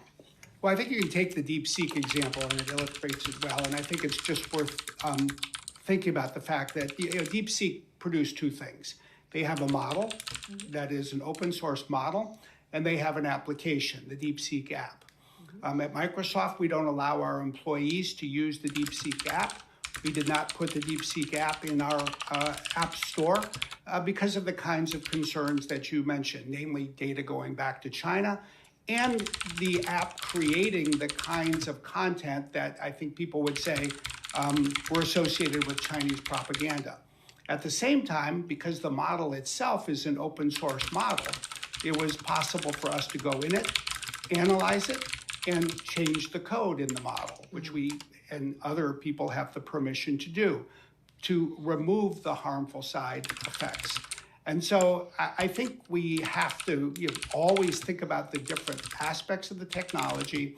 I will say put security first, and then go forward from there. Thank you. I think we all know that data is the real power in our current world. He or she or whomever owns the data really can control a lot of what we do. But I want to move on and speak with you, Mr. Altman, about AI and anti-Semitism a little bit, because earlier this year, ADL released a report showing that several major generative AI models have perpetuated dangerous anti-Semitic stereotypes and, sadly, conspiracy theories. So, Mr. Altman, what steps is industry taking to ensure that AI models don't perpetuate anti-Semitism? Will you consider collaborating with civil society to create kind of a standard benchmark for AI related to anti-Semitism, use it as a form of evaluation, and then maybe we could use those for other forms of hate as well? We of course, we do collaborate with civil society on this topic, and we are excited to continue to do so. We want our users to have freedom to use models in the way they want, but we also don't want them to be damaging to sort of the fabric of society or particular groups. There will always be some debate, and the question of free speech in the context of AI is novel, and I think it's different than what we faced before. We really do view these as tools for users one-on-one, but of course we're not here to make horrible anti-Semitic products.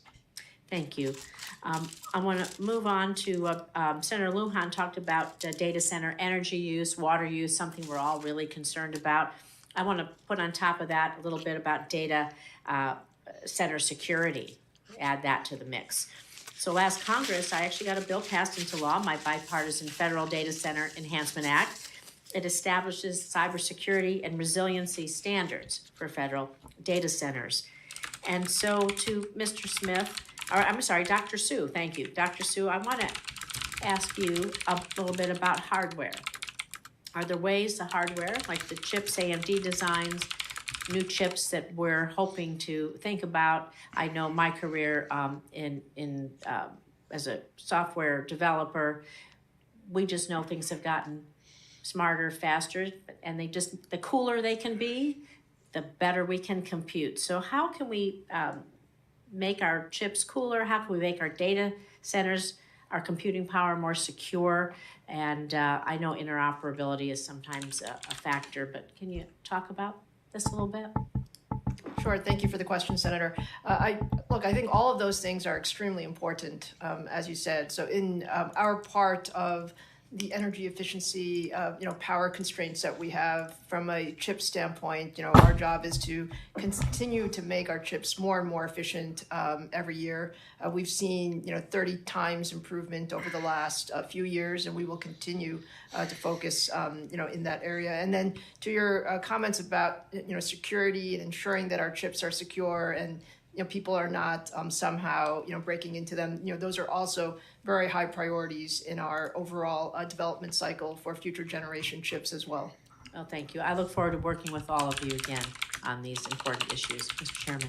Thank you. Senator Sullivan. Thank you, Mr. Chairman. I want to thank the witnesses for the testimony today. I appreciate the chairman calling this hearing. And I agree with Senator Cruz's opening statement about this is a matter of national economic and national security in terms of our race, however you want to call it, competition with China. So I know this topic has been pressed, but I want to dig down a little bit deeper. Do you agree with that, all of you? I'm just going to ask some quick questions. That this is a huge issue of national security, economic security relative to China, and we as America need to win in that regard. Very important. Everybody nodding their head. And then I know that it had been touched, but is the consensus among the witnesses that we are ahead right now, but is kind of tentative lead? What would be, very quickly, we'll start with you, Mr. Altman. What's your assessment on that? I know we've already talked about it. I just want to set the context for some of the questions. Yeah, I believe we are leading the world right now. I believe we'll continue to do so. We want to make AI in the United States, and we want the whole world to get to benefit from that. I think that is the strongest thing for the United States. I think it's also the right thing to do for all the people of the world. And I really appreciate you all being with us here today, because I think we'll need your help, and everything you're saying, or almost everything you're saying, sounds great. So as I ask this question, I'll ask if you guys think we're ahead, but then the key things when you say we need your help, what would, very succinctly, sometimes we're not so smart up here, what would the key things be that you would need from the U.S. government to help us maintain that lead and dominate this space, which is what I think we need to do? Mr. Altman, again, to you real quick on that. We've talked a little bit about infrastructure, but I think we cannot overstate how important that is, and the ability to have that whole supply chain, or as much of it as possible, in the United States. The previous technological revolutions have also been about infrastructure and the supply chain, but AI is different in terms of the magnitude of resources that we need. So projects like Stargate that we're doing in the US, things like bringing chip manufacturing, certainly chip design to the US, permitting power quickly, like these are critical. If we don't get this right, I don't think anything else we do can help. On the model creation side, we've talked about the need for certainty on our ability to train and to have fair footing with the rest of the world to make sure we can remain competitive. The ability to offer products under a reasonable, fair, light touch regulatory framework where we can go win in the market, because the products will be so key to the sort of feedback loops and making them better and better, and the ability to deploy them quickly and win at the product level in addition to the model and infrastructure and data area is really quite important. The ability to bring the most talented people in the world here, the most talented researchers. We have a ton in the United States. There's more out in the world. We should try to get them all here, improving models here. I think those are some of the specifics. Good, that's very helpful. Let me ask Mr. Smith, two other ones that I want to touch on. I agree fully with Senator Lummis. I'm sure Senator Cruz has the same view. One of our comparative advantages over China, in my view, has to be energy. All of the above energy.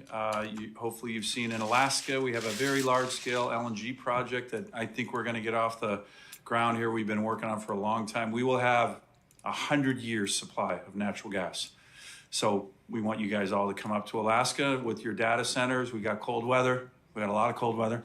We got gas, we got land, we got water, we got it all. That's very compelling. So yeah, come on up. When this project's done, 100-year gas supply, a little colder than Texas. So two questions that relate to our comparative advantage. Mr. Smith, and then any others who want to jump in. Energy, do we think that is? I think it is. And then second, it's, I think, somewhat of a disadvantage. It frustrates me.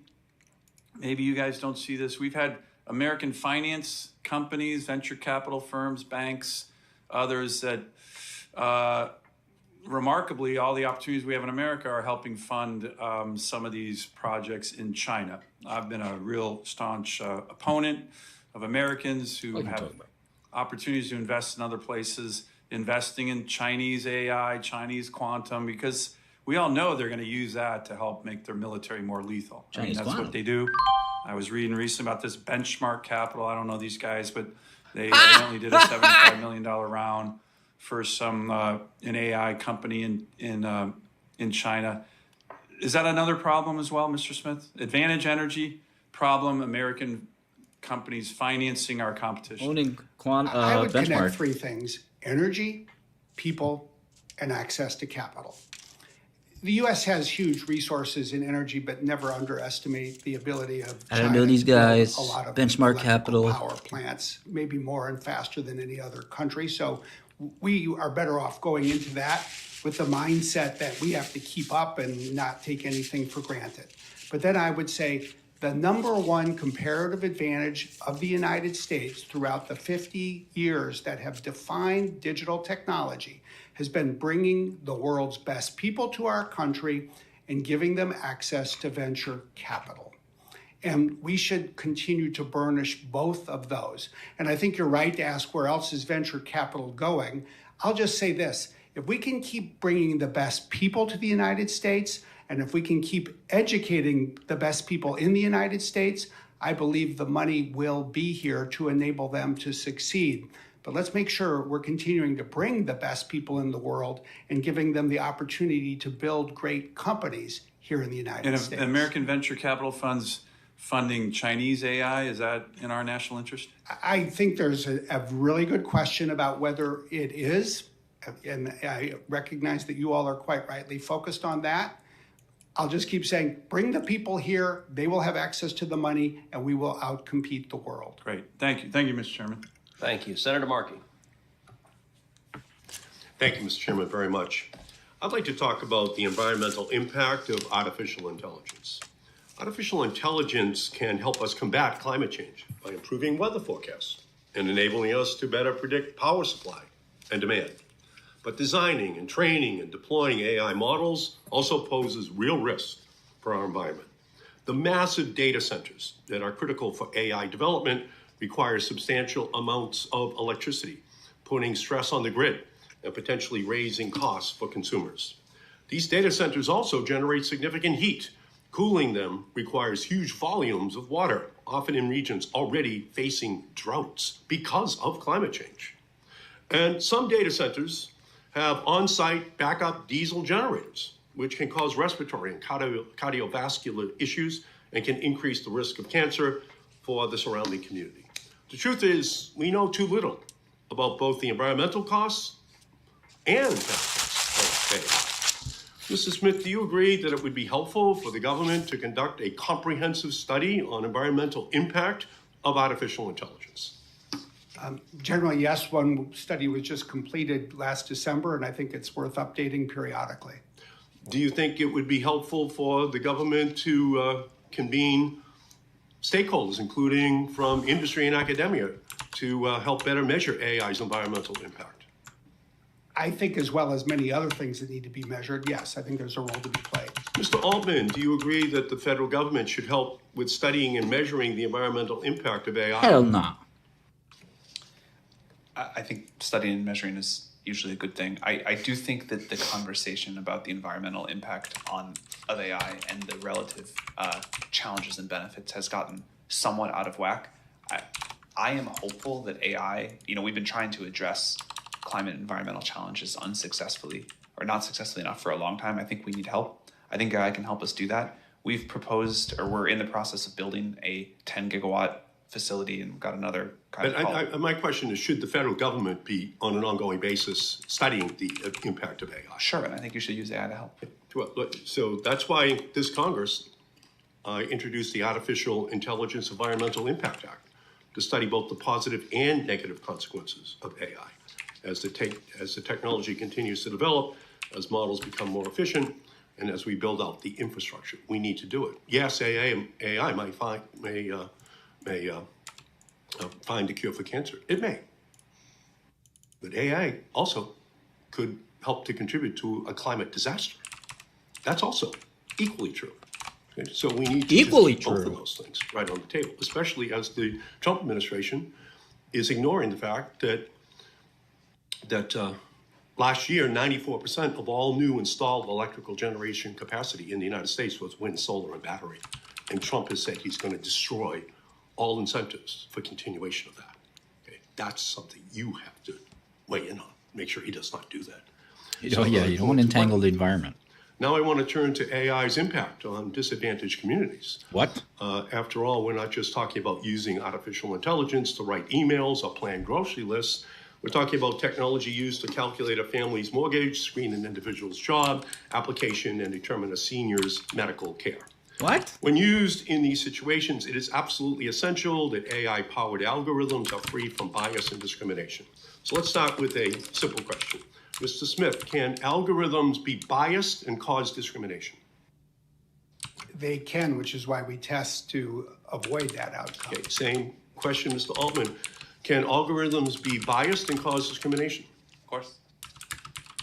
Of course. Of course. Mr. Altman, does OpenAI work to guard against such bias and discrimination in Chat GPT. Of course. Of course. So I'm glad to hear that, because you recently stated that the government should not implement privacy regulations on AI, but instead, quote, respond very quickly as the problems emerge. And I am very deeply worried about that approach. We don't need to wait and see if poorly tested and trained algorithms will harm marginalized communities. Artificial intelligence is already supercharging the bias and discrimination prevalent in our society. Biased and discriminatory algorithms mean Black and brown families are less likely to obtain a mortgage. It means people with disabilities are less likely to Wrong be kind of recommended for a AI. You're job thinking opening. about And it machine means learning. women Oh, I would are school less this guy likely to too. receive scholarships for higher education. Make an enemy These for are no real reason. harms that are happening right now. It is Congress's job to address these existing problems that come with Just the like, no, you're rapid thinking of machine development learning. We're and deep deployment learning. of AI. And it's why I'm the proud author of the AI Civil Rights Act, which would ensure that companies review and eliminate bias and discrimination in their algorithms before developing and deploying them. It has to happen simultaneously. And it will hold companies accountable when their algorithms cause harms against marginalized population. I will be fighting to ensure AI does not stand for accelerating inequality in our nation. All of the protections we have in the real world should be moved to the virtual world, because the same discriminations, again, women, Black, brown, communities with disabilities, LGBTQ community are going to move online. And we have to build in the protections against that bias right up front, because otherwise those same discriminatory practices will just migrate immediately, and the responsibility of the industry will be to work with Congress to make sure we put those protections on the books. Thank you, Mr. Chairman. Thank you. Senator Peters. Thank you, Mr. Chairman, and thanks to all of our witnesses. Thank you for being here. It's an incredibly important topic, and we appreciate your expertise. As we're looking at making sure that the United States is the world leader in AI, certainly we've been talking about supply chains and infrastructure and all of those aspects, but one area that I want to particularly focus on is workforce and people, to make sure that we have the talent there. That's why I authored the AI Scholarship for Service Act and the AI Training Act. Both of those were signed into law in 2022.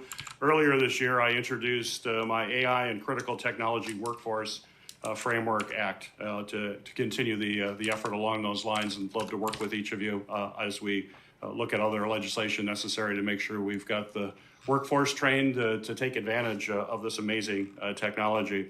I do want to do a shout out to the University of Michigan, that actually became the first university in the world to provide generative AI tools for their entire student body to prepare them for the workforce of tomorrow.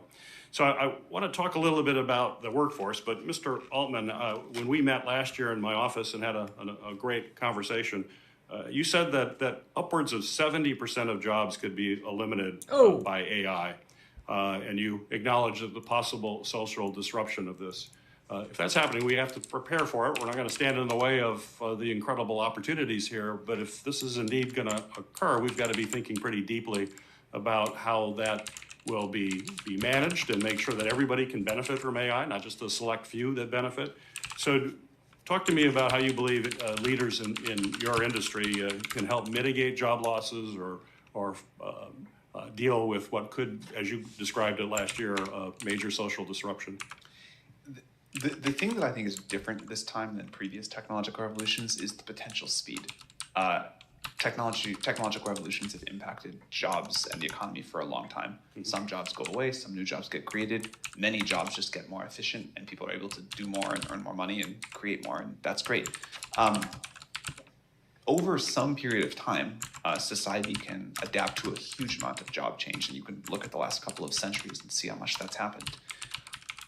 I don't know. I don't think anyone knows exactly how fast this is going to go, but it feels like it could be pretty fast. The most important thing, or one of the most important things I think we can do, is to put tools in the hands of people early. We have a principle that we call iterative deployment. We want people to be getting used to this technology as it's developed. We've been doing this now for almost 5 years since our first product launch. As society and this technology co-evolve, putting great capable tools in the hands of a lot of people and letting them figure out the new things that they're going to do and create for each other and come up with, and provide sort of value back to the world on top of this new building block we have and the sort of scaffolding of society. That is, I think, the best thing we can do as OpenAI and as our industry to be a sort of help smooth this transition. The idea we want to get to the point where AI isn't displacing work, but actually enhancing work, that people are more productive and doing things that we probably can't even imagine what people will do. If we look 100 years ago, we have jobs that no one You dreamed can't actually imagine, occurred. and I don't think we can imagine the jobs on the other side of this. But even if you look today at what's happening with programming, which I'll pick because it's sort of my background and near and dear to my heart, what it means to be a programmer and an effective programmer in May of 2025 is very different than what it meant last time I was here in May of 2023. These tools have really changed what a programmer is capable of, the amount of code and software that the world is going to get. And it's not like people don't hire software engineers anymore. Right. They work in a different way and they're way more productive. Right, right. Dr. Su, we certainly talk a lot about open source AI, but most of the conversation has been about software. However, making technology open and able to work together matters at every level, as you know, from chips that power the devices to the servers that are running behind the scenes. So a question for you is, what are the benefits of open standards and system interoperability at the hardware level, not the software level? And what are the implications for innovation, national security, as well as resilience in the supply chain? Yeah, thank you for the question, Senator. I think there are an incredible number of advantages to having an open ecosystem at the hardware and the software and the application level. The idea is, there's no one organization or one group that has all the good ideas. And so enabling the ecosystem to work together so that you can choose the best solution at every level, and then also optimization across a broad set of constituents is a good thing. I think it's also very good from a security standpoint to ensure that, again, there are many choices so that we're not dependent on a single ecosystem. So, we continue to be very forward-thinking in open standards as well as open ecosystems. So your model is an open model. I understand NVIDIA is a closed model. What are the advantages, disadvantages? Which would we be thinking about? I think the major advantage in an open model, and that is something that we very much support, is the idea that we can have innovation come from many different parties. And whether that is hardware innovation, so on the different chips, or that is system innovation on putting all of these things together. And our goal is to make sure that we always have the best of the best. And there are many different ways, many different parties that can contribute to that. And that's why we are very forward-leaning in terms of open ecosystems. Great, thank you. Thank you, Mr. Chairman. Thank you. Senator Fetterman. Thank you, Mr. Chairman. Hi, hello. Mr. Smith, I'm a big supporter of energy. For me, energy security is national security. And of course, renewables about that, but of course other things as well too, fossil. But also that also includes nuclear. Of course, nuclear is important. And now then there's that kind of energy transition. My focus is also that I want to make sure that ratepayers in Pennsylvania really aren't hit too hard throughout all of this. Now, the Washington Post reported that increasing electricity demand for the data centers is going to raise up residential power bills, perhaps as much by 20%. Now, to me, that's really a concern for me and certainly for Pennsylvania families. Now, the data center, has important jobs during construction and doing those things, and that's a great thing, of course. But they're not, I guess, long term. But the rate, those rates might last longer for that. And now I've been tracking the plan to reopen TMI. I mean, my own personal story is I had to grab my hamster and evacuate, during the meltdown in 1979. You might assume that I was anti-nuclear, and that is not. I actually am very supportive of nuclear because that's an important part of the stack. If you really want to have and address climate change, you can't turn your back on nuclear, in my opinion. But I know that's the power of Microsoft's data center. So now, and I really appreciate that, but if I'm saying now, if we're able to commit that the power purchase agreement, it's not going to raise electricity for Pennsylvania families. And No, I think you raise a critical point. We have two principles that we follow when we're constructing these data centers. Number one, we will invest to bring onto the grid an amount of electricity that equals the amount of electricity that we will use, so that we're not tapping a constricted supply. Number two, we will manage all of this in a way that ensures that our activity does not raise the price of electricity to the community. And so I was describing earlier how if there's improvements that need to be made to the grid, as there often are, we'll go to the Utility Commission. We will propose a change in the rate that we are charged so that we can pay for that improvement. I just think it's a fact of life, because I think you highlight something critical. There's a lot of jobs when the construction takes place. There are jobs afterwards, but they are not as many. One will wear out the welcome quickly if we tax, in effect, the neighborhood by asking everyone to pay more for their electricity because we have arrived. We get it. We know we have to be a good and responsible member of the neighborhood. Thank you. Well, and now, one of the perks of being a senator is that, for me anyway, I get an opportunity to meet people that have led much more impressive kinds of jobs or careers that I've led. And now, Mr. Altman, now this is I'm gonna count this as a highlight recently. I know the work that you've done, and you're really one of the people that are moving AI. And now it's an opportunity. I was excited to meet you. And now people ask me, it's like, if you're gonna talk about AI, and now I get to ask you, like the expert, some people are worried about AI or whatever, and I'm like, what about the singularity? So, the people like that, if you would address that, please. Thank you, Senator, for the kind words and for normalizing hoodies in more spaces. I love to see that. I am incredibly excited about the rate of progress, but I also am cautious and I would say, I don't know, I feel small next to it or something. I think this is beyond something that we all fully yet understand where it's going to go. This is, I believe, among the biggest, maybe it'll turn out to be the biggest technological revolutions humanity will have ever produced. And I feel privileged to be here. I feel curious and interested in what's going to happen. But I do think things are going to change quite substantially. I think humans have a wonderful ability to adapt, and things that seem amazing will become the new normal very quickly. We will figure out how to use these tools to just do things we could never do before. And I think it will be quite extraordinary. But these are going to be tools that are capable of things that we can't quite wrap our heads around. And some people call that, as these tools start helping us to create future iterations, some people call that singularity, some people call that the takeoff, whatever it is, it feels like a sort of new era of human history. And I think it's tremendously exciting that we get to live through that and we can make it a wonderful thing. But we've got to approach it with humility and some caution.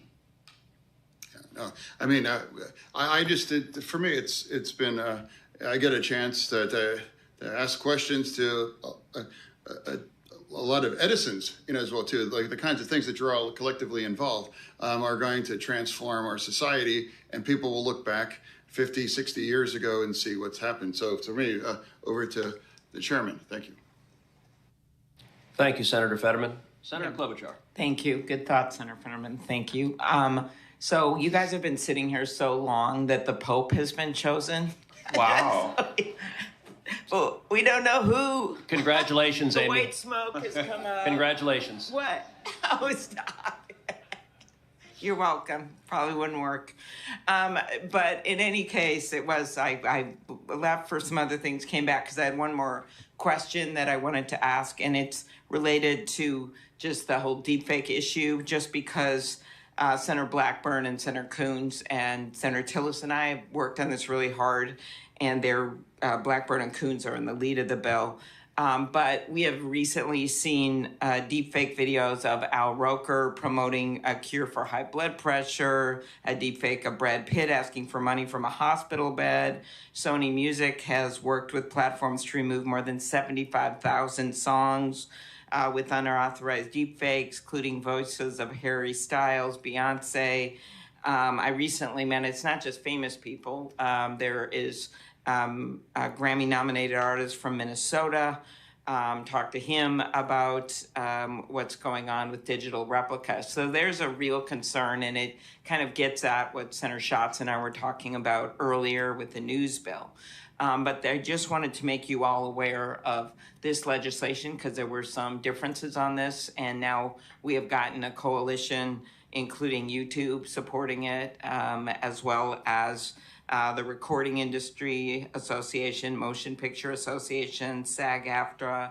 So it's a big deal, and I'm hoping it's something that you will all look at. But could you just comment, I would go to you, Mr. Smith first, about protecting people from having their likenesses replicated through AI without permission. And even if you all pledge to do it, our obvious concern is that there will maybe other companies that wouldn't. And that's why I think as we look at what these guardrails are, the protection of digital people's digital rights should be part of this. Mr. Smith. Yeah, no, I think you're right to point to it. It has become a growing area of concern. During the presidential election last year, both campaigns, both political parties were concerned about the potential for deep fakes to be created. We worked with both campaigns and both parties to address that. We see it being used in really ways that I would call abusive, including of celebrities and the like. I think it starts with an ability to identify when something has been created by AI and is not a genuine, say, photographic or video image. And we do find that AI is much more capable at doing that than, say, the human eye and human judgment. I think it's right that there be certain guardrails, and some of these we can apply voluntarily. We've been doing that across the industry. OpenAI and Microsoft were both part of that last year. And there are certain uses that probably should be considered across the line and therefore should be unlawful. And I think that's where the kinds of initiatives that you're describing have a particularly important role to play. And could you look at that legislation? Absolutely. Appreciate it. Mr. Altman, just same question, same thing. Sorry, of course we'd be happy to look at the legislation. I think this is a big issue and it's one coming quickly. I do not believe, I think there's a few areas to attack it. You can talk about AI that generates content, platforms that distribute it, how takedowns work, how we educate society and how we build in robustness to expect this is going to happen. I do not believe it will be possible to stop the generation of the content. I think open source, open weight models are a great thing on the whole and something we need to pursue, but it does mean that there's going to be just a lot of these models floating around that can do this. The mass distribution, I think it's possible to put some more guardrails in place, and that seems important. But I don't want to neglect the sort of societal education piece. I think with every new technology, there's almost always some sort of new scams that come. The sooner we can get people to understand these, be on the lookout for them, talk about this as a thing that's coming and then a thing that's happening, I think the better. People are very quickly understanding that content can be AI generated and building new kinds of defenses in their own minds about it. But still, if you get a call and it sounds exactly like someone you know and they're panicked and they need help, or if you see a video that is like the videos you talked about, this gets at us in a very deep psychological way. And I think we need to build societal resilience because this is coming. Mm-hmm. It's coming, but we can. There's got to be some ways to protect we should do people's everything privacy for sure. rights, and you've got to have some way to either enforce it, damages, whatever. There's just not going to be any consequences. Absolutely, we should have all of that. Bad actors still don't always follow the laws, and so I think we need an additional shield or whenever we can have them. But yes, we should absolutely protect that. All right, we'll look forward to working with you on it. Thank you. So I have to say, Senator Klobuchar's question about fakes and AI fakes made me feel guilty because I did, in fact, tweet out an AI-generated picture of Senator Fetterman as the Pope of Greenland. So I am guilty of doing so, although it may not be a fake. It may be a real... Hey, whoa. Parody is allowed under the law. Parody is allowed. That is different than what I'm talking about. But Senator Fetterman should respond. Yeah, No. it may be it's a good shot, actually. All right, I have a few more questions and then we will wrap up. Mr. Altman, what has been the most surprising use for ChatGPT you've seen? What are applications that you're seeing that are surprising? People message ChatGPT billions of times per day, so they use it for all sorts of incredibly creative things. I will tell one personal story, which is, I mentioned earlier, I recently had a newborn. Clearly people did it, but I don't know how people figured out how to take care of newborns without ChatGPT. That has been a real lifesaver. So I will tell you a story that I've told you before, but my teenage daughter several months ago sent me this long, detailed text, and it was emotional, and it was really well written, and I actually commented, I'm like, wow, this is really well written. She said, oh, I use ChatGPT to write it. I'm like, wait, you're texting your dad, and you don't. It is something about the new generation that it is so seamlessly integrated into life that she's sending an email, she's doing whatever, and she doesn't even hesitate to think about going to ChatGPT to capture her thoughts. I have complicated feelings about that. Well, use the app and then tell me what your feelings are. Google just revealed that their search traffic on Safari declined for the first time ever. They didn't send me a Christmas card. Will ChatGPT replace Google as the primary search engine, and if so, when?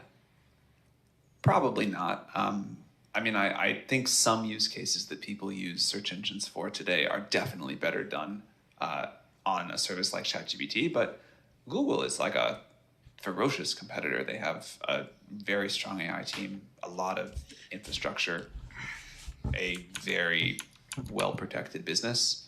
And they're making great progress putting AI into their search. All right, so a question that I have spent a lot of time talking to business leaders, CEOs in the tech space, AI. And one question that I've asked that I get different answers on, and I'm curious what the four of you say. How big a deal was DeepSeek? Is it a major seismic shocking development from China? Is it not that big a deal? Is it somewhere in between? And what's coming next? And let's each of the four of you. Not a huge deal. There are two things about DeepSeek. One is that they made a good open source model, and the other is that they made a consumer app that for the first time briefly surpassed ChatGPT as the most downloaded AI tool, maybe the most downloaded app overall. There are going to be a lot of good open source models, and clearly there are incredibly talented people working at DeepSeek doing great research, so I'd expect more great models to come. Hopefully also us and some of our colleagues will put out great models too. On the consumer app, I think if the DeepSeek consumer app looked like it was going to beat ChatGPT and our American colleagues' apps as sort of the default AI systems that people use, that would be bad. But that does not currently look to us like what's happening. I would say it's somewhere in between, Chairman Cruz. When you think about what we learned is, there are different ways of doing things. So we have lots of incredibly innovative people in the United States. American models are clearly the best by far. However, when you have constraints that are placed, there are other ways of doing things, and I think we learned a few things in the process. I think the open source nature of DeepSeek was one of the things that probably was most impactful in just terms of how much can be done in an open source, type of model and open ecosystem. But clearly, the United States is leading, and we need to continue, as we said, to accelerate innovation and adoption, as you started this hearing with. I think DeepSeek did a lot of things. One of the things that it did was it sort of raised the specter of China's AI capability to a much broader audience than was perhaps focused on it prior to that, right? And so you saw that kind of reverberate through the financial markets.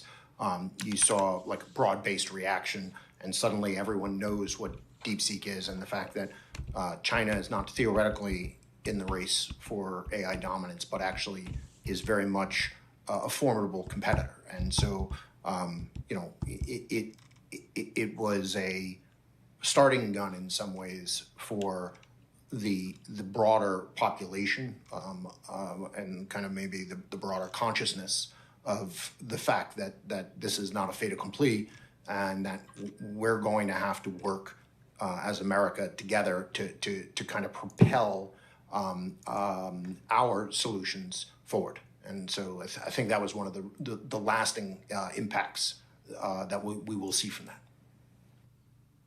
I would say, like Lisa, that somewhere in between, it wasn't shocking. I mean, it was one of a number of startups that we were following in China that we saw as having the potential to be innovative in this space.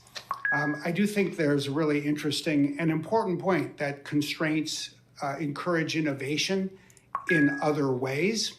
And I just think one of the interesting facts about DeepSeek is that of their, say, 200 or more employees, that was their size when they released these models, almost all of their employees, by design, were 4 years or less out of university. They wanted to hire people that would not bring to their work traditional ways of doing things. So the kids are taking over the world? They do, every generation. Related to that, were you finished with that, Mr. Smith?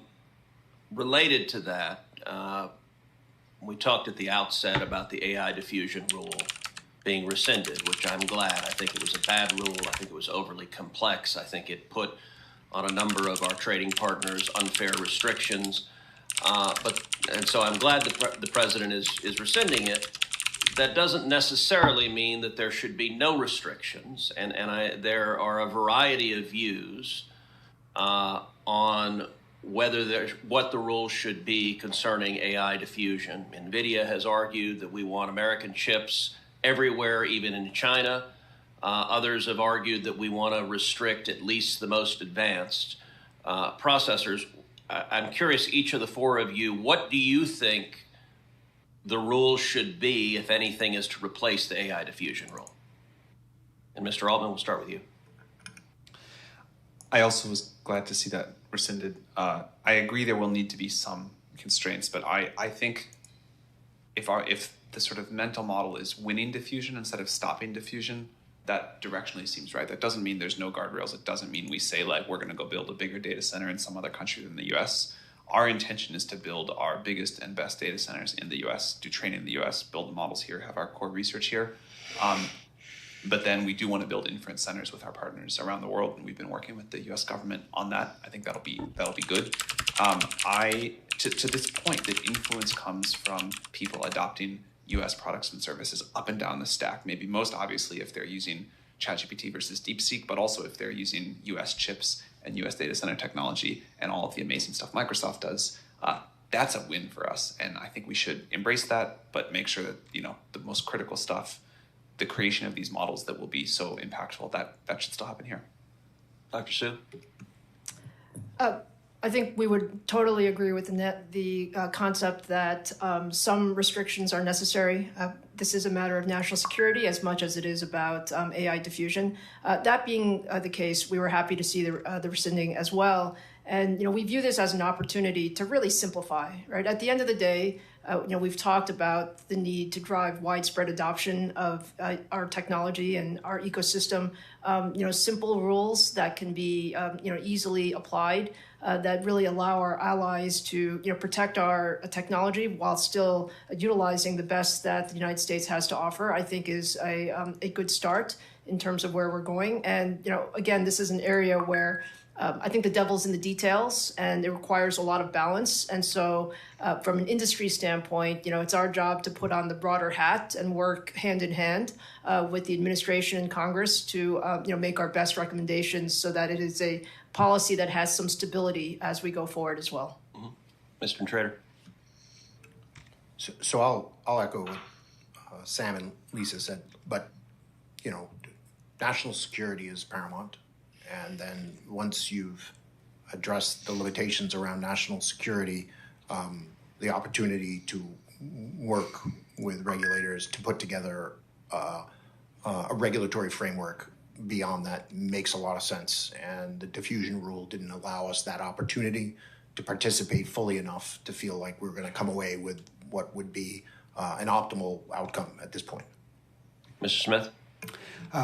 I think we've all discussed the right recipe. Simplify, eliminate these tier 2 quantitative restrictions that undermine confidence in access to American technology, but enable even the most advanced GPUs the country has to be exported to data centers that are run by a trusted provider, that meet certain security standards. That means both physical and cybersecurity standards, that there is protection against diversion of the chips, and there are precautions against certain uses. And that means two things. One is that there are controls in place to ensure that, say, the PLA, the Chinese military, isn't accessing and using these advanced models or advanced chips in a data center, regardless of the country that it's in.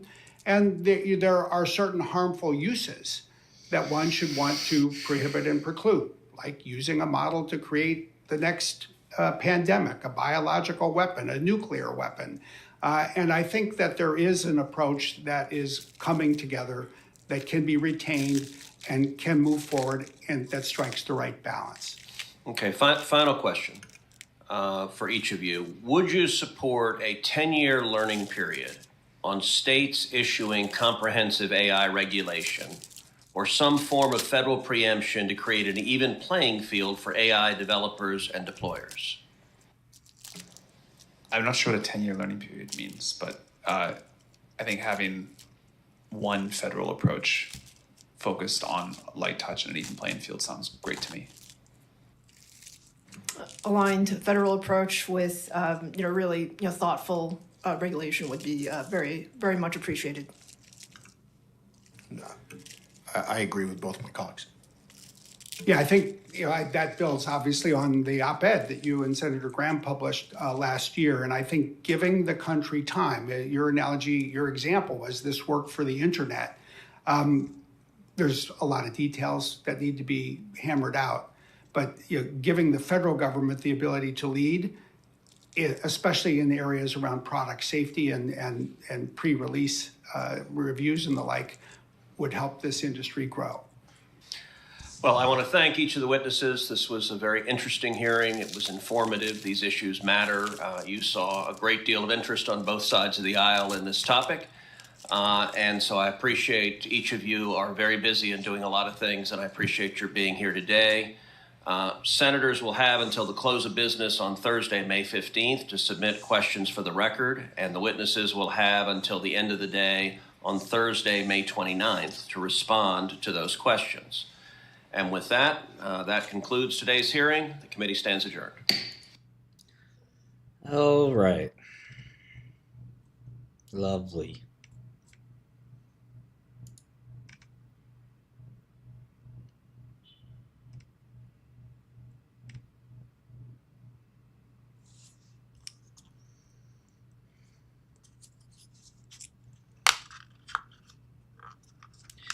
Well, there's also App 11, which Muddy Waters got smoked on. Oops. What happened? Where'd my app go?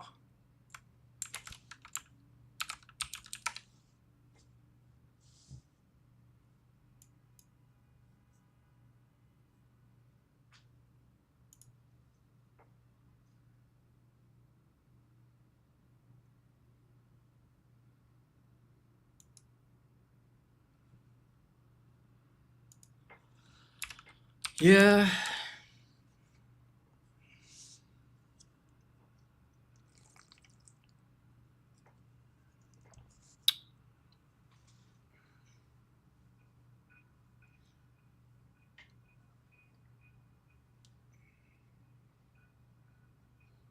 A little hard to understand, but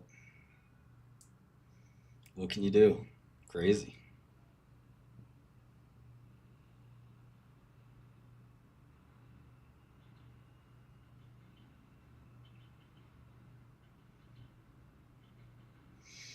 I don't know, Adrian.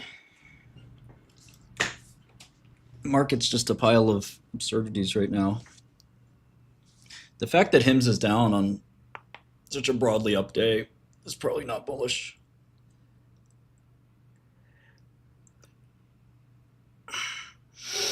Well, they sold that. They already announced they sold the computer last year. We heard about it on the last conference call. That's the weird thing.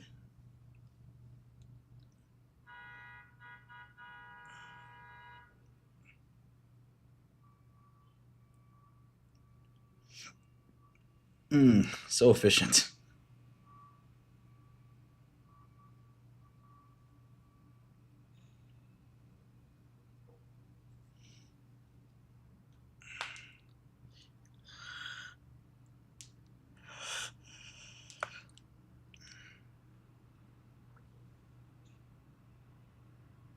I don't know Coinbase too well, honestly.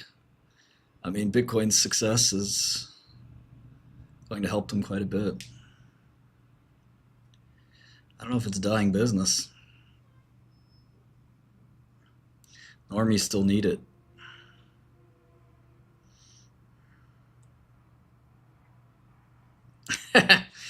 Yeah, RGC is kind of a low float. I haven't looked at Akebia in a long time. Did that drug ever get approved?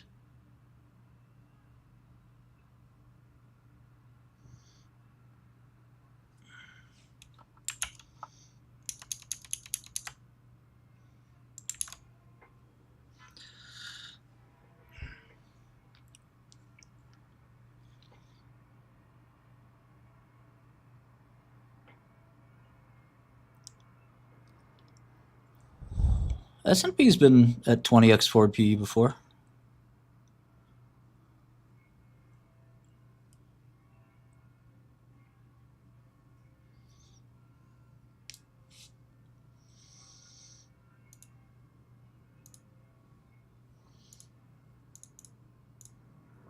Order filled.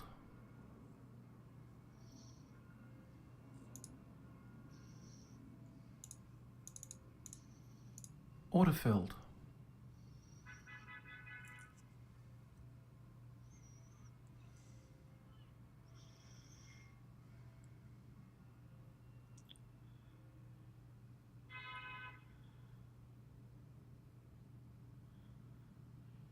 Hold on.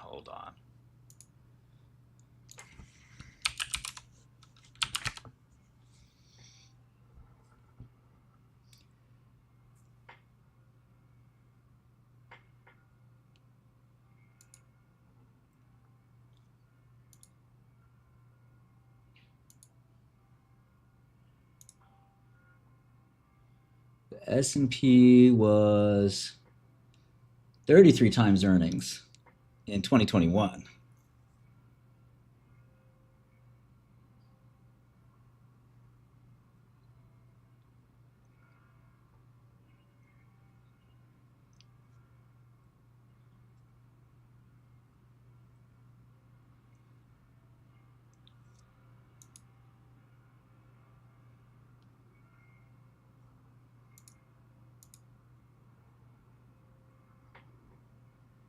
It's the same shit.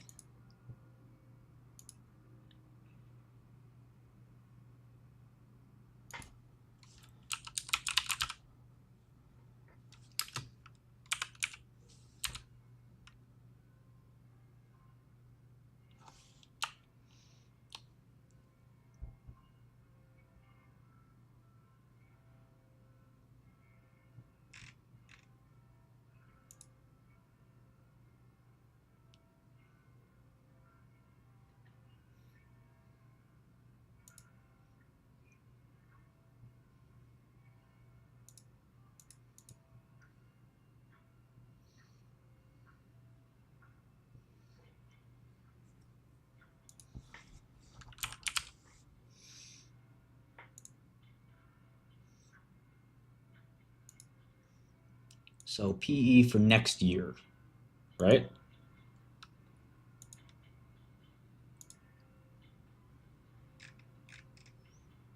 Trying to load this.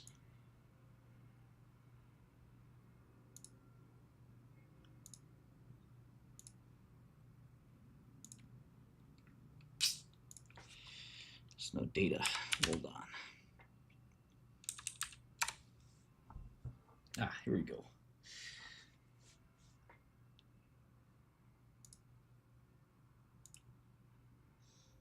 Yeah, it was still much higher. 2020. I grant you it was closer. It's still quite high in 2020.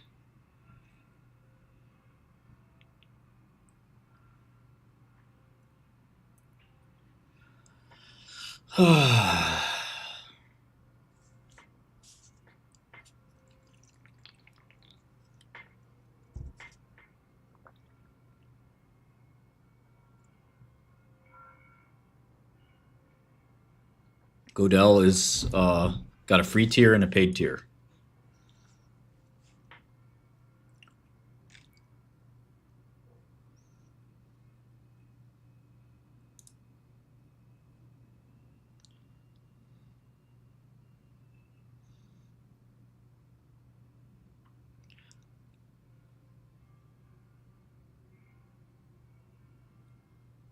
Yeah, not sure why D-Wave is up, but damn.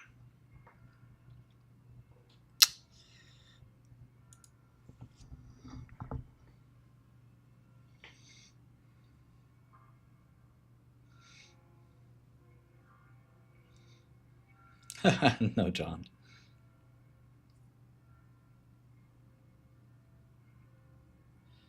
I'm not sure what you're asking, Eduardo. Eduardo.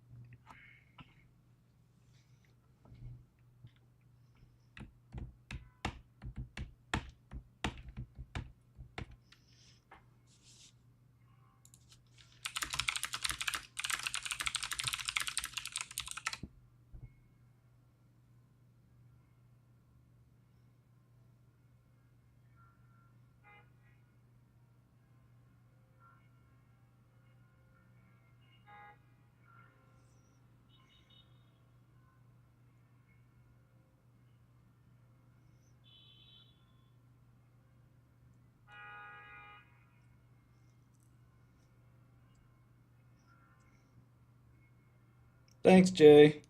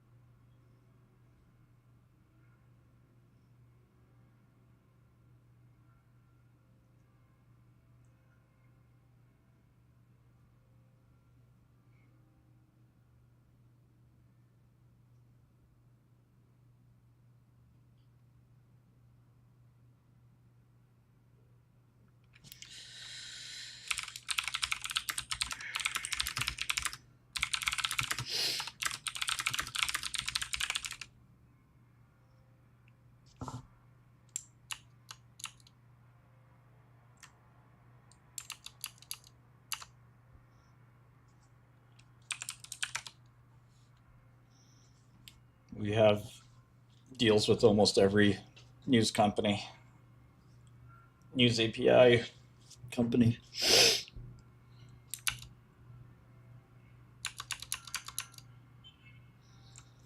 Our data costs millions of dollars a year.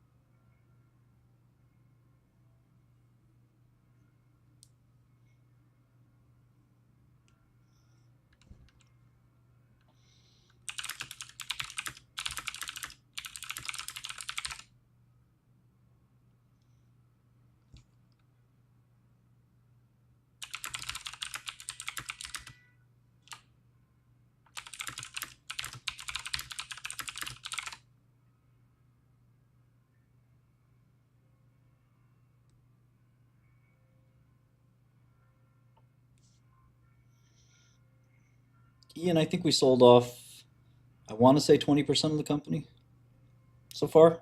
That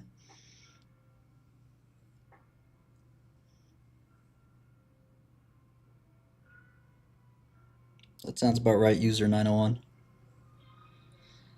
I don't have much of a thesis on court.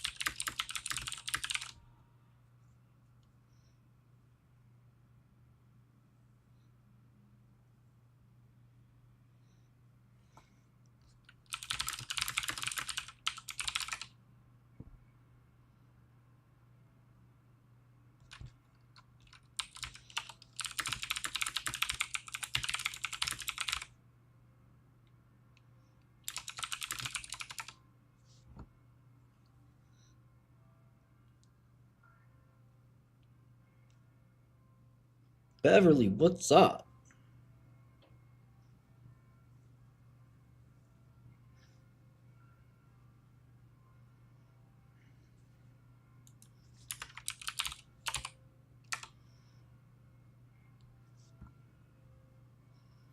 I'm not sure what'll happen on Anavex's earnings.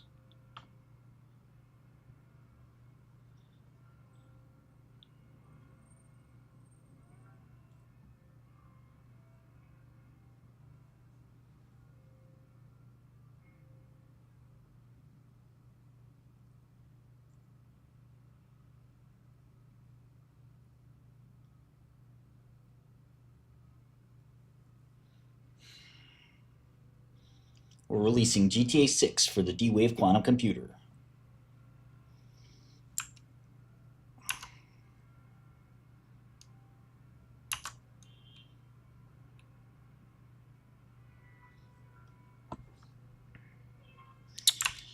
We're just getting smoked in quantum. Very painful. Oh, let me call one of my buddies, man. Let me put him on.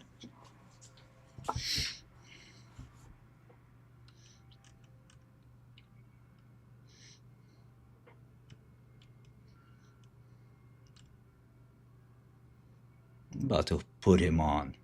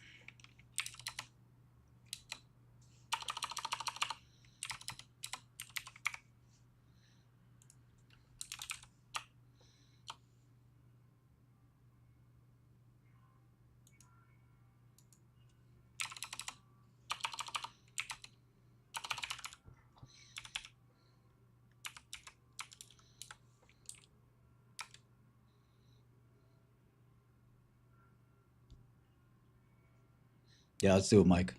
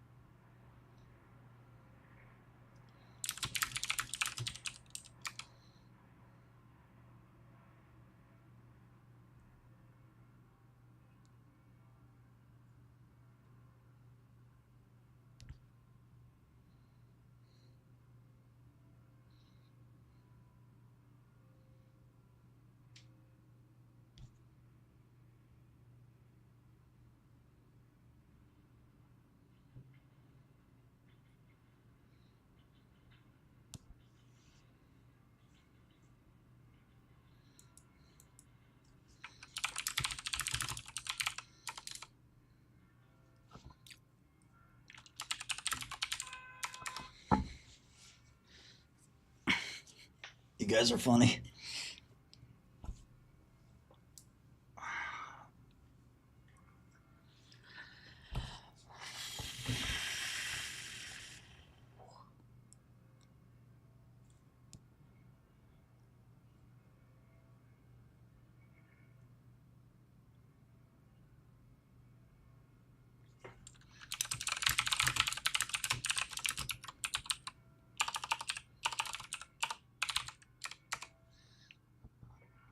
Quantum is the future. Quantum is the future.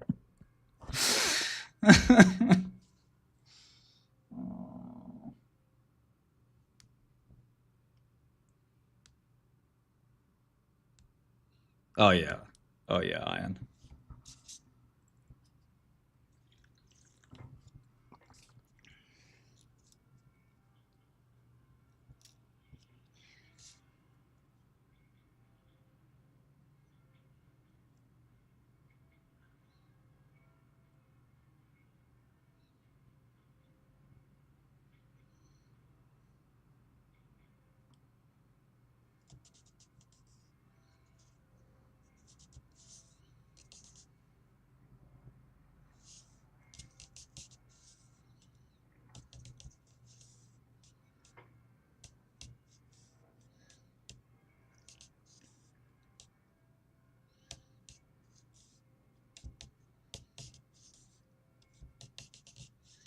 No, Bagahonjo did not short D-Wave. He said he's never shorted anything.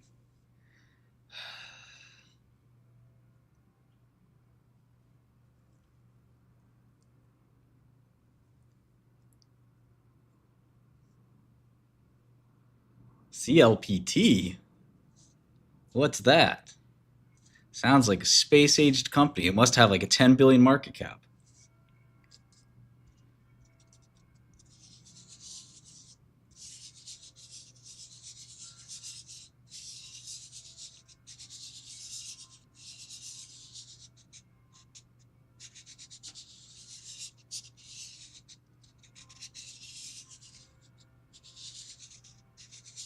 Who's the bag holder now? Well, IonQ is still down 30% this year.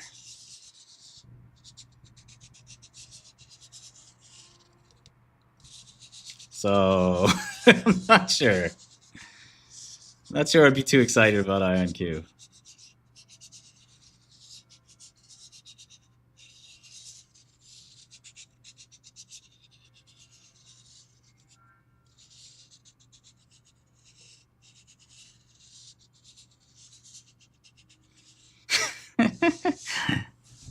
He's now Vagajandro. He's Pimpajandro.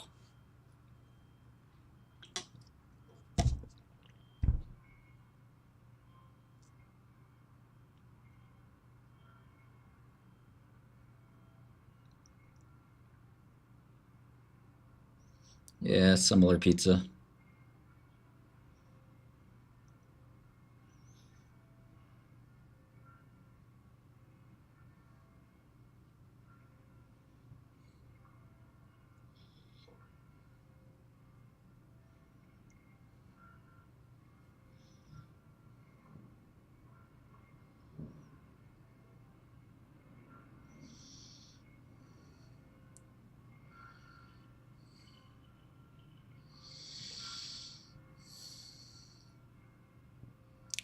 Nine something.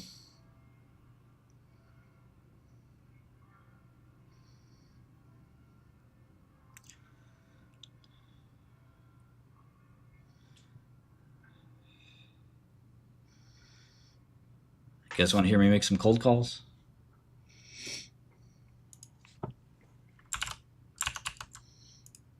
FML.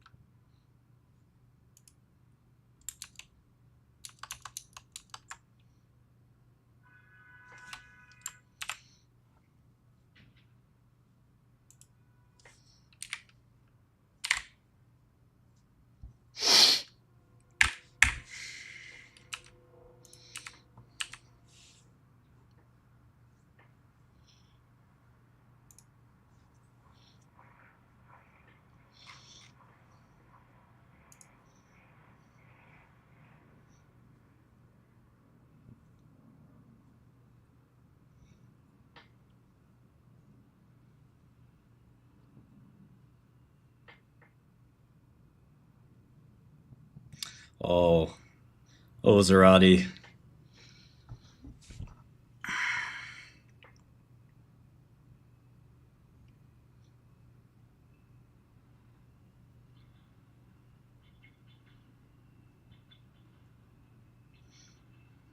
Nuclear quantum. Blockchain quantum. AI quantum. Space quantum.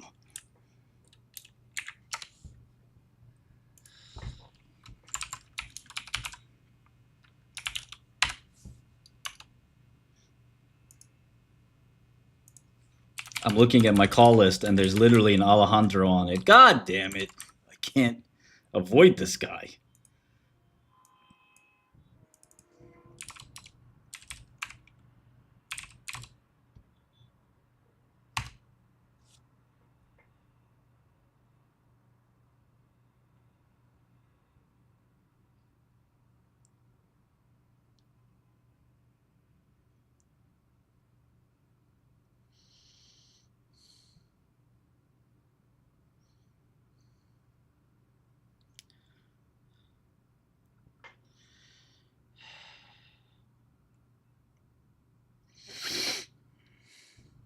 Do I have to be Alejandro's bitch now?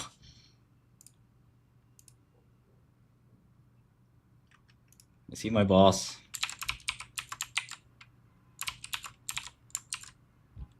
I mean, look, IonQ's not even... He made the wrong call. If he was smart, he'd have D-Wave.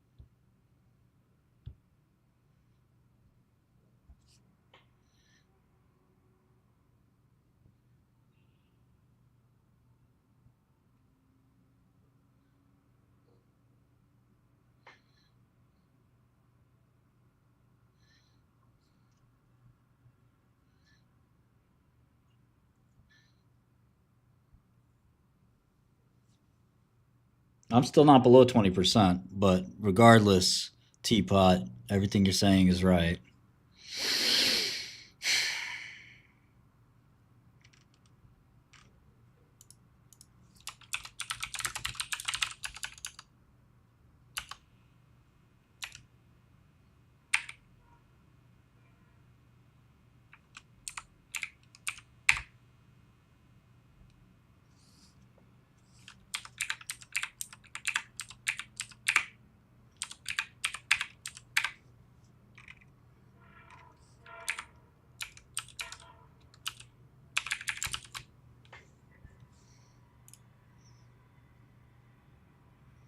Man, I feel like such a bum.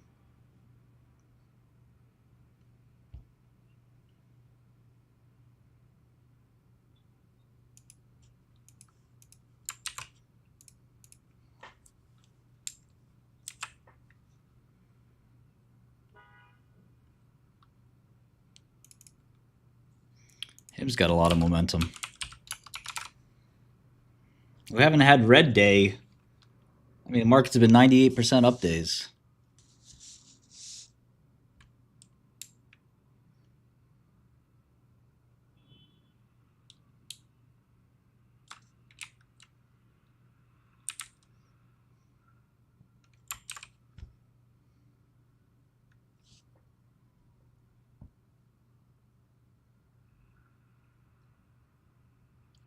Still in farming. Taylor's right.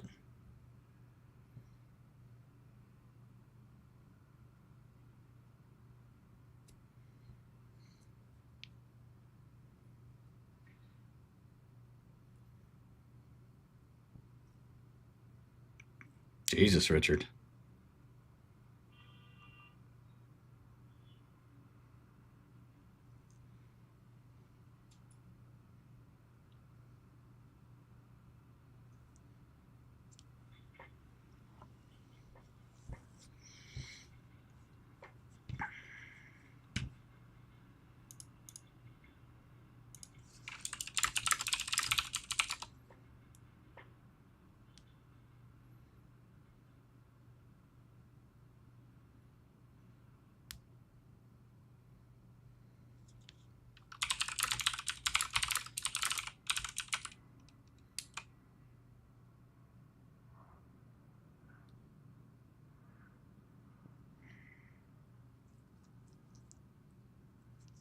I did, Kyle.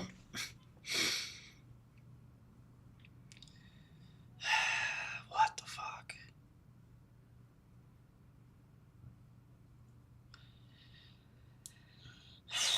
I mean, I figured people would realize that it was a bad quarter, not a good quarter, but the 500% revenue growth. People see that headline and say, "Wow, that sounds great. Let me buy 100 shares, 1,000 shares."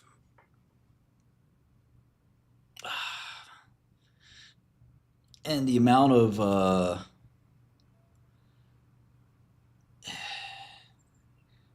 hedge funds that have the stomach for this is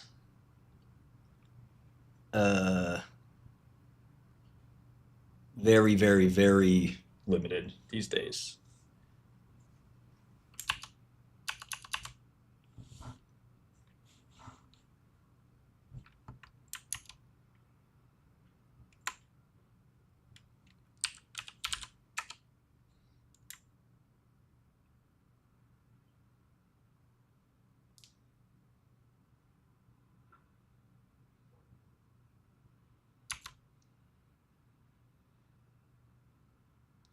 I imagine Carousdale is holding their position.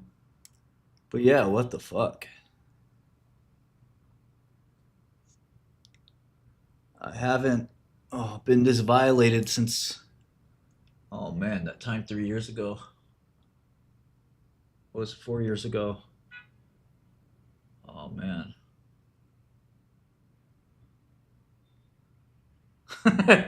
Hey yo. Hey yo. That's what I was getting at, Joey. Nah, I don't think so. Jeremy. They don't give up on this kind of stuff. But maybe they might. They might. They're up a lot this year, so they can afford it. Alex, CPA, we're talking about what it feels like to be fucked in the ass.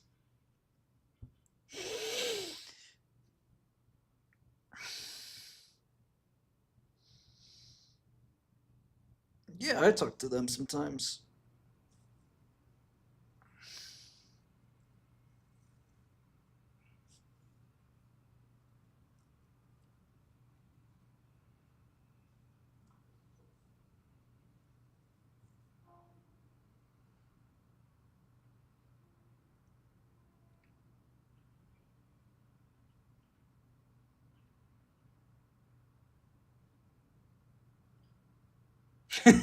Timothy.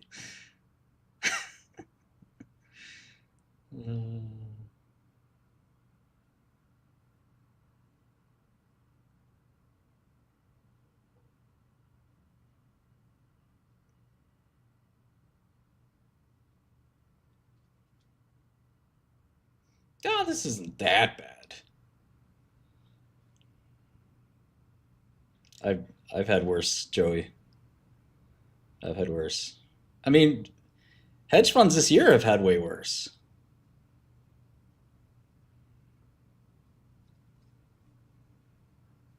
Stock twits are saying it reminds me of Palantir, D-Wave.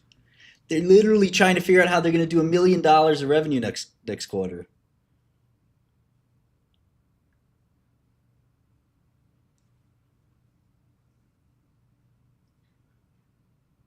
Palantir, generational wealth creation.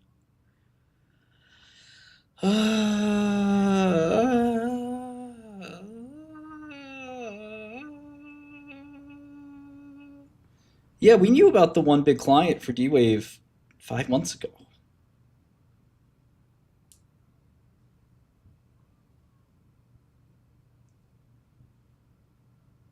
D-Wave reminds me of Apple. 56% fee. What are you talking about?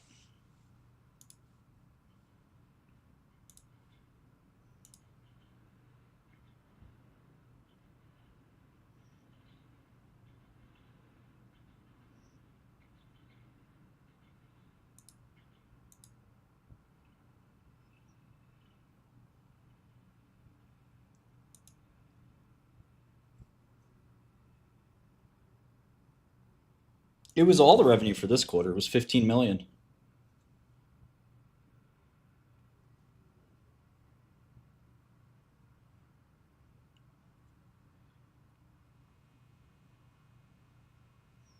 God, he's right too. I mean, what are you supposed to do, Vivelo? It's like,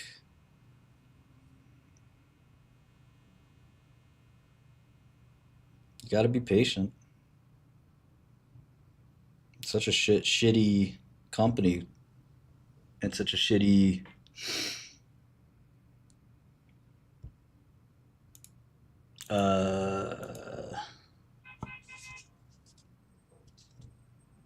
business.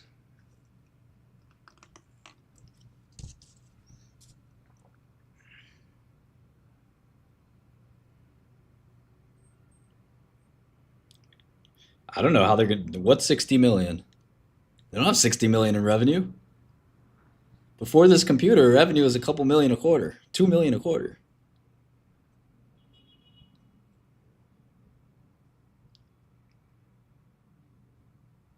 They're not doing 60 a year.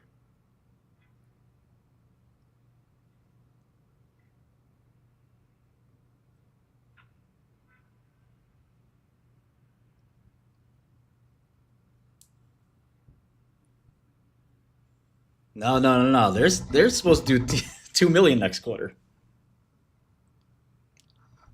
They're gonna do 2 or 3 million next quarter, and their bookings are 1.5. So I don't know how they're gonna even make it.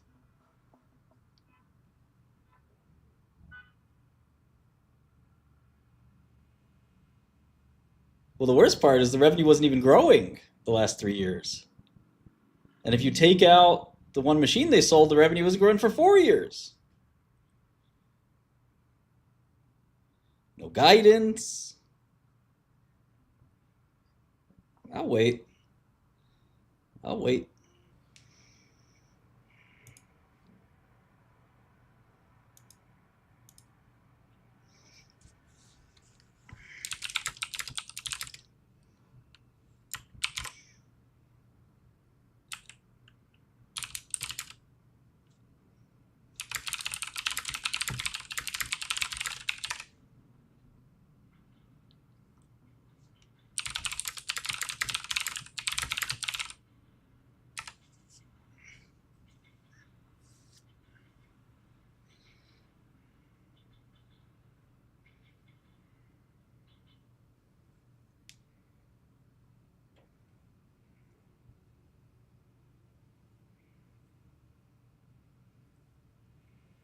Why give guidance? Great companies just say, you know what? We don't know what's going to happen next quarter. They gave guidance last quarter. Now they said, yeah, we're good. We don't need to tell you.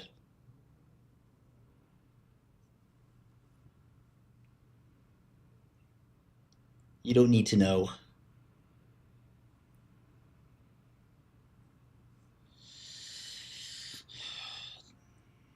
Do you know, the VCs wouldn't touch Quantum. These guys had to go public through a SPAC. And Kamath wouldn't even touch these guys.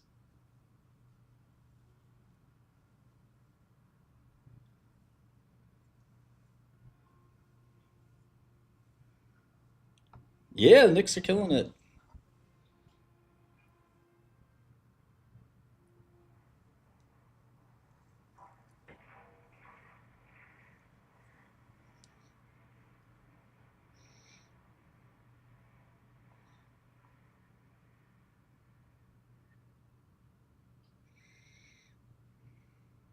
Yeah, it could be okay, Joseph. But, you know, the more you double down on one stock, the more you're risking complete death, which you don't want to risk. But yes, well,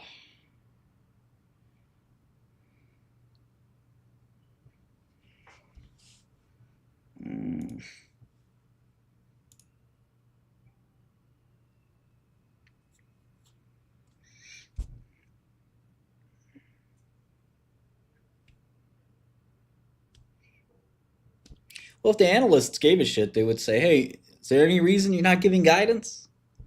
One guy kind of asked, and they snapped at him. No banking business for you, bud.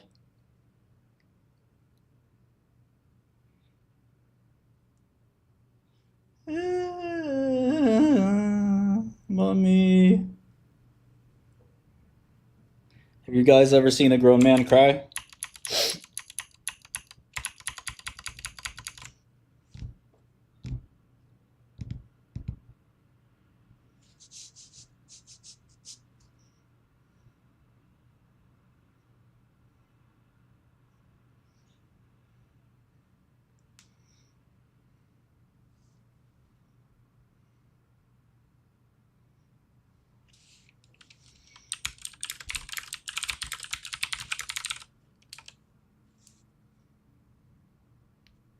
Does Jordan Peterson count? That's my slime.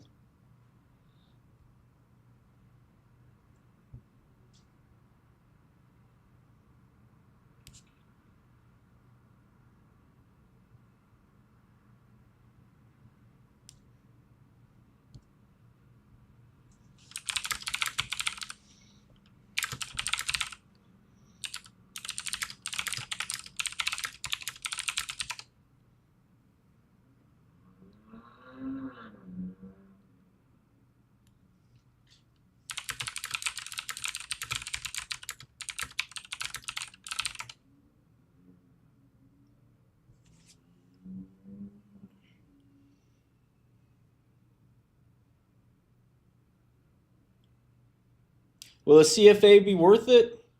Bruh. In this market,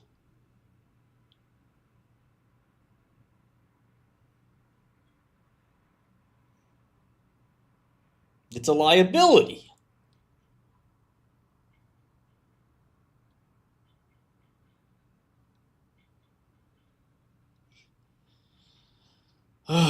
They were who we thought they were.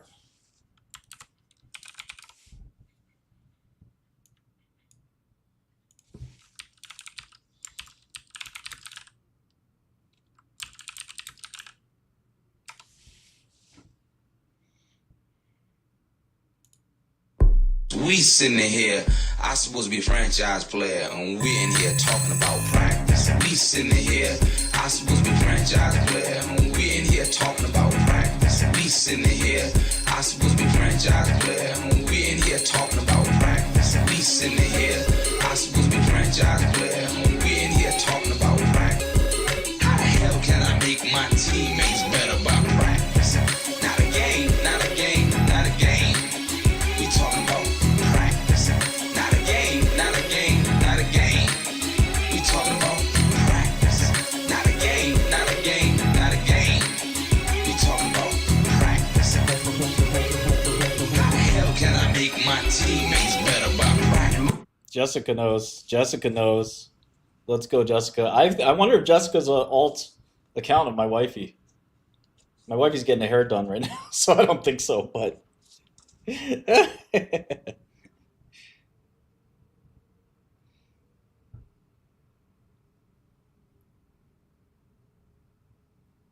Bag holder?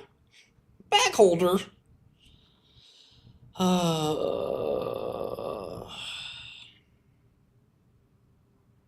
Yeah, Deuce is not wrong. Deuce is not wrong.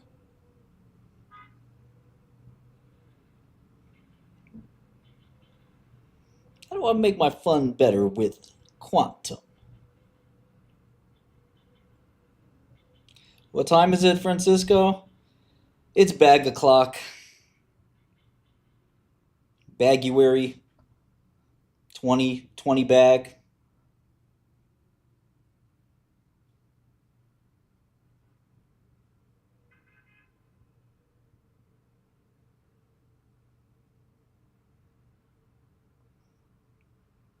Half past bag.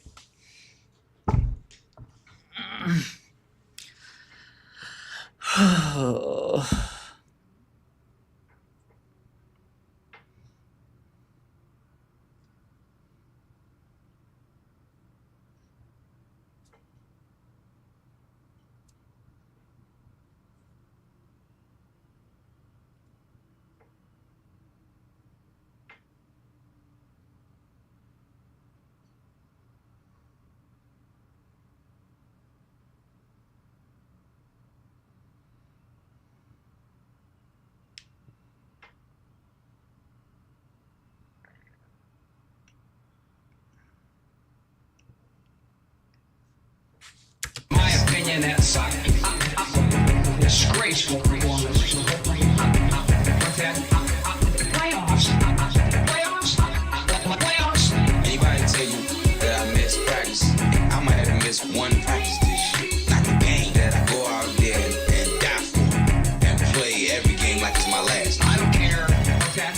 Who you play? That was a disgraceful performance. What's that? Playoffs. What we talking about? The Bears are who we thought they were. That's why we took the damn field. If you want to This me right now. Ion Q, D-Wave.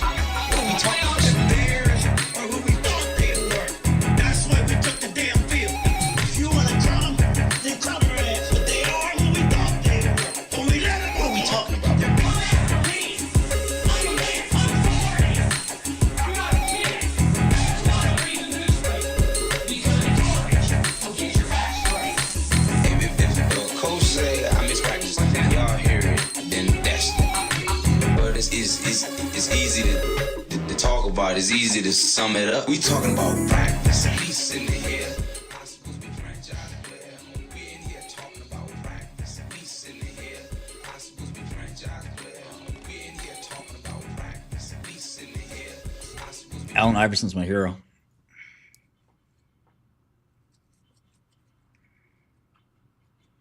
Oh yeah, Alex?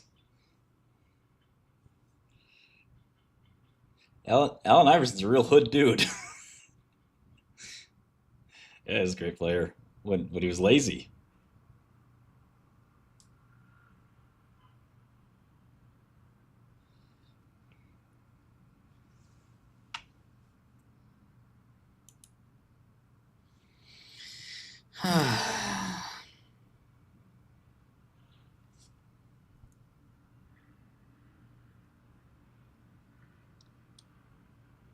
He crossed up Jordan.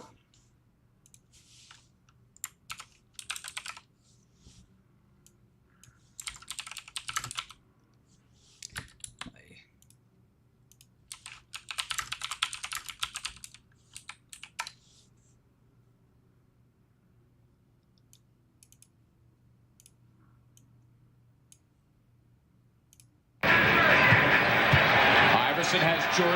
The crowd is into it. Allen shakes free. Gets to. Take a look at the crossover. Mike said no. Allen said yes. The bucket. The crowd loves it. Iverson has Jordan. The crowd is into it. Allen shakes free. Gets to. Take a look at the crossover. Mike said no. Allen said yes. The bucket. The. Crossed him up. Yeah, I think Jordan even was giving him room to try to get the block, sucker him in.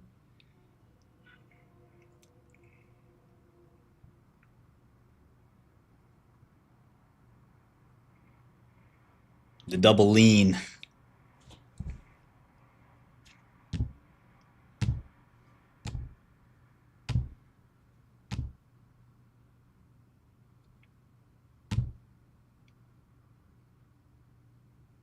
What am I doing right now? What am I doing right now? Well,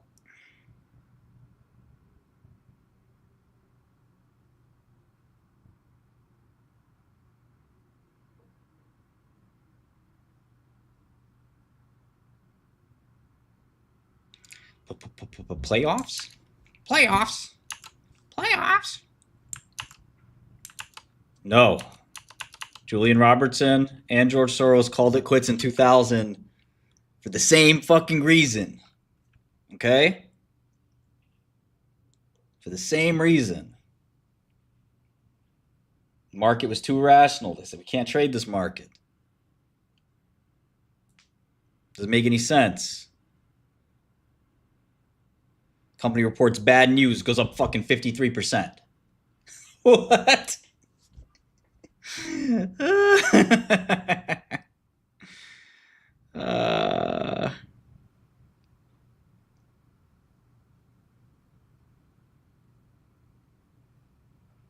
Oh, Greg. Greg's coming over the top.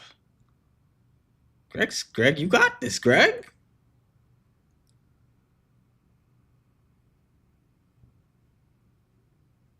Greg, teach us how to invest, Greg. The fuck?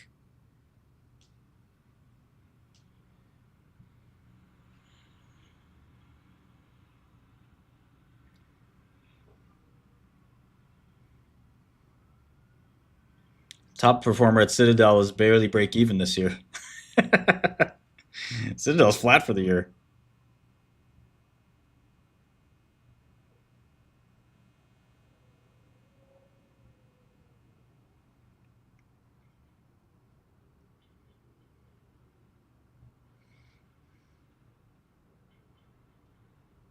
Credit's easy when you mark your own book.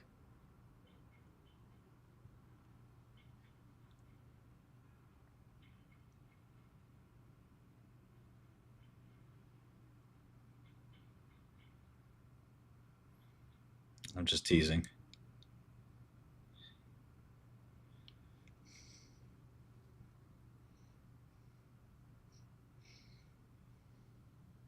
Different game.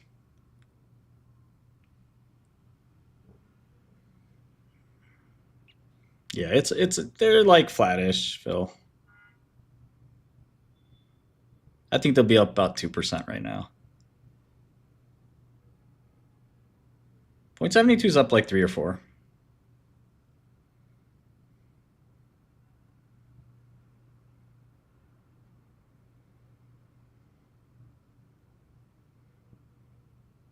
No, there's a ton of big credit funds now.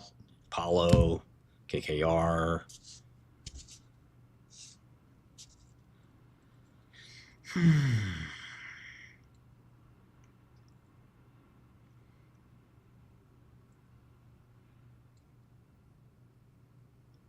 There's only a handful of biotech funds I really respect. Although I'm friends with a lot of them. I mean, I it's very close to home, so I probably shouldn't talk about it.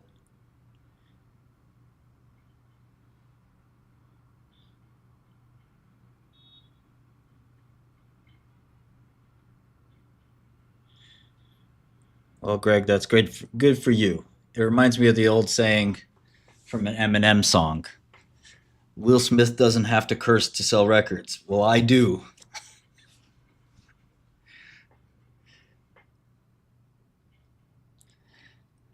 Equities is a different world. There's only two ways to do equities. You either get lucky or you do a pod shop.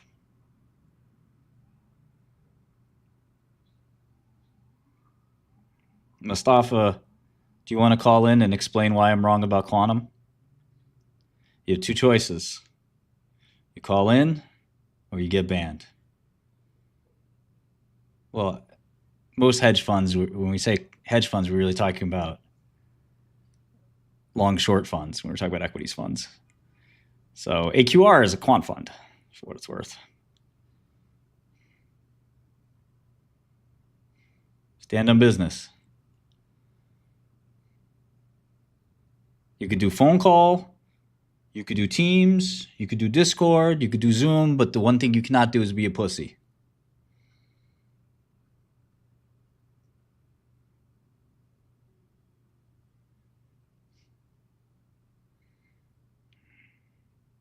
I've seen bigger squeezes. I saw Travel Zoo go from 20 to 200. Okay? Saw JDSU go up 10x, 20x.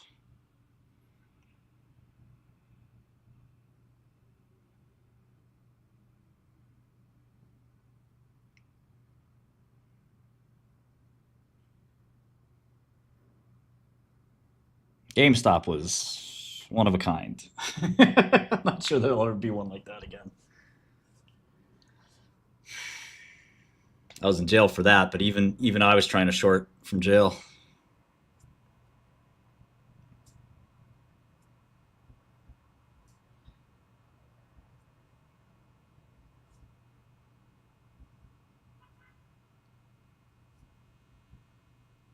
HKD was crazy. But no, when I think of short squeezes, I think about real companies, if that makes sense. You know, the stocks that are like very low float, those don't really count. You shouldn't be playing those anyway. I'm talking about normal companies that are like reporting companies, and then they go up, you know, 40x or something crazy like that. Volkswagen was a big one, yeah. I would have put that in the low float category, but every hedge fund was in that trade. Yeah. Herbalife was a funny one. I never understood that one that well. It was a big bet that there would be some regulatory action against the company. That was like,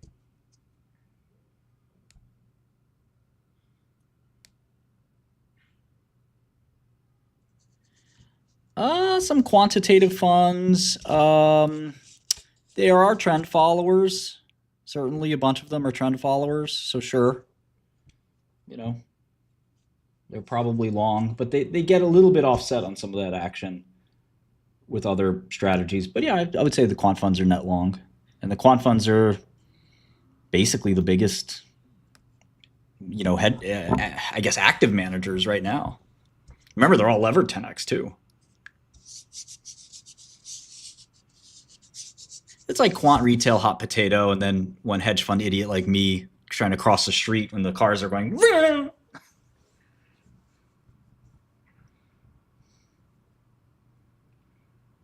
RGC just doesn't have a float. Otherwise, it'd be at zero. Oh, mommy. I'm going to wait it out, Creed. I'm going to wait it out. Greg's not wrong here. Greggy Greg. Greggy Greg.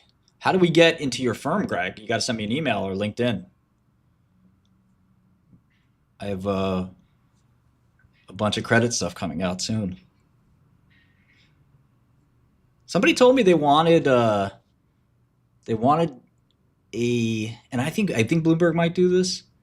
They wanted a tool that would approximate the, and I don't understand how to do this, but approximate the performance of an issue, like, you know, the value of the issue. I thought that was a little bit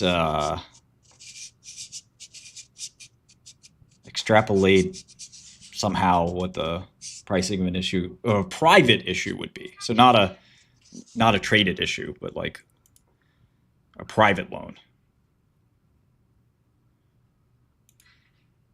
And I guess you'd want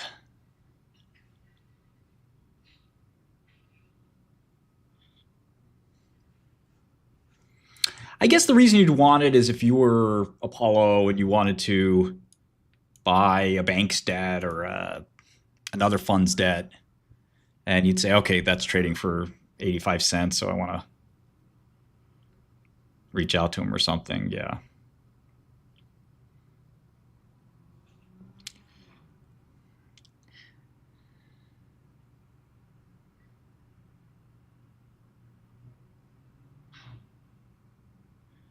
I can't even remember what I wanted to, like the link I wanted to click. I'm so like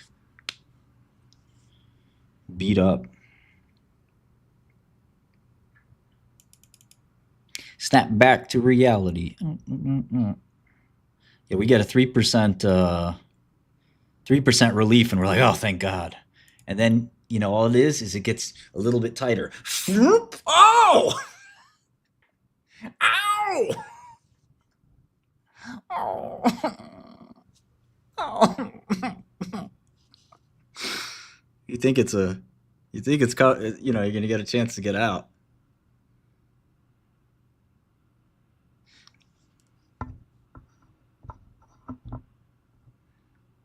It's just adjusting the grip.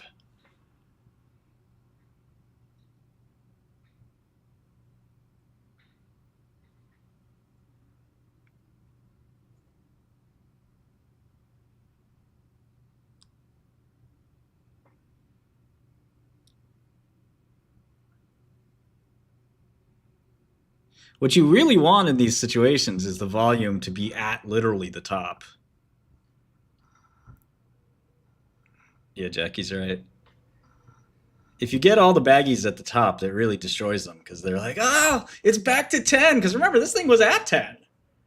And it slaughtered everyone. Went to 6. I short $3 million worth of D-Wave. Net short, no hedging. Covered it at 6. And here we are again. Wonderful. But on one hand you thank the bag holders, and the other hand you curse them, and it doesn't work that way. You can't live by the sword, can't die by the sword. You gotta.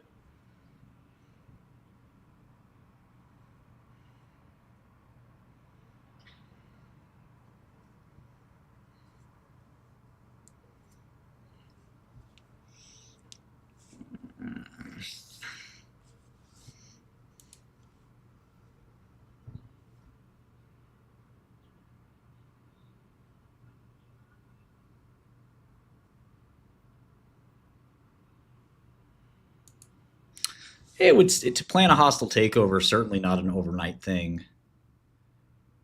Bare minimum 2 weeks, I'd say.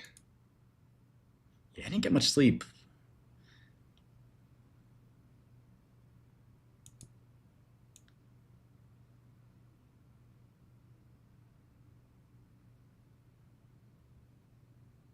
It's not manipulated because the chart's at the same price. That's called correlation. Come on, dogs. You know better than that.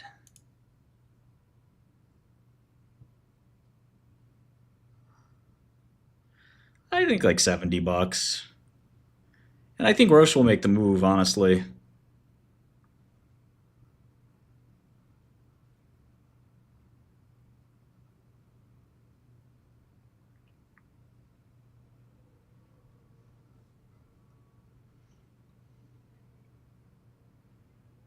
Holmes doing her time, 10 toes down. Oh, is that what's up, Greg? You bought a little Antilia? Did you buy Liquidia? I had a 5-bagger in Liquidia before the Antilia disappointing. Is that what this is about?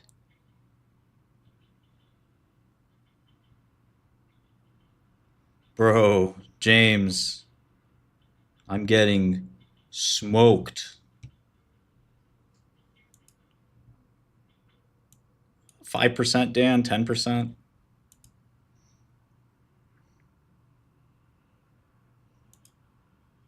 Oh, that's hilarious, James.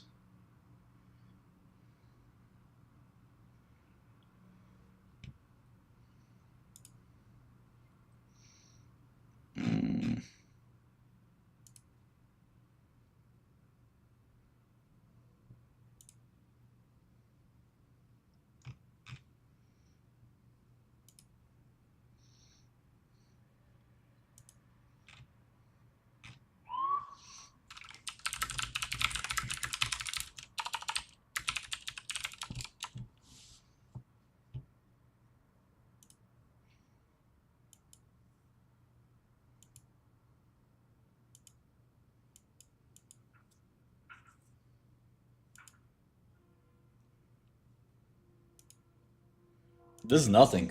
I got like 30 or 40 guitars. I don't know what the chances of a hostile are. 30%. Hostiles are just so rare. But Roche still believes in it. Something like that, Alex. Something like that.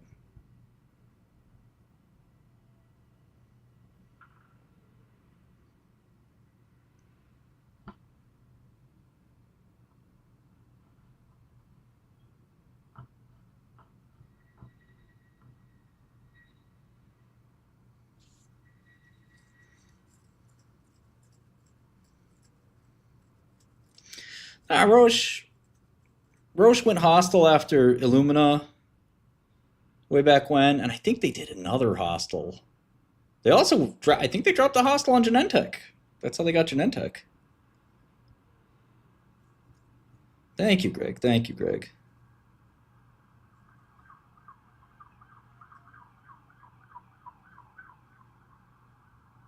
That's a good idea. That's a good idea. But I still want to talk to you about credit because I don't know the space for a hole in the wall. I'm assuming, whatever Bloomberg's providing is useful to you guys, but I also can imagine that it might not be.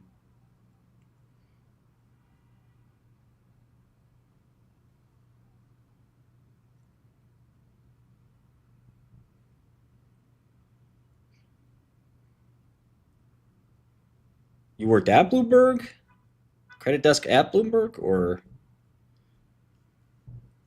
credit desk that used Bloomberg? Strategy is rallying too, yeah. Oh, it's retarded to short strategy? Really? Really? Really? Really?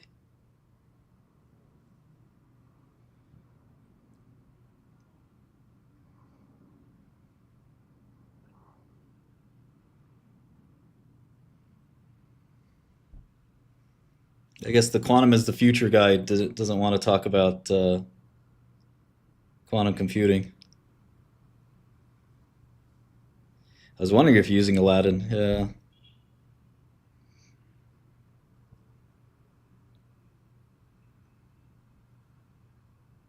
Yeah, you're doing great, Alejandro. You're fucking next Buffett.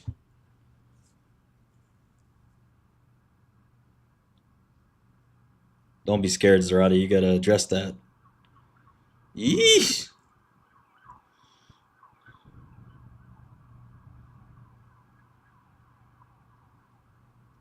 Is IonQ flat for the year yet? Let me check. Let me check. How's IonQ doing for the year? Is it up yet? Still down 20%. You got $8 more there, Bagajandro. 42. It'll be flat for the year. Okay, Medical?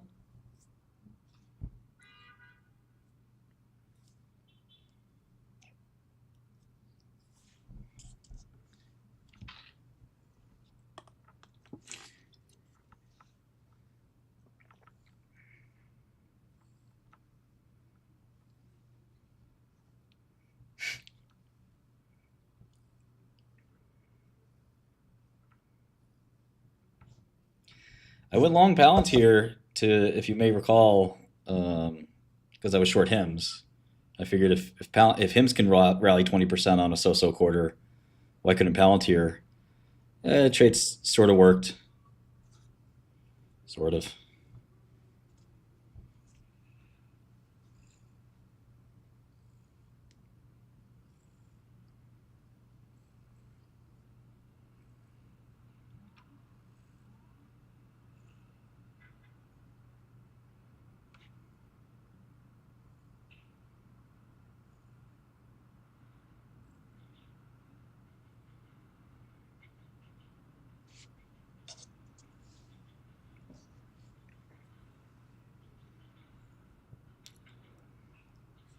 The hydrophobic disaccharides?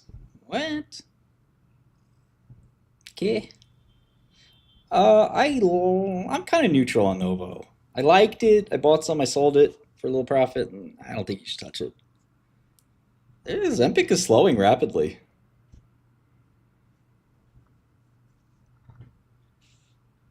No, Mac.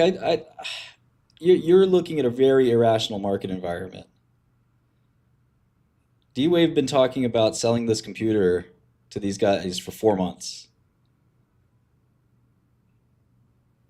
I appreciate it, Greg.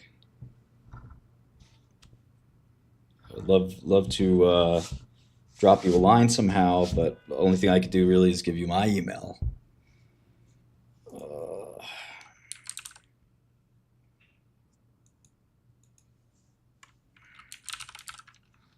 I have the time to explain to you why strategy isn't a Ponzi scheme. It's not the same thing as shorting Bitcoin, right? You could short strategy and buy Bitcoin.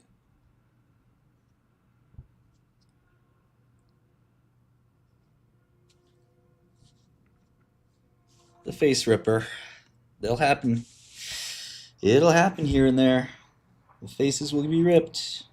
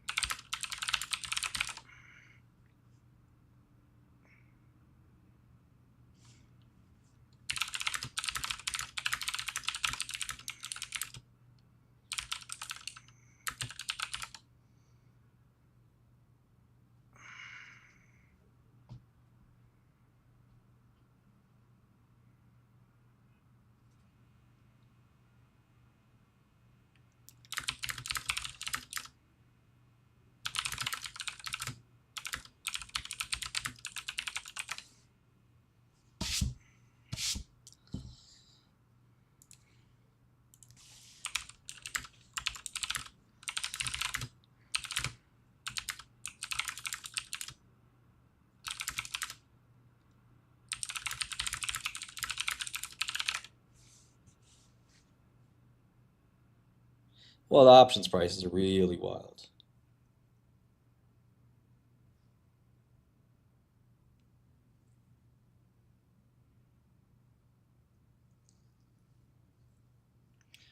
I have like a migraine right now. I'm sorry. It's just I'd love to look at stocks. I'm just sitting here crying like a baby.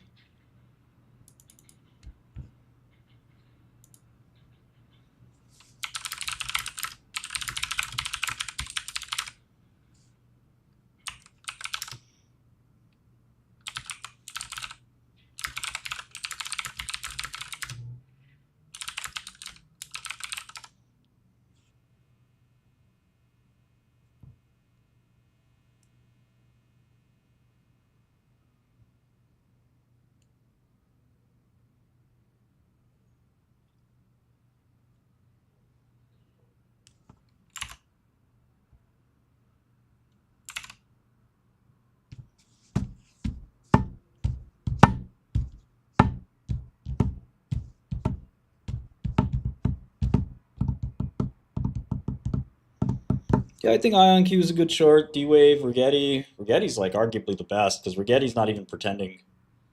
Rigetti doesn't have any clients. They don't pretend that they're a real company.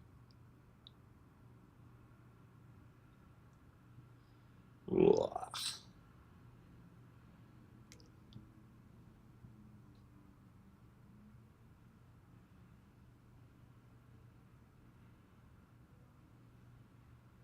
Yeah, Josh. You gotta take a little pain sometimes. It's alright.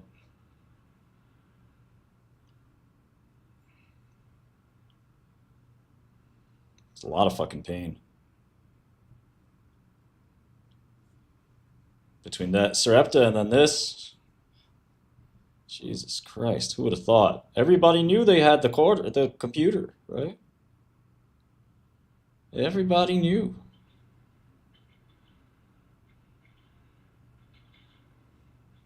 It's like they sold a second computer. This would be the reaction, honestly. If they sold a second $15 million computer, this would be the reaction.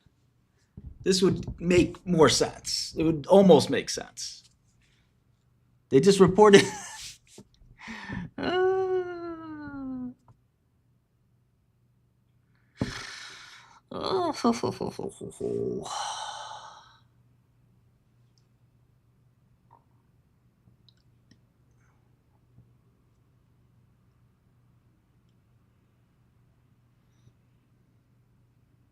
Zombie, I'm hiding from these bankers.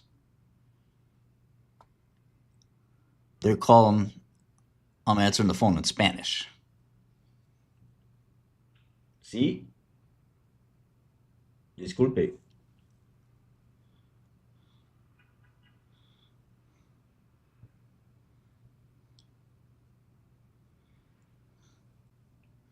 Yeah, D-Wave's been sued 7 times till Sunday.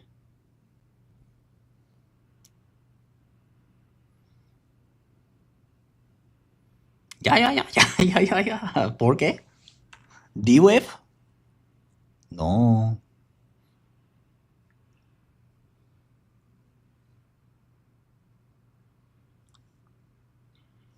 Yeah, a couple down days, these stocks will be back.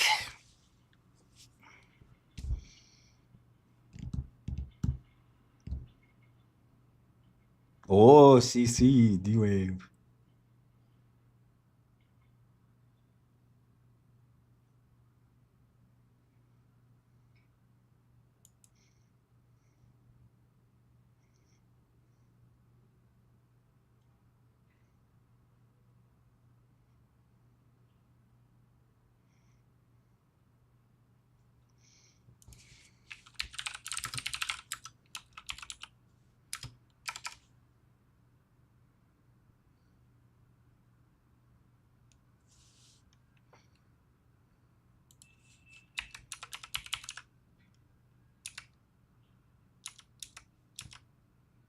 Yeah, still like all those stocks. Oh,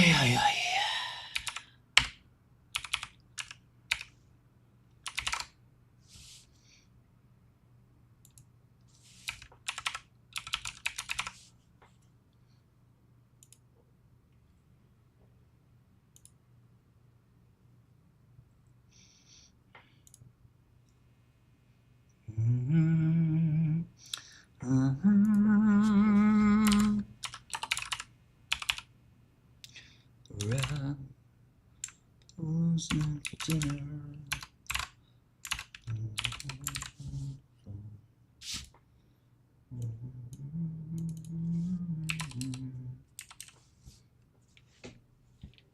Fucking weeble.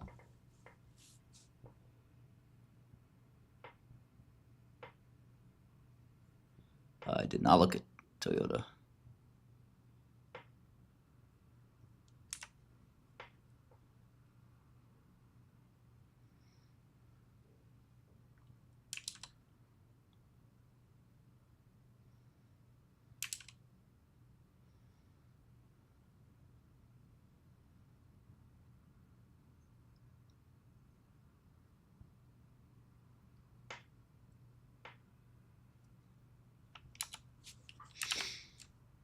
Yeah, I mean, look, in a lot of ways, leverage is just greed, and Bitcoin.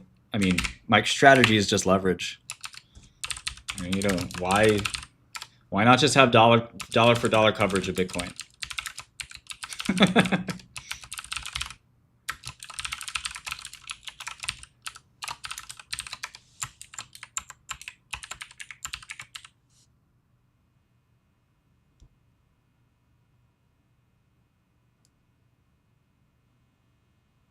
Yeah, Greg, we are working on something like that.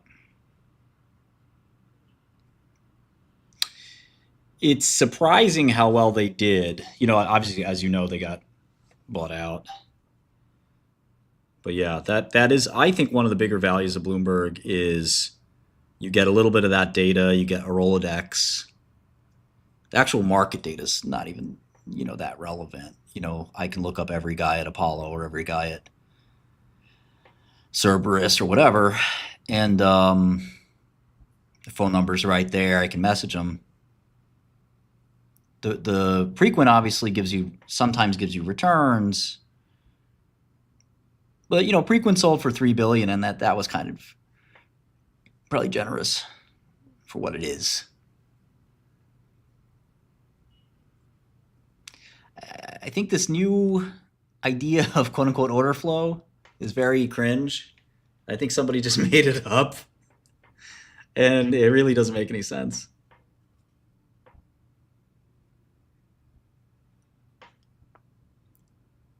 Now, there's a real thing called order flow on Wall Street, and that's when a trading desk advertises they have a buyer or seller. That's totally different. But you don't get order flow on level 1 or level 2.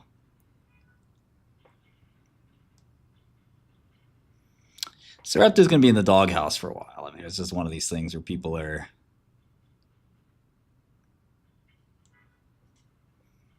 sick of this company for a little while until they start proving themselves.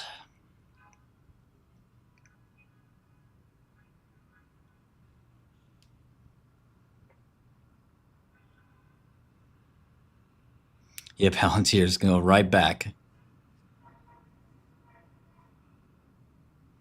There's still tariffs. UK bent the knee, theoretically. It's basically just a PR campaign. I mean, they're going to say that the UK bent the knee, but what actually happens in the trenches, who knows? Well, the question is, what the IR guys, I'm not sure they get that much value out of it.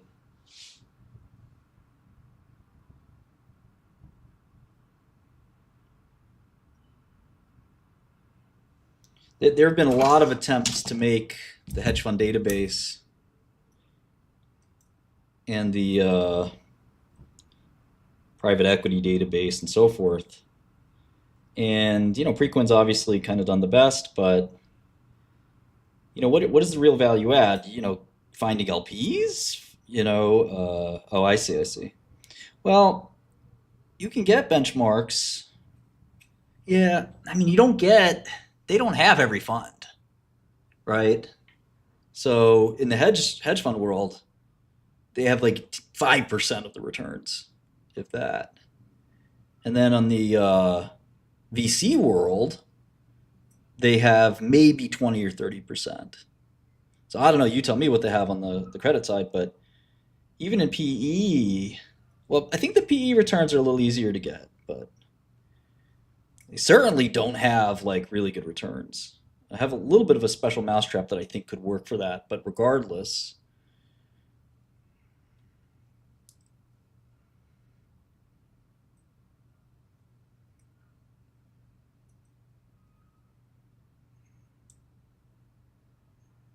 yeah, I mean, very few people have anything on the hedge fund world, but yeah, perhaps they have it in for credit funds. But even still, you ultimately, I don't see how you can get.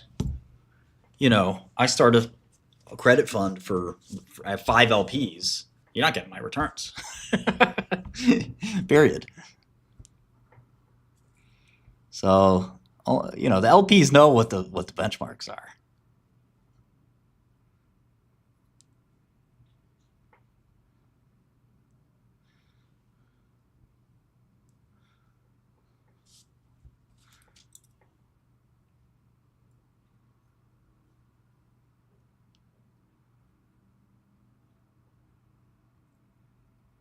Yeah, I mean, undercutting seldom sells software, from what I know about software.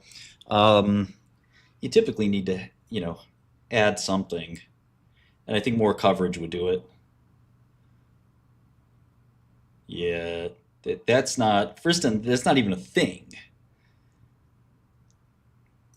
That for whatever somehow, some way over the last few years, that's become a thing to trick retail investors. No, I get that, but you'd be surprised. I mean, people don't easily switch things for price when they're used to something and so forth. They might. None of it's a thing. Nothing has changed in the stock market in the last 30 years that would make those products make sense now and not make sense 10 or 20 years ago. That's how you know they don't make sense, right? What has changed from a market structure or disclosure perspective that makes those volume footprint things make sense? Nobody used them 10 years ago, 20 years ago, 30 years ago. Nah. There's no new disclosure. You can't find out what somebody's positions are. It's just not possible. Yeah, we're short quantum. It's been lovely. Fucking lovely.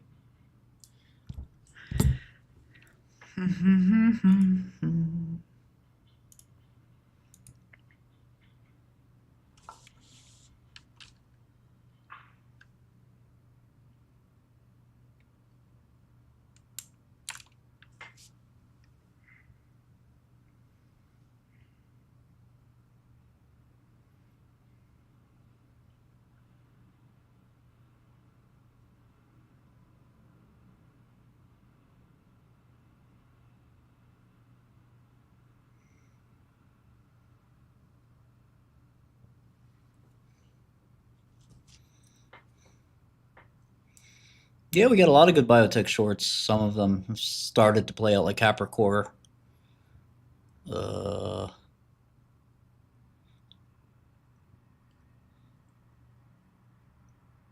I can take Unicure off my screen. Anavex, Celis. Yeah, exactly. Hello. More or less the same thing.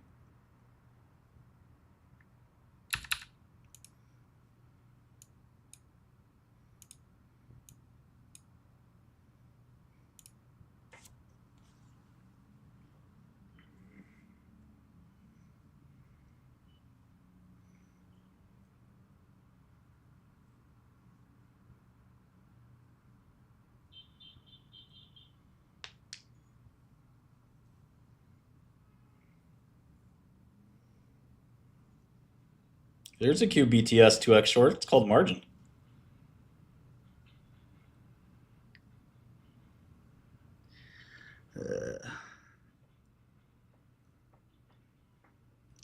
Well, let's say somebody puts up 100,000 share trade. What do you learn? How do you learn anything from that? Do you know if they're done? Do you know if they have more stock? Do they know if they have less stock? What does it tell you? What's actually... Yes, of course, Greg, I would protect your anonymity with my life. You know how this Wall Street works. There's no value if your name is no good. That's why I'm very lucky to have a second chance, because I've always kept that kind of confidence. Otherwise, I'd be cooked. But, you know, JP Morgan's telling me I got problems again, so we'll see.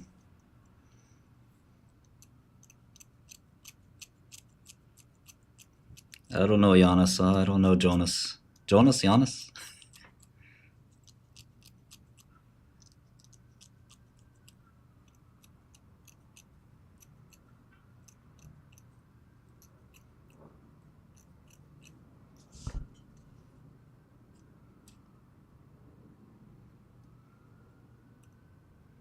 Keith is a real guy.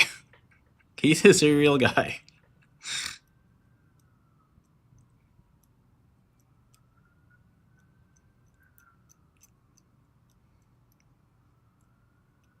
I didn't like what they said about UBS, though.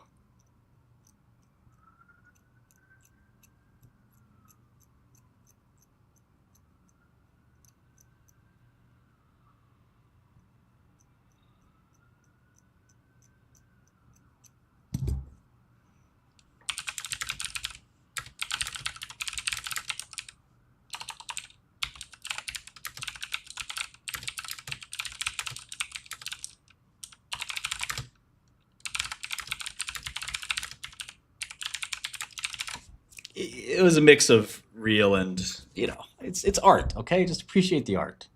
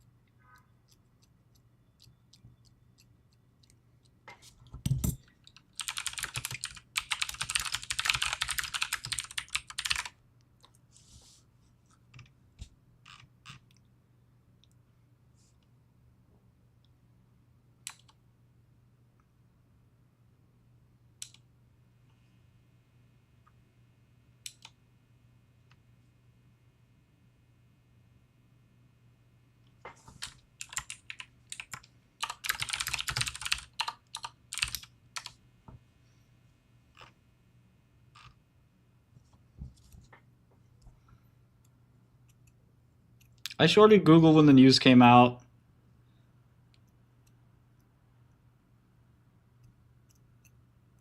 Yeah, I knew about Grail before when they were part of Illumina. The spin out, the acquisition,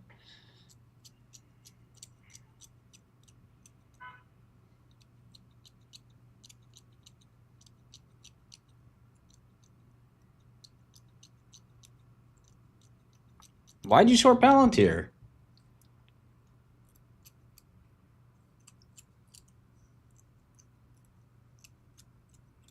Okay, I was fighting ChatGPT on this order flow bullshit, and I finally got it to agree I'm right.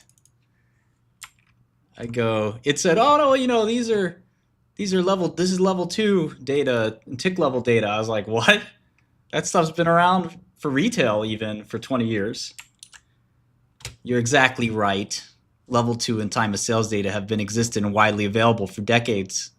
Why the sudden surge in tools specifically packaged as volume footprint or order flow? This software primarily represents a repackaging of level 2 and time and sales in visual format that appears as novel and attractive.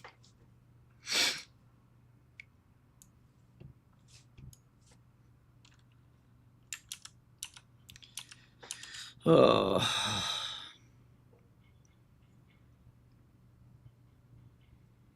This is where the Phantom shares are.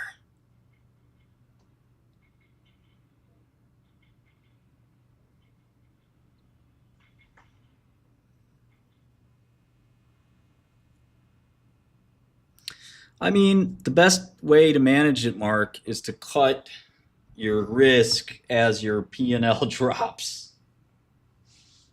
You know, my P&L was fine, and it would have been fine, perfectly fine as well if I just held the short. But the way I looked at it was the news was negative. The company distinctly has this extremely disappointing number on backlog. And I've reasoned that the rise in the stock price would be temporary. Not only was it not temporary, it basically, it was up 20% when I shorted it. It basically went up another 20 or so percent. And again, I don't understand the interpretation of the quarter. I mean, you listened to the conference call. It was absurd.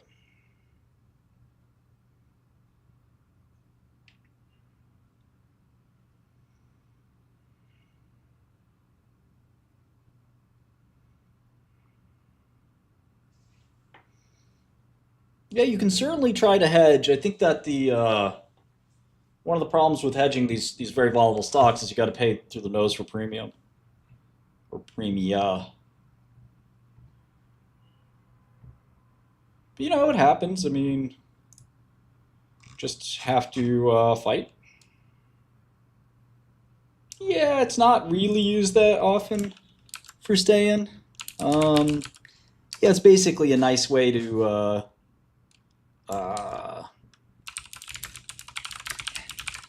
it's a nice way to say technical analysis.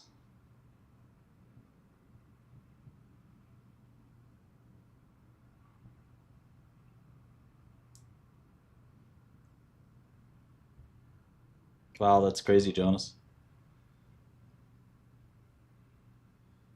No, Jojo, I think my position has grown 50% without my permission.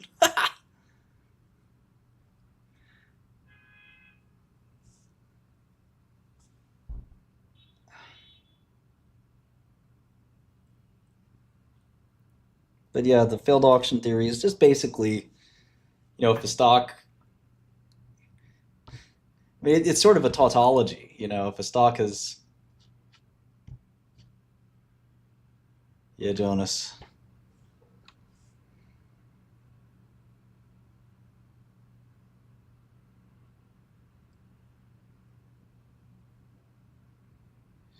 I'm probably going to add more capital, but part of it is I don't want to add more capital to this account, partially because the people at Schwaber, like they really don't let you short the way like Interactive does. Well, the idea of an auction failure is that there's always going to be one side that outnumbers the other, and that's as a price moves and then the price moves in an opposite direction. The concept is that when it reached that turning point, it's because the one side overwhelmed the other, and that if one side overwhelmed the other at that turning point, it's also increasingly likely that one side is going to continue to overwhelm the other for the foreseeable future until there's some change in behavior. But having said that, that's again a tautology, and if you fractalize that, it applies at every scale. It would apply at the microsecond scale, which doesn't make much sense.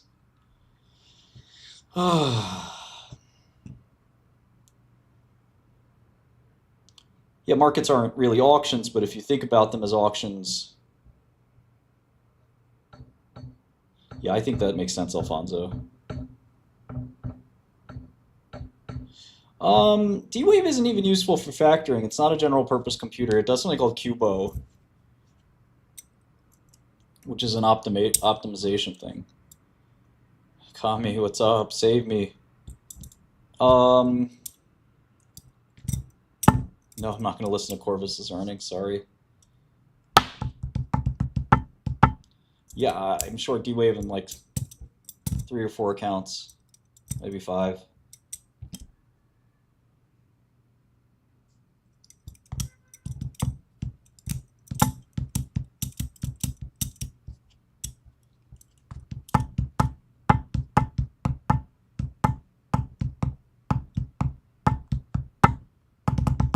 Well, I want to bring value. I want to entertain, but I also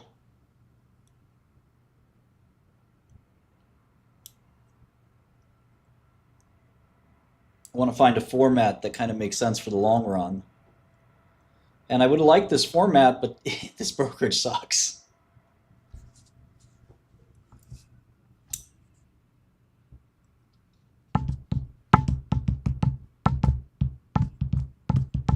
I think so for a stay, and I hate to say it, but I think that if you want to learn, it's not a, I mean, listen, what you read is not a, it's not a wasted education at all. It's just a book. Didn't take you a lifetime, right? What I would say is like, I would read the academic journals. And if you want to start, like you really want to be a pro at this kind of stuff, there's both AQR and D. Shaw have printed, let me show you the AQR stuff at least.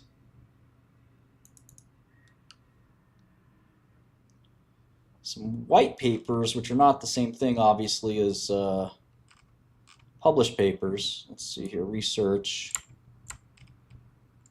Some of these, again, are more white papers than research, but let's see.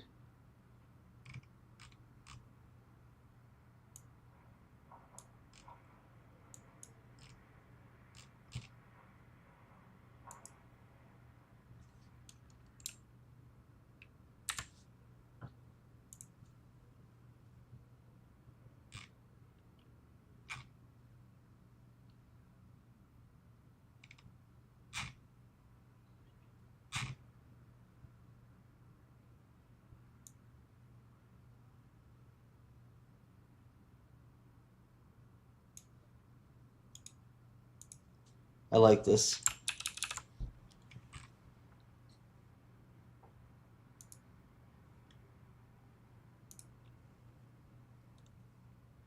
I mean, I don't know if they still, I'm sure they still publish.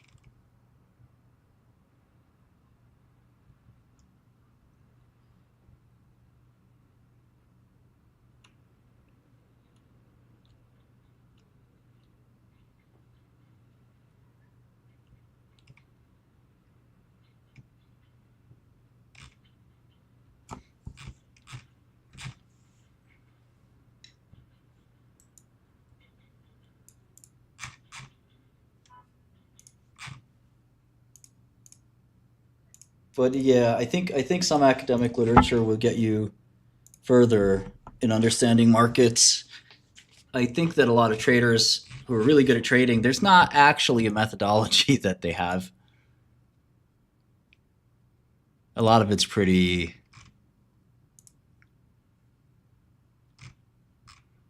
all over the place.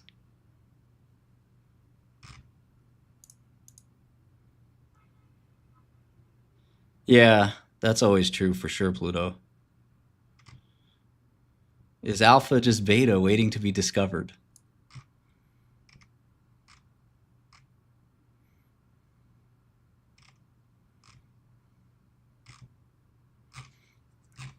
I'm thinking of some of the papers they wrote really long time ago. Non-cap weighted indices.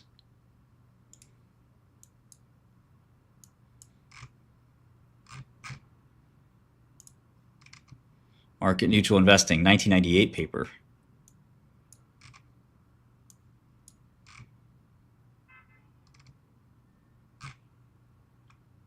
These aren't necessarily in order either.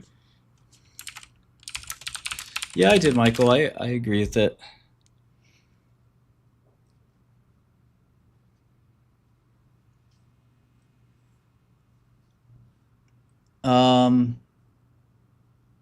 SM, systematic.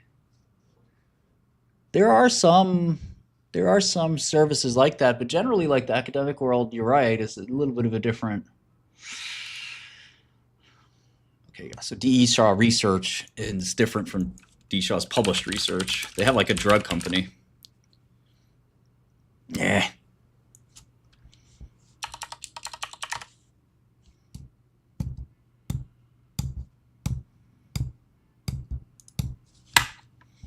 These guys used to do some interesting publishing too.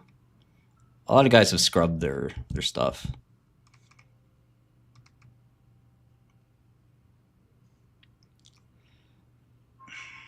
I don't. I mean, I think the simplest answer why there's no like concrete theory of near-term investing or trading is that if there were, it could be very easily systematically kind of created. I think the reason I believe in market making is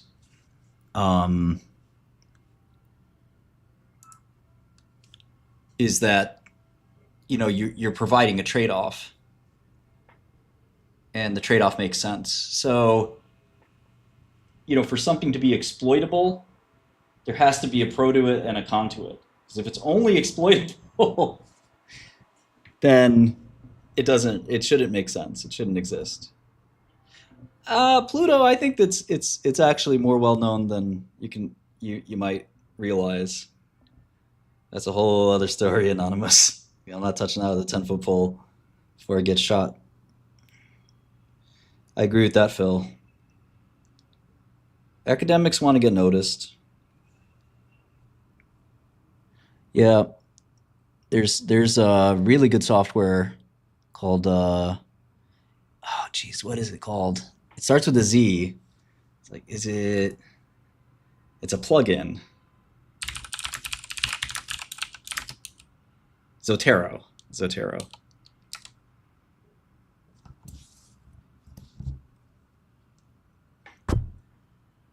But none of those are going to be the high touch service that I think quants want or some other hedge funds want. I don't know, Mac. I'm not sure. I'm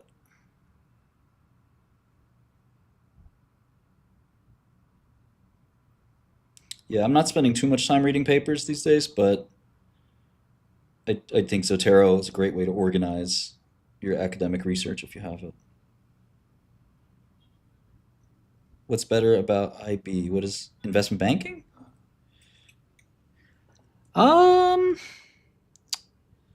Their secret is public-ish, and their returns have dropped a little bit.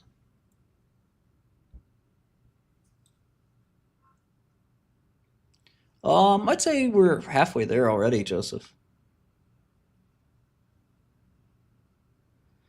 Oh, Interactive Brokers, yeah. I write IBKR with Interactive. It's not the secret got leaked, it's that many people are doing it, I think. There's only so many quant strategies, too. I think their secret is leverage, to be honest.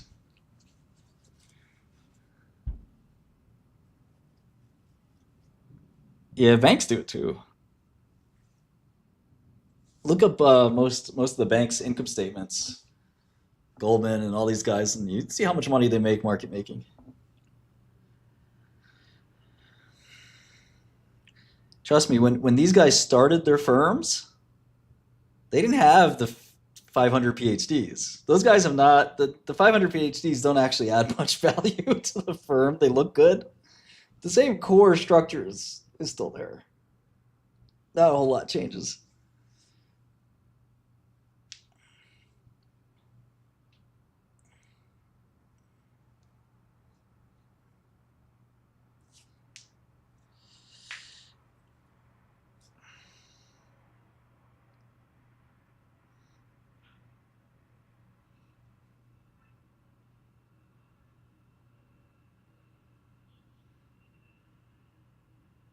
Every firm's a little bit different, but most of the firms are a mix of market makers, trend followers, factor investors, kind of linear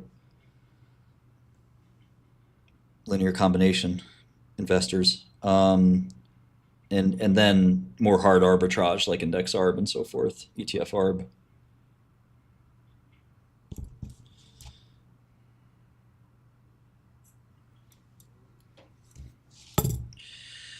Yeah, it's a rough day.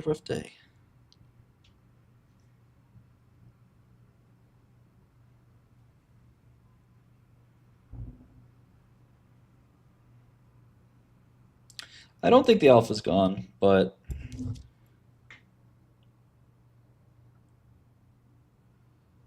I think it's a question of how much leverage do you want to take?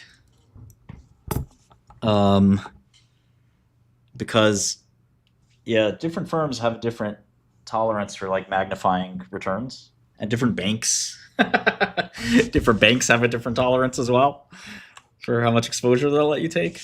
That's why Renaissance did the basket options, and basket options were, you know, a pretty big part of their returns.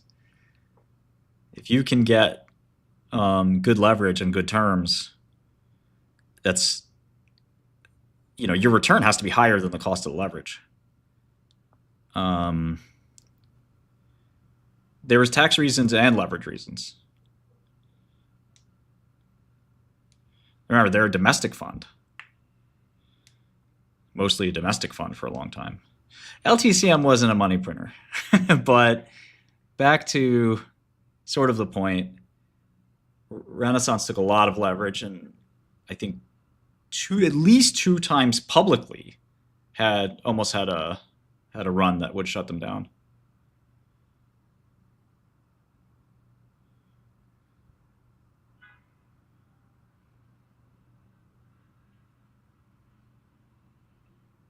So you might have a Sharp that's modest, but if you're willing to leverage it, yeah, you could still get a pretty nice absolute return. I mean, imagine if I told you you can make, I don't know, 5%. I'm trying to find my mouse here. I guess if I told you you can make, I don't know, 5% a month. That's the mean.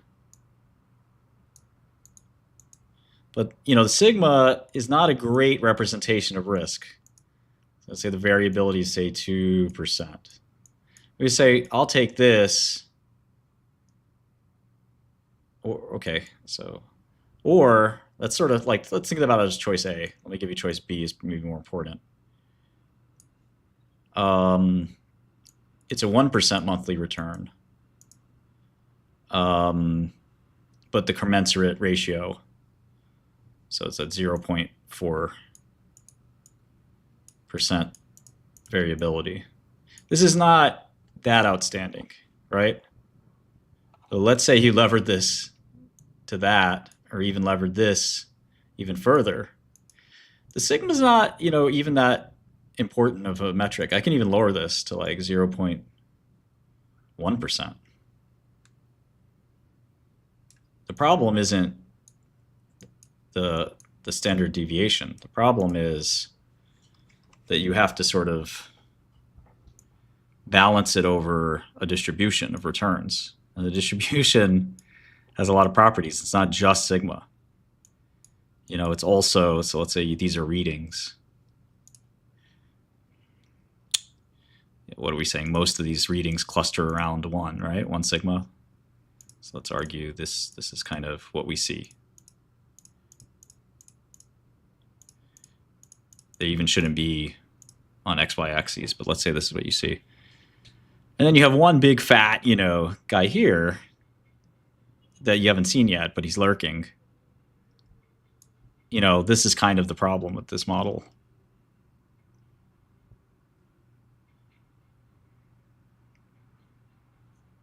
You're just going to have, you're going to think this is like reasonably well behaved kind of.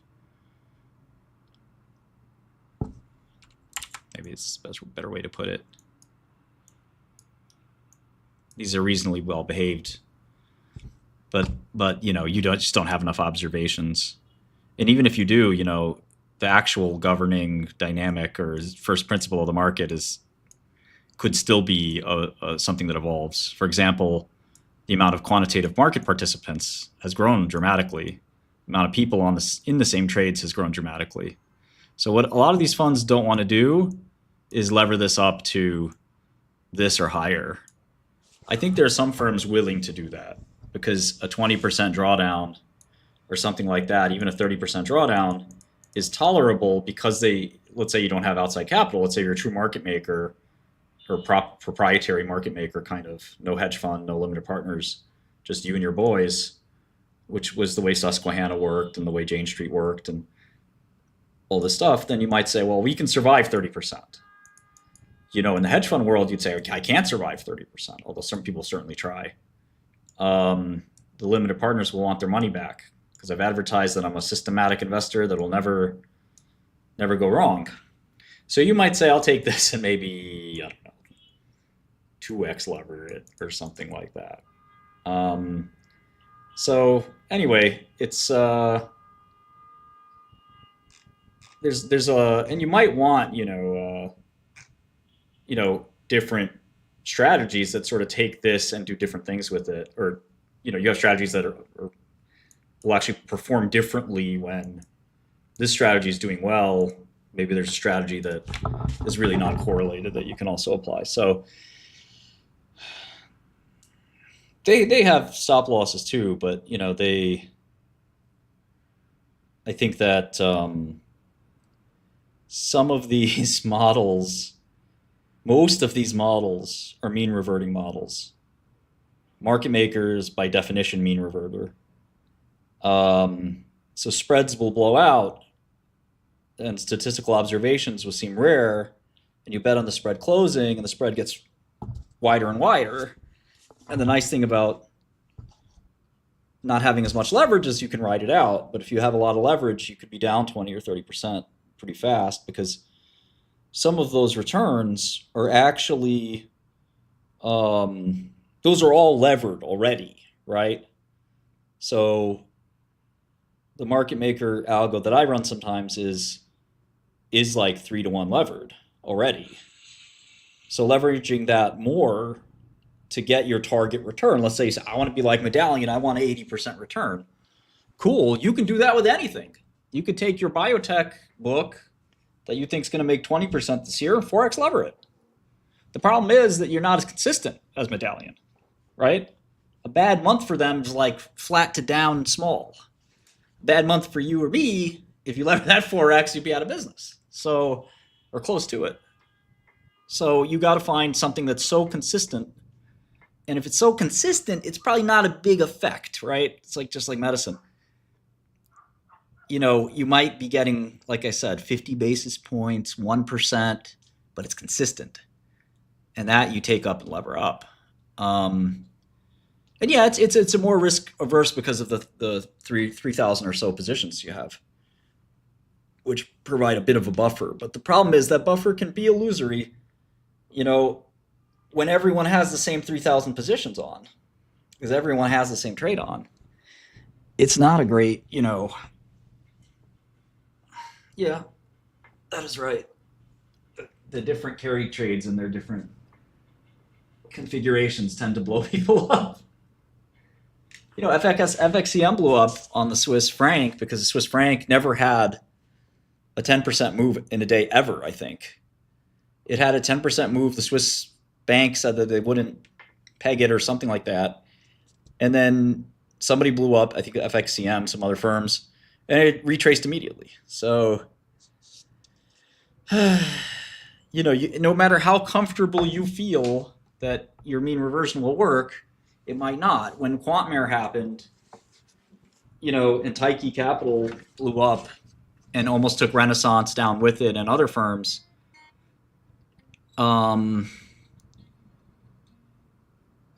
Merck and Pfizer and J&J, like drug stocks I was looking at, were up or down 10 or 20% for no reason, other than Tyche had to sell them, which made Citadel have to sell them, which made Millennium have to sell them, which made Renaissance have to sell, And Renaissance did something that was very rare. In the past, when they were at the brink, they didn't override the model. This time they overrode the model. Simon said, cut the positions. And the traders really, the people at the firm, the partners, the traders, everybody, they really didn't want to do it because they knew that if we're cutting the positions, we'll make the spreads blow out further. Yeah, I don't do any back testing whatsoever. There's an art to it. You could do it, but in this day and age, there's no reason to do it. If you have capital, you just forward test and collect observations, and you can go from there. But many people still backtest. It's just a matter of doing it the right way. And most people, I would say, it's kind of like a lot of other things in finance. Most people will do themselves more harm backtesting than they will do them benefit.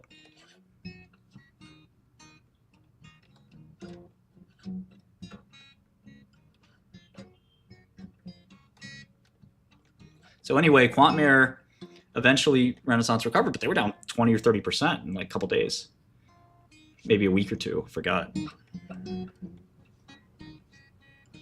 And their precious track record, which look, I love that firm, but their precious track record could have very well. Wait, what just happened to my? What the fuck? Don't tell me. They did the impossible. Oh, they did the impossible. Fuck these guys, man.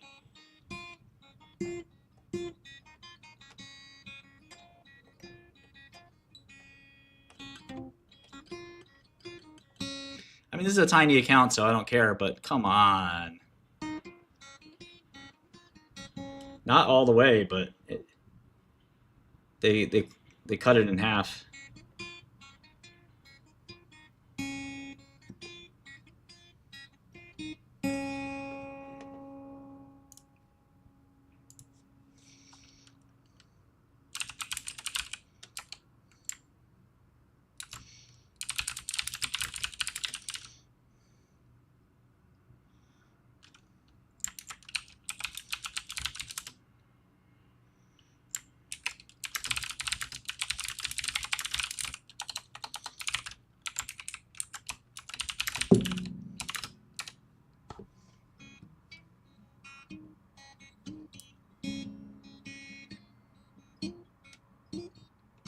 I don't have a hedge fund.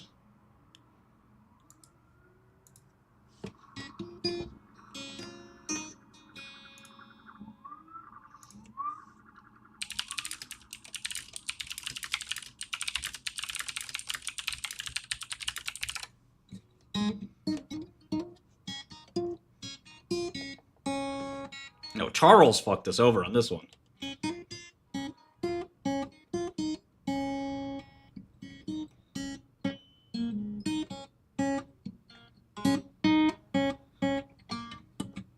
I'm not going to close the account because it's always nice to have an account open at every place, but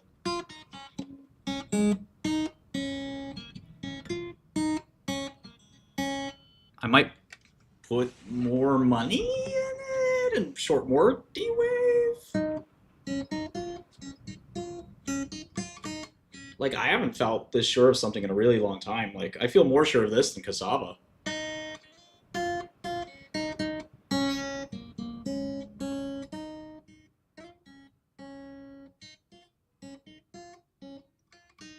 No PhDs.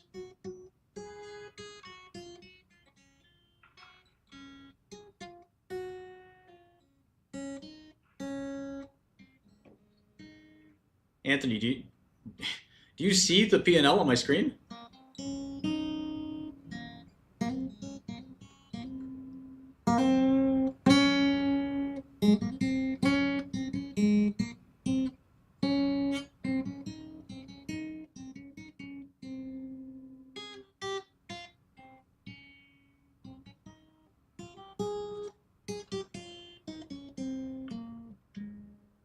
Are you retarded?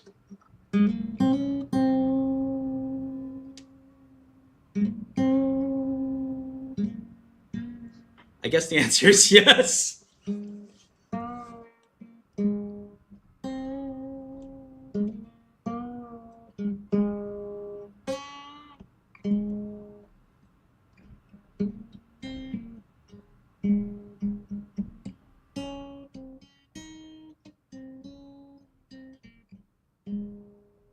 The market was valuing cassava as if it was a drug that even had a chance to succeed. And it didn't. And some people were really convinced.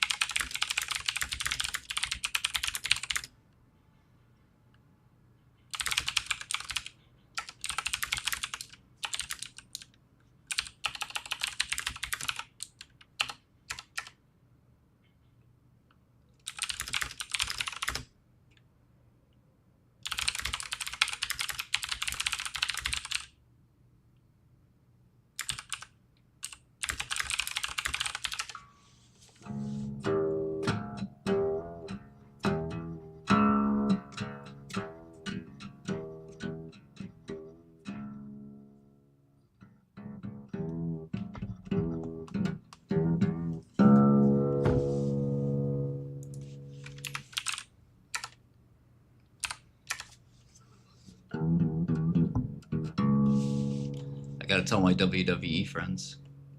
I don't see the report. Did they release earnings? I don't see it.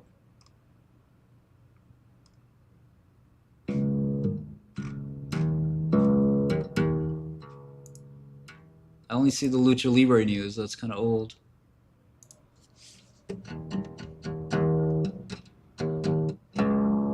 Oh, I see. Yeah, we'll see how the reaction is. Sava's, we already shorted. We already made a lot of money on Sava. Mashinsky only got 12? Lucky guy.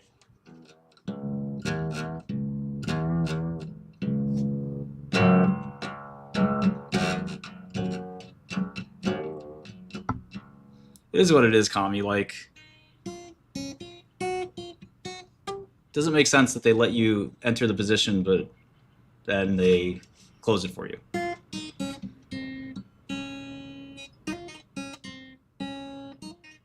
Not a huge amount of it, Teddy.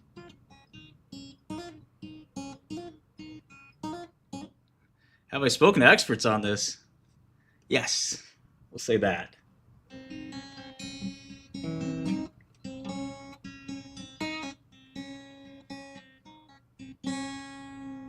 I'm also a bit of an expert myself.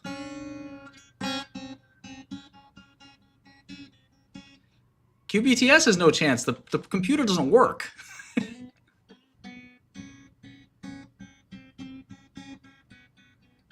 It literally doesn't do anything.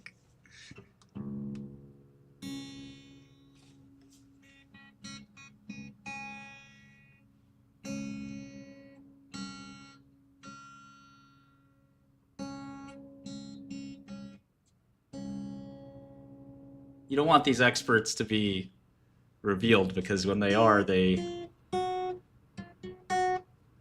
company will call them and blame them. A lot of people don't want to get in a public battle.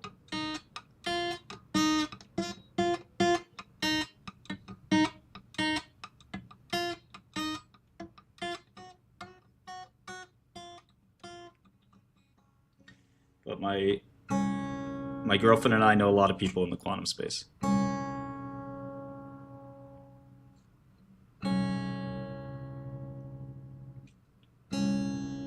And the computing space in general.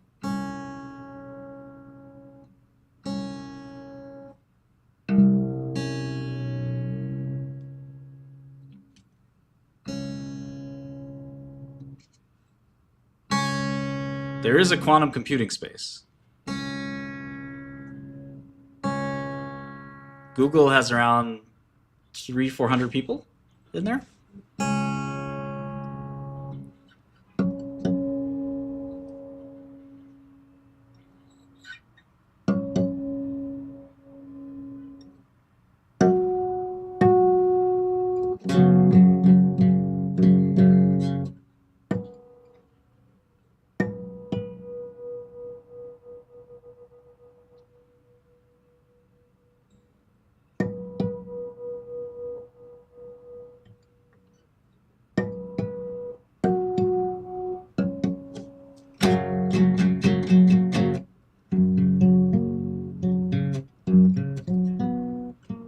I have a list. I don't know most of them.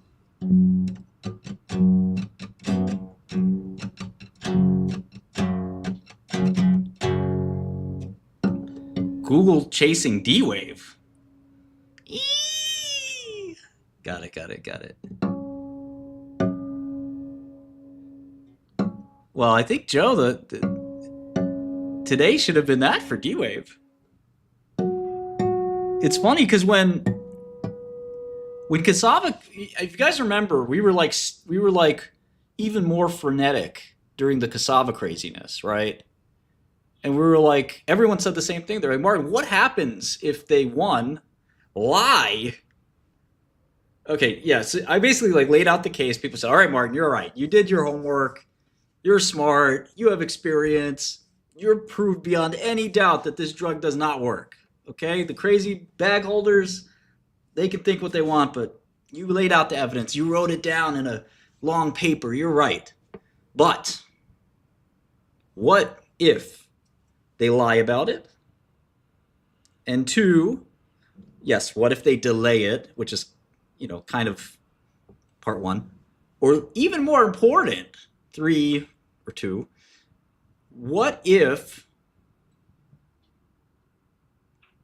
they fail, but the shareholders don't care? The stock goes up anyway.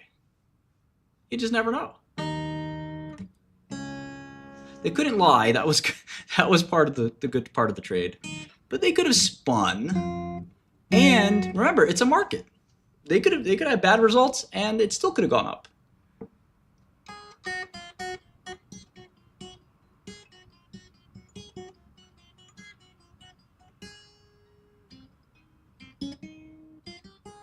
Right? Like, it could have happened that Cassava went up on the failure because of short covering, because of lots of money sloshing around. This is like D-Wave is up, even though their sales backlog is practically drained to 0.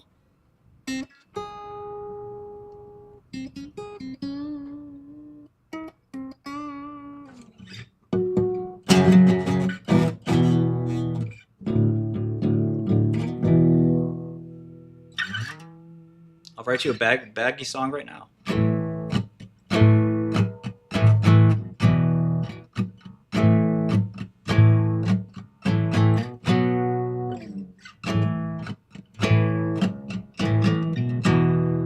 Oh, do you want to have a shred off, Dominar? You want to start shredding, baby? Enter back, man.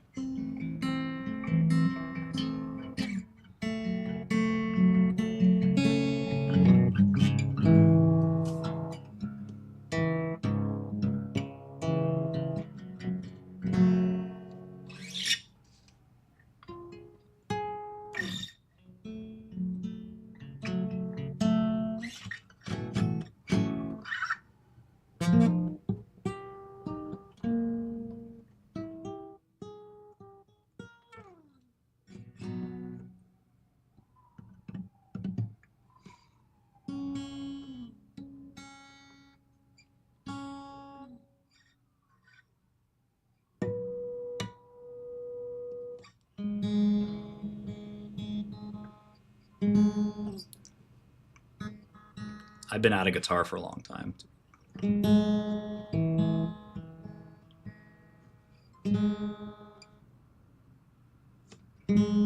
Did Springer say he made 500 videos on Cassava? I should make 500 videos on D-Wave. Gibson's gone bankrupt like 1 million times. Fender's private.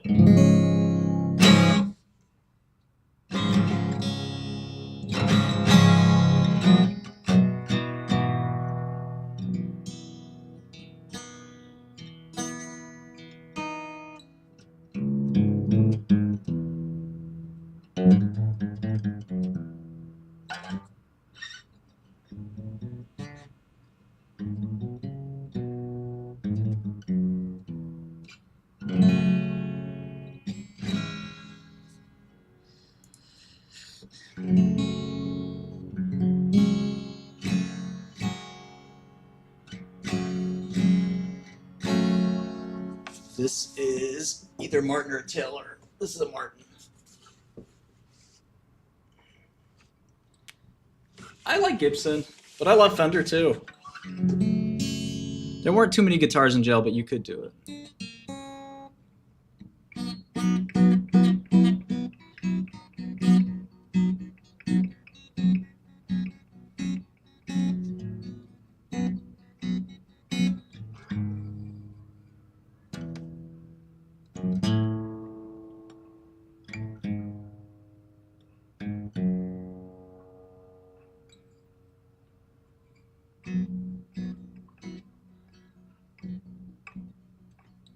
I don't know AI clips. I kind of do, Nick. You haven't seen me stream from the office? I was streaming from the office yesterday. Yeah, more or less, Joe. There's not much else you can do. Patience.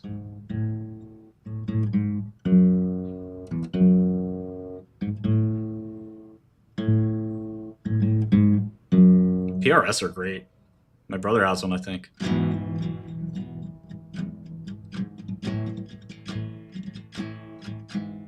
Well, you can have a broker and still have your own family office. Lucia, don't even worry about it. It's unlikely that we're the irrational ones.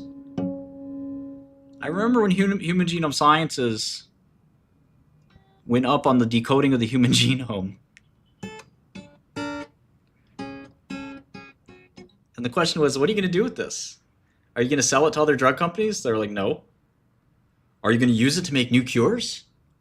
No. Why is the market cap 10 billion? We don't know.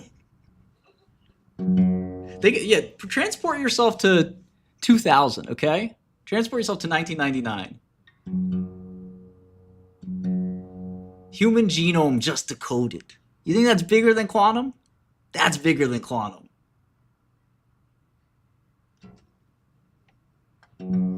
People went crazy. The genomics revolution. What did it do for humanity or for business? Jack shit.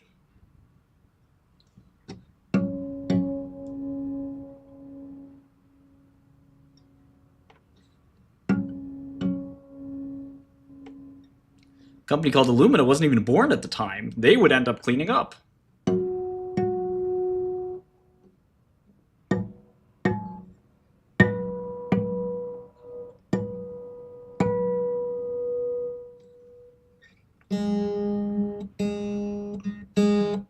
Well, we know the outcome of genomics.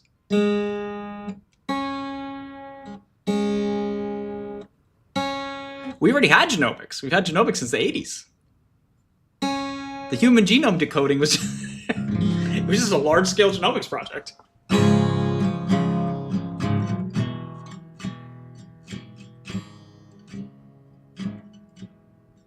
You had one shot, one opportunity. Would you capture it, or would you let it go?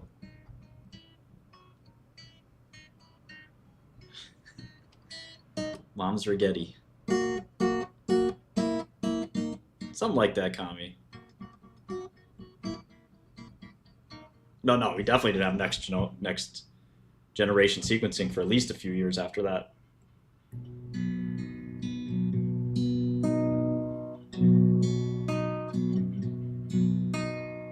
Illumina was just getting started.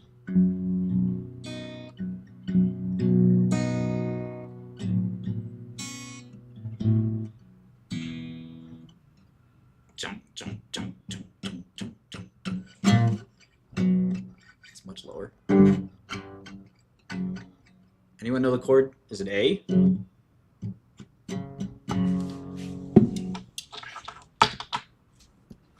Got a pick here.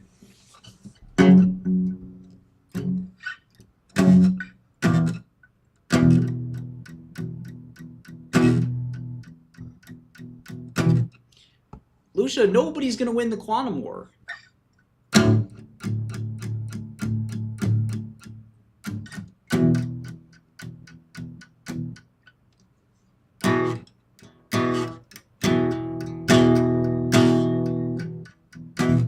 I mean, Don definitely long short.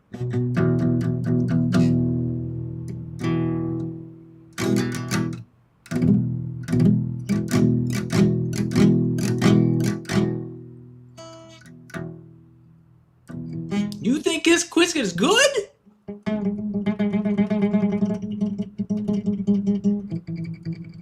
It's better than nothing.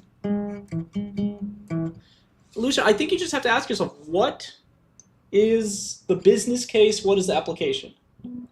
Not every technology ends up being useful as a business.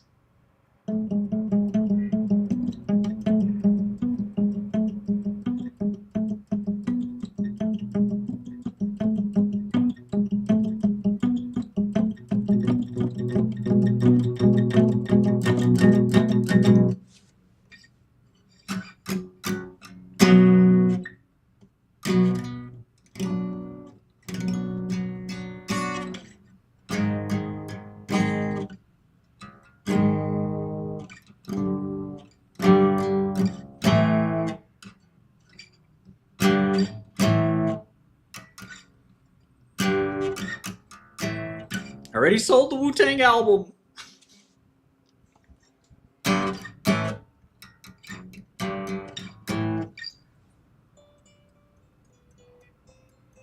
Quan Bao from the future. What up, dog?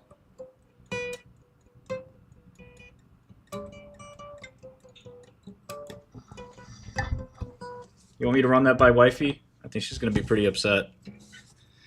Yeah, I'll call her. I'll call her. Let's see what's up. You guys want to say hi to wifey?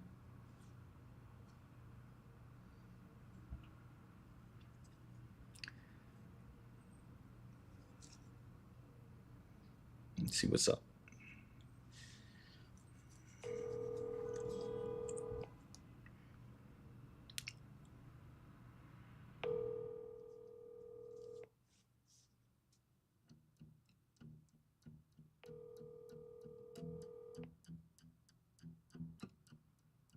Your call has been forwarded. She's probably taking a nap.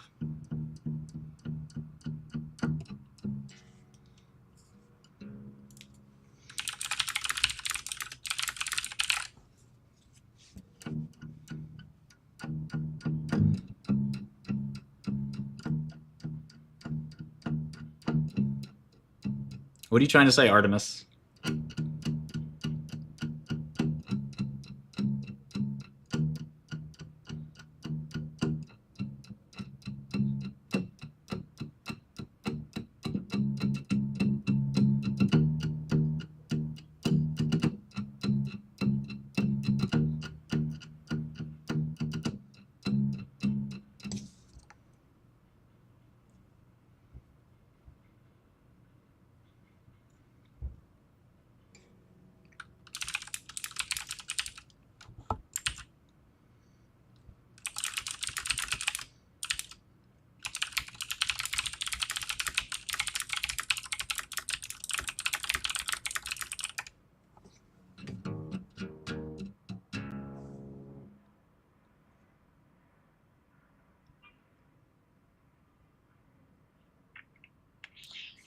Hello? Hey. Hey, babe. Why is JP Morgan calling? Don't worry about that. Just take a message, okay? Take a message and I'll get back to them. Look. Okay, I'll write it down. Okay, about the baby. Yeah? I'm just throwing it out there. Don't get mad at me. It's just an idea. What do you think about putting the baby's name up for auction? Auction? Yeah, auction. You know, like imagine Amazon wants it, and it's Amazon.com Shkreli, or Microsoft Shkreli. It's a person with naming rights. What's in the name anyway? Shakespeare once said. So we give him the name, we get millions of dollars, and he's a walking advertisement for the rest of his life. I think it's a good idea. Just something to think about, okay, babe? I'm sorry, you know? You can consider it. Yeah, just consider it, you know? Okay, baby, I love you. I love you too. Bye. Bye.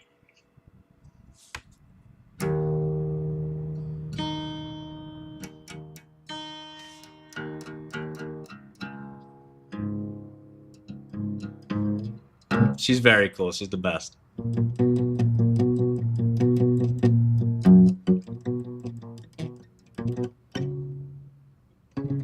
I didn't hear her no.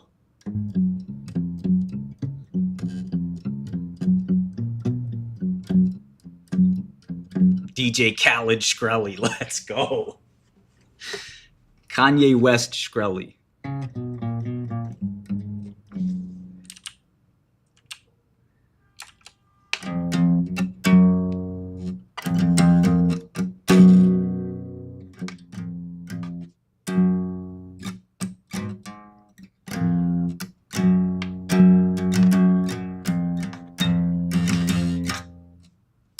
It was basically a yes, I agree.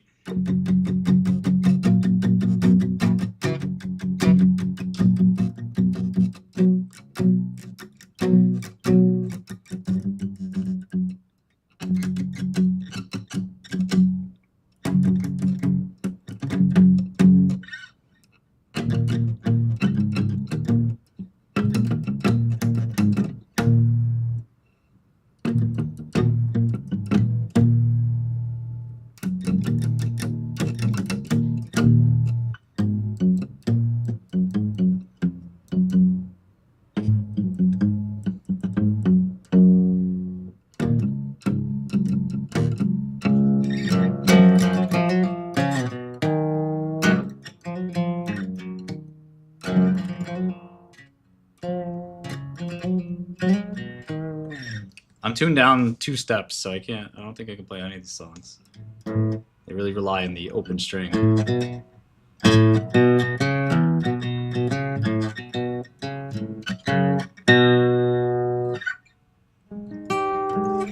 can play it. Let's see.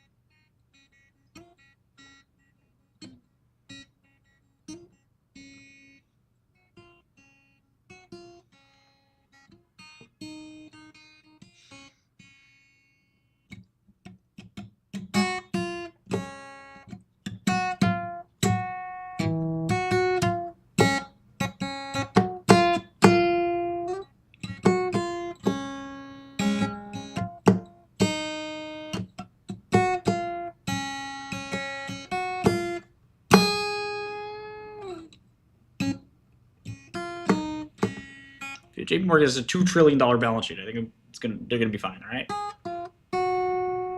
They lose more than that. 10 million, they misplace it every day, all right? That's what I told them.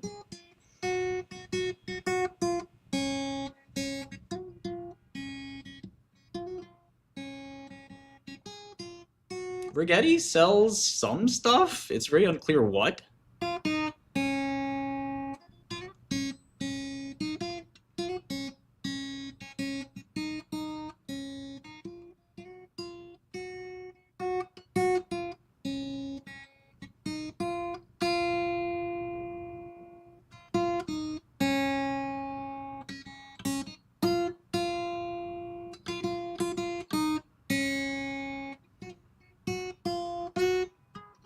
We are having a baby boy soon.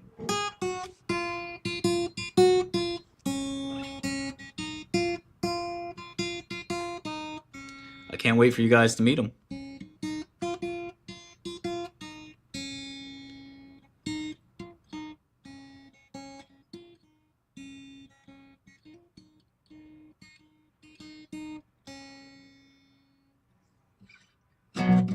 I thought it was D, but it sounds wrong because it's out of tune. It still sounds too high. Okay, that sounds right.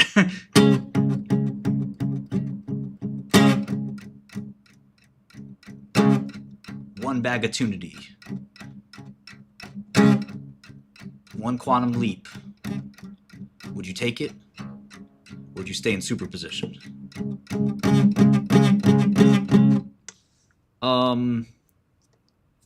What's D B flat? So you add a B flat. So it's like a 7th or a 6th.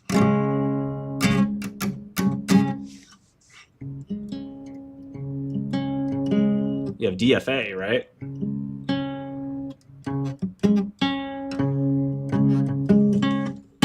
So you add a 6, like.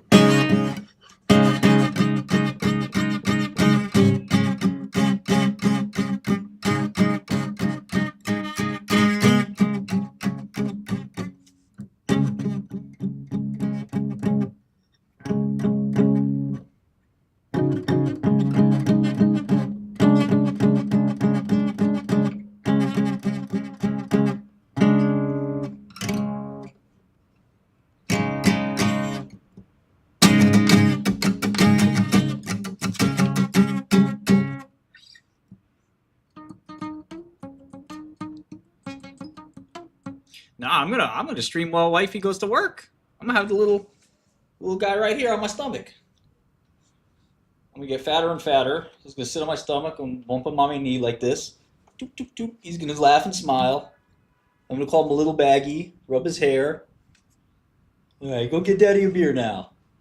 Your little baggy's gonna go toot, toot, toot, toot, toot, toot, toot. Open the fridge, get the beer, come running back. Toot, toot, toot, toot, toot, toot. Here you go, Dad. Say thanks, little baggy buddy.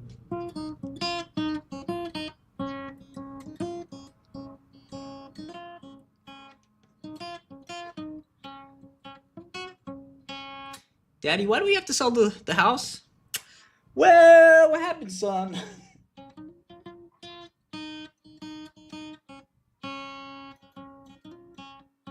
Don't question daddy. Learn your quantum states. I don't want to. I want to watch cartoons.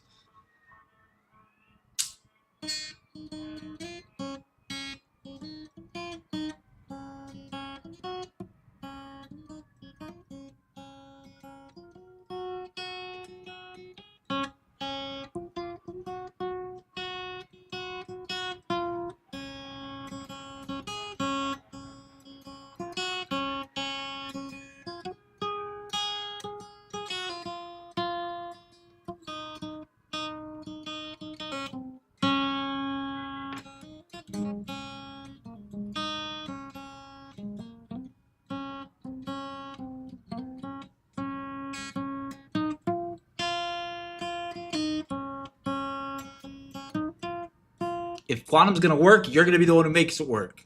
Dad, I'm only 3. No excuses.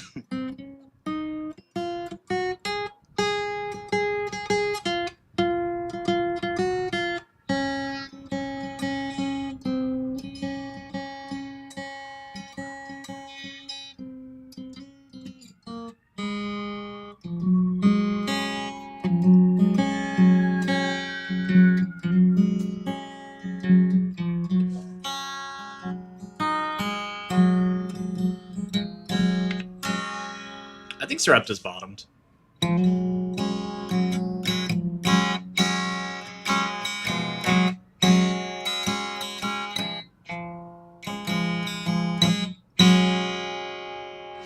Who's this? Hello?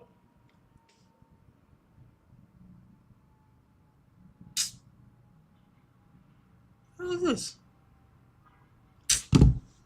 Fuck off my phone, man. Said they were calling from AWS.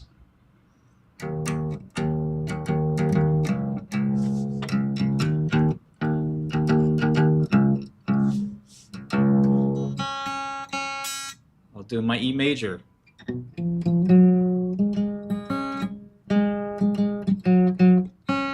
I played Oblivion.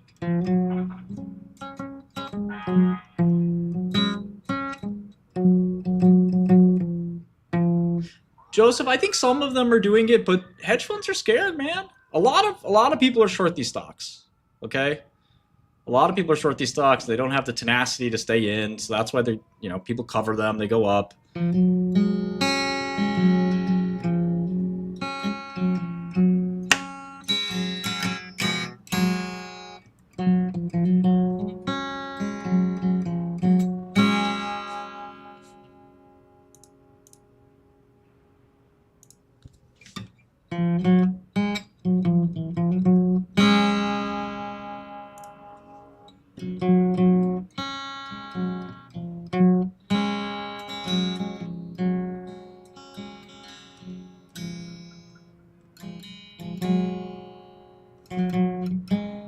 Man, you got a good year, Stacks, because I'm a step down.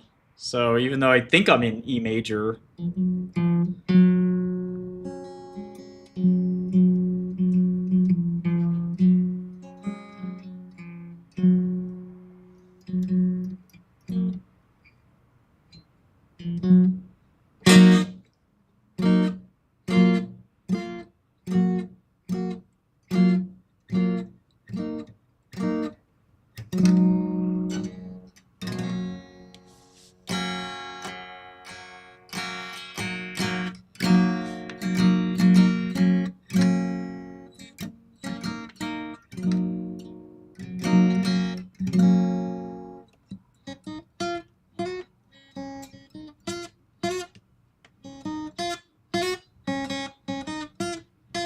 Hope you guys like all these melodies. They're all off the top of my head.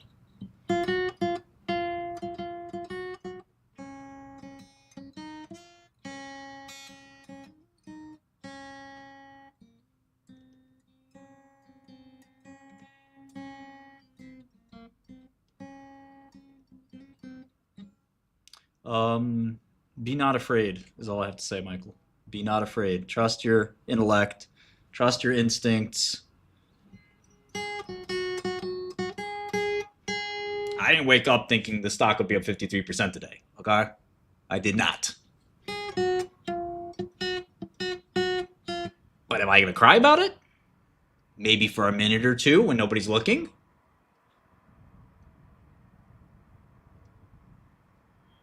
But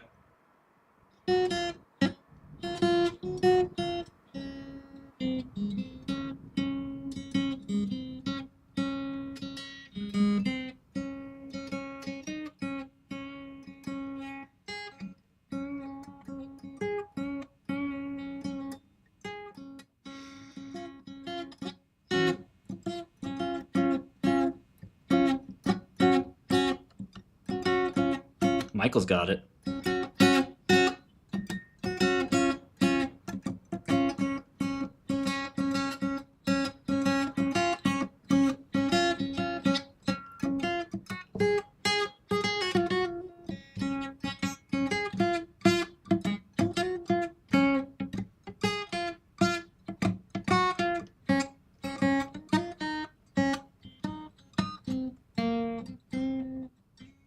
Yes, I'm a long short investor.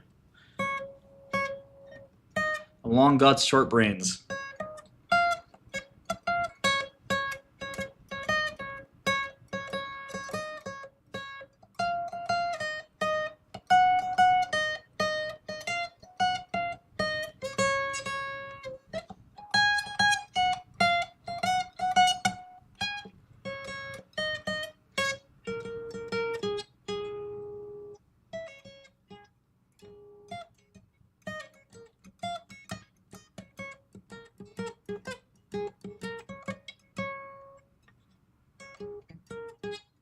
Yep.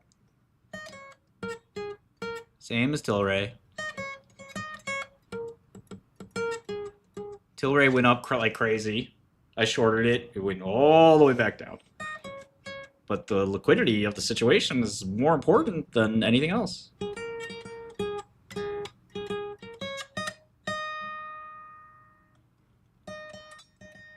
Create an account where, Sam?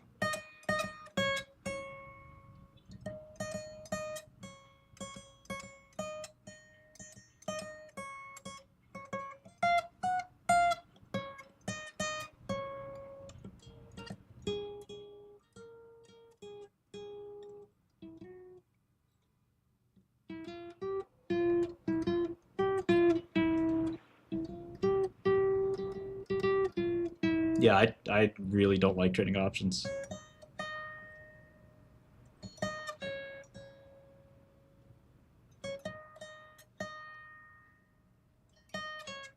Oh, you want the baggy blues? That's different. Baggy blues I can do.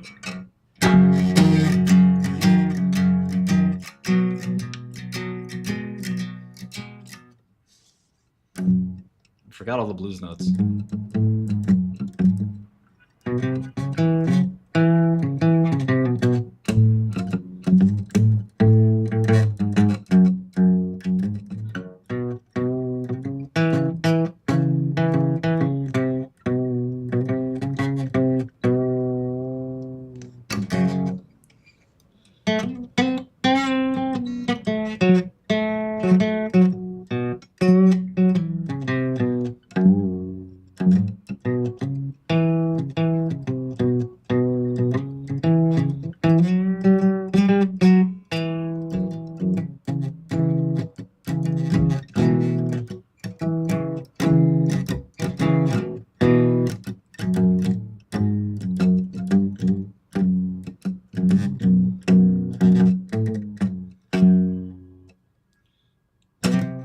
No, Adrian.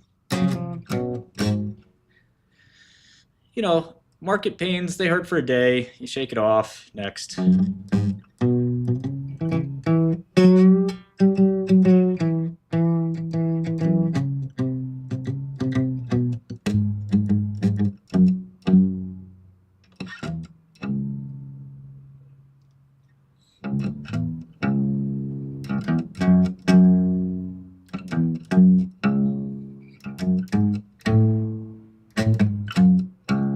gonna get my son a little like fake guitar ASAP, so he can pretend he's rocking with dad.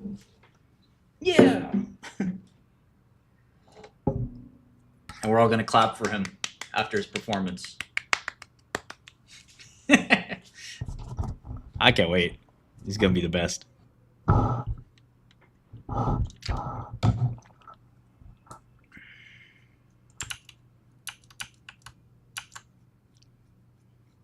No name yet. No name yet. I kind of want her to pick the name because I don't know. Junior is a good one. I like that. Junior, Junior, come here.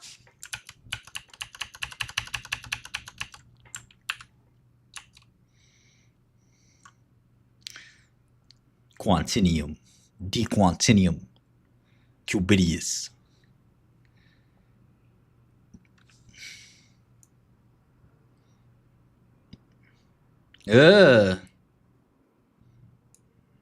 Okay, Call of Java. Yeah, sorry to hear that.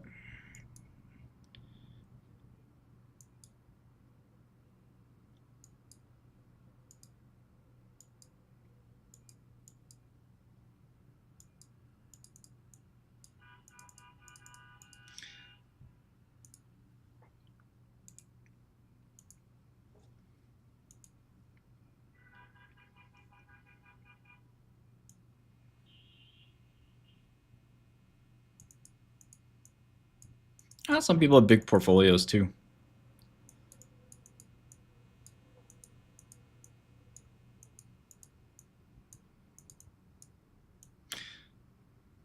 Yeah, I mean, he could have a $20 million portfolio, so he could also have a $200,000 portfolio. But that's his business.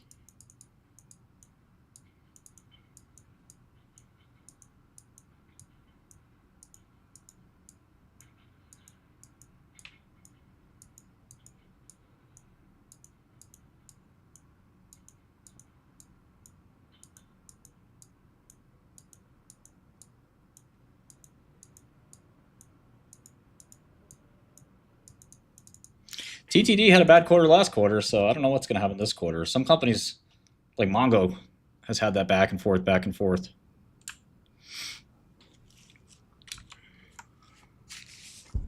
Shake.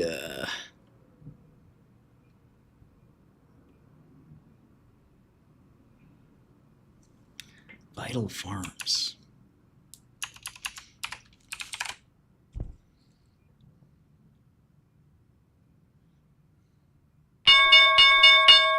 Thank God.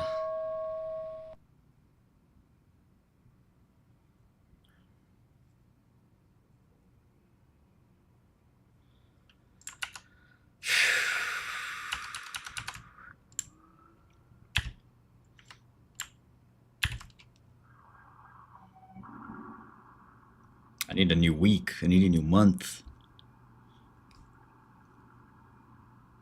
Millions of chickens.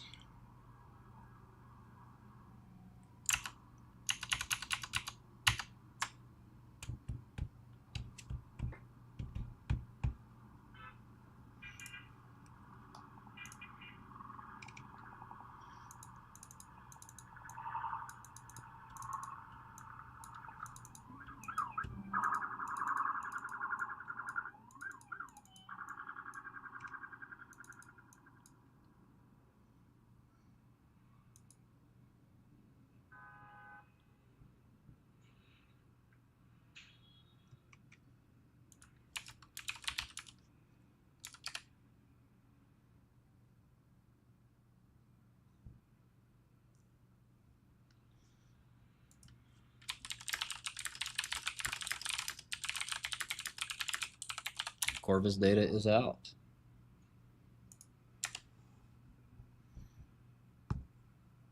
Police.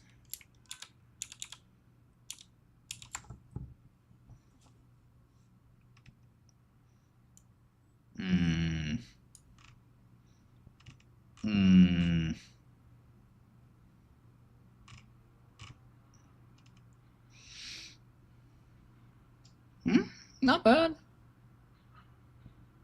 200 meg BID. What's the problem with this?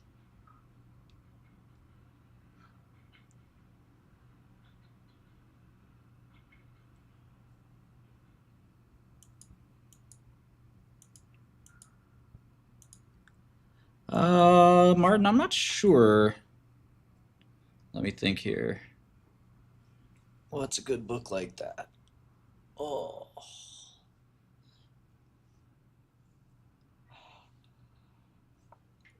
Outside of trading.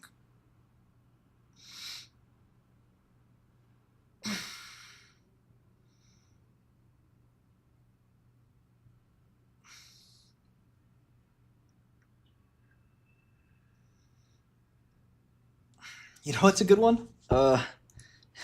If you read the story of Shackleton, if you want to, think about grit and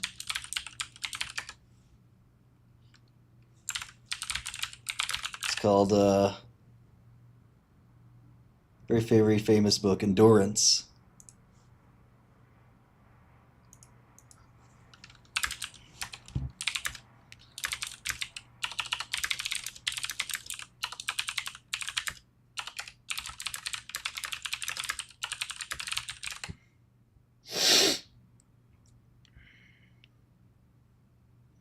So you study.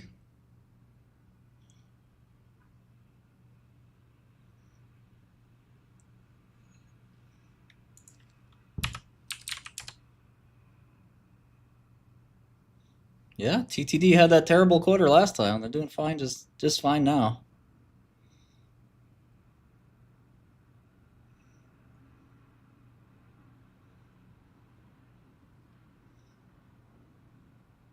Alive is another one, yeah.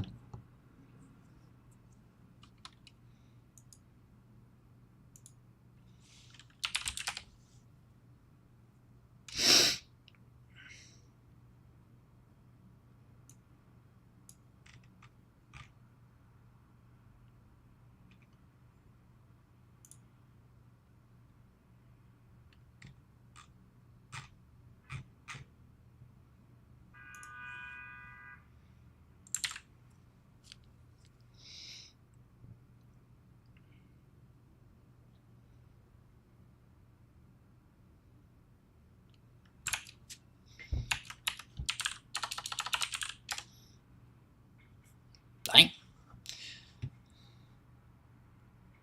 Well, if history's any, well, I don't even know. I remember this day. And I didn't think it was cheap enough to start buying it again.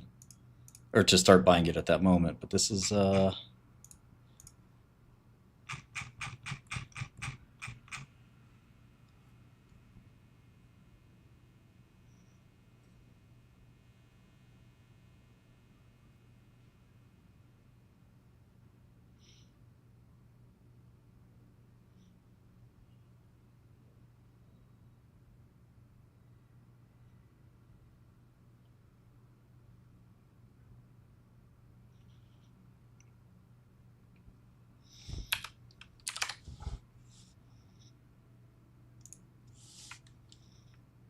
yeah, guidance looks not great.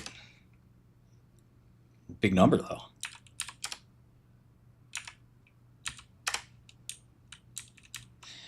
It's similar to App 11, right?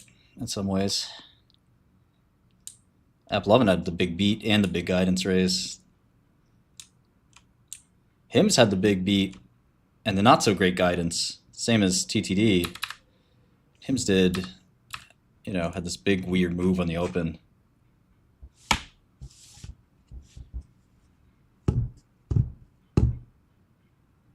Ah, that's very sweet. As of today, I don't feel like much of a genius. But that's life.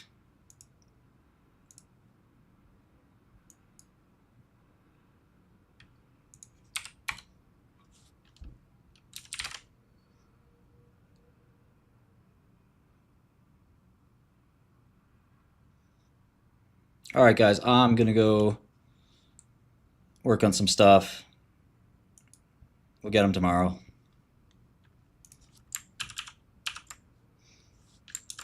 Yeah, Corvus data looks good. It's crowded indication, but patients can use another drug there too.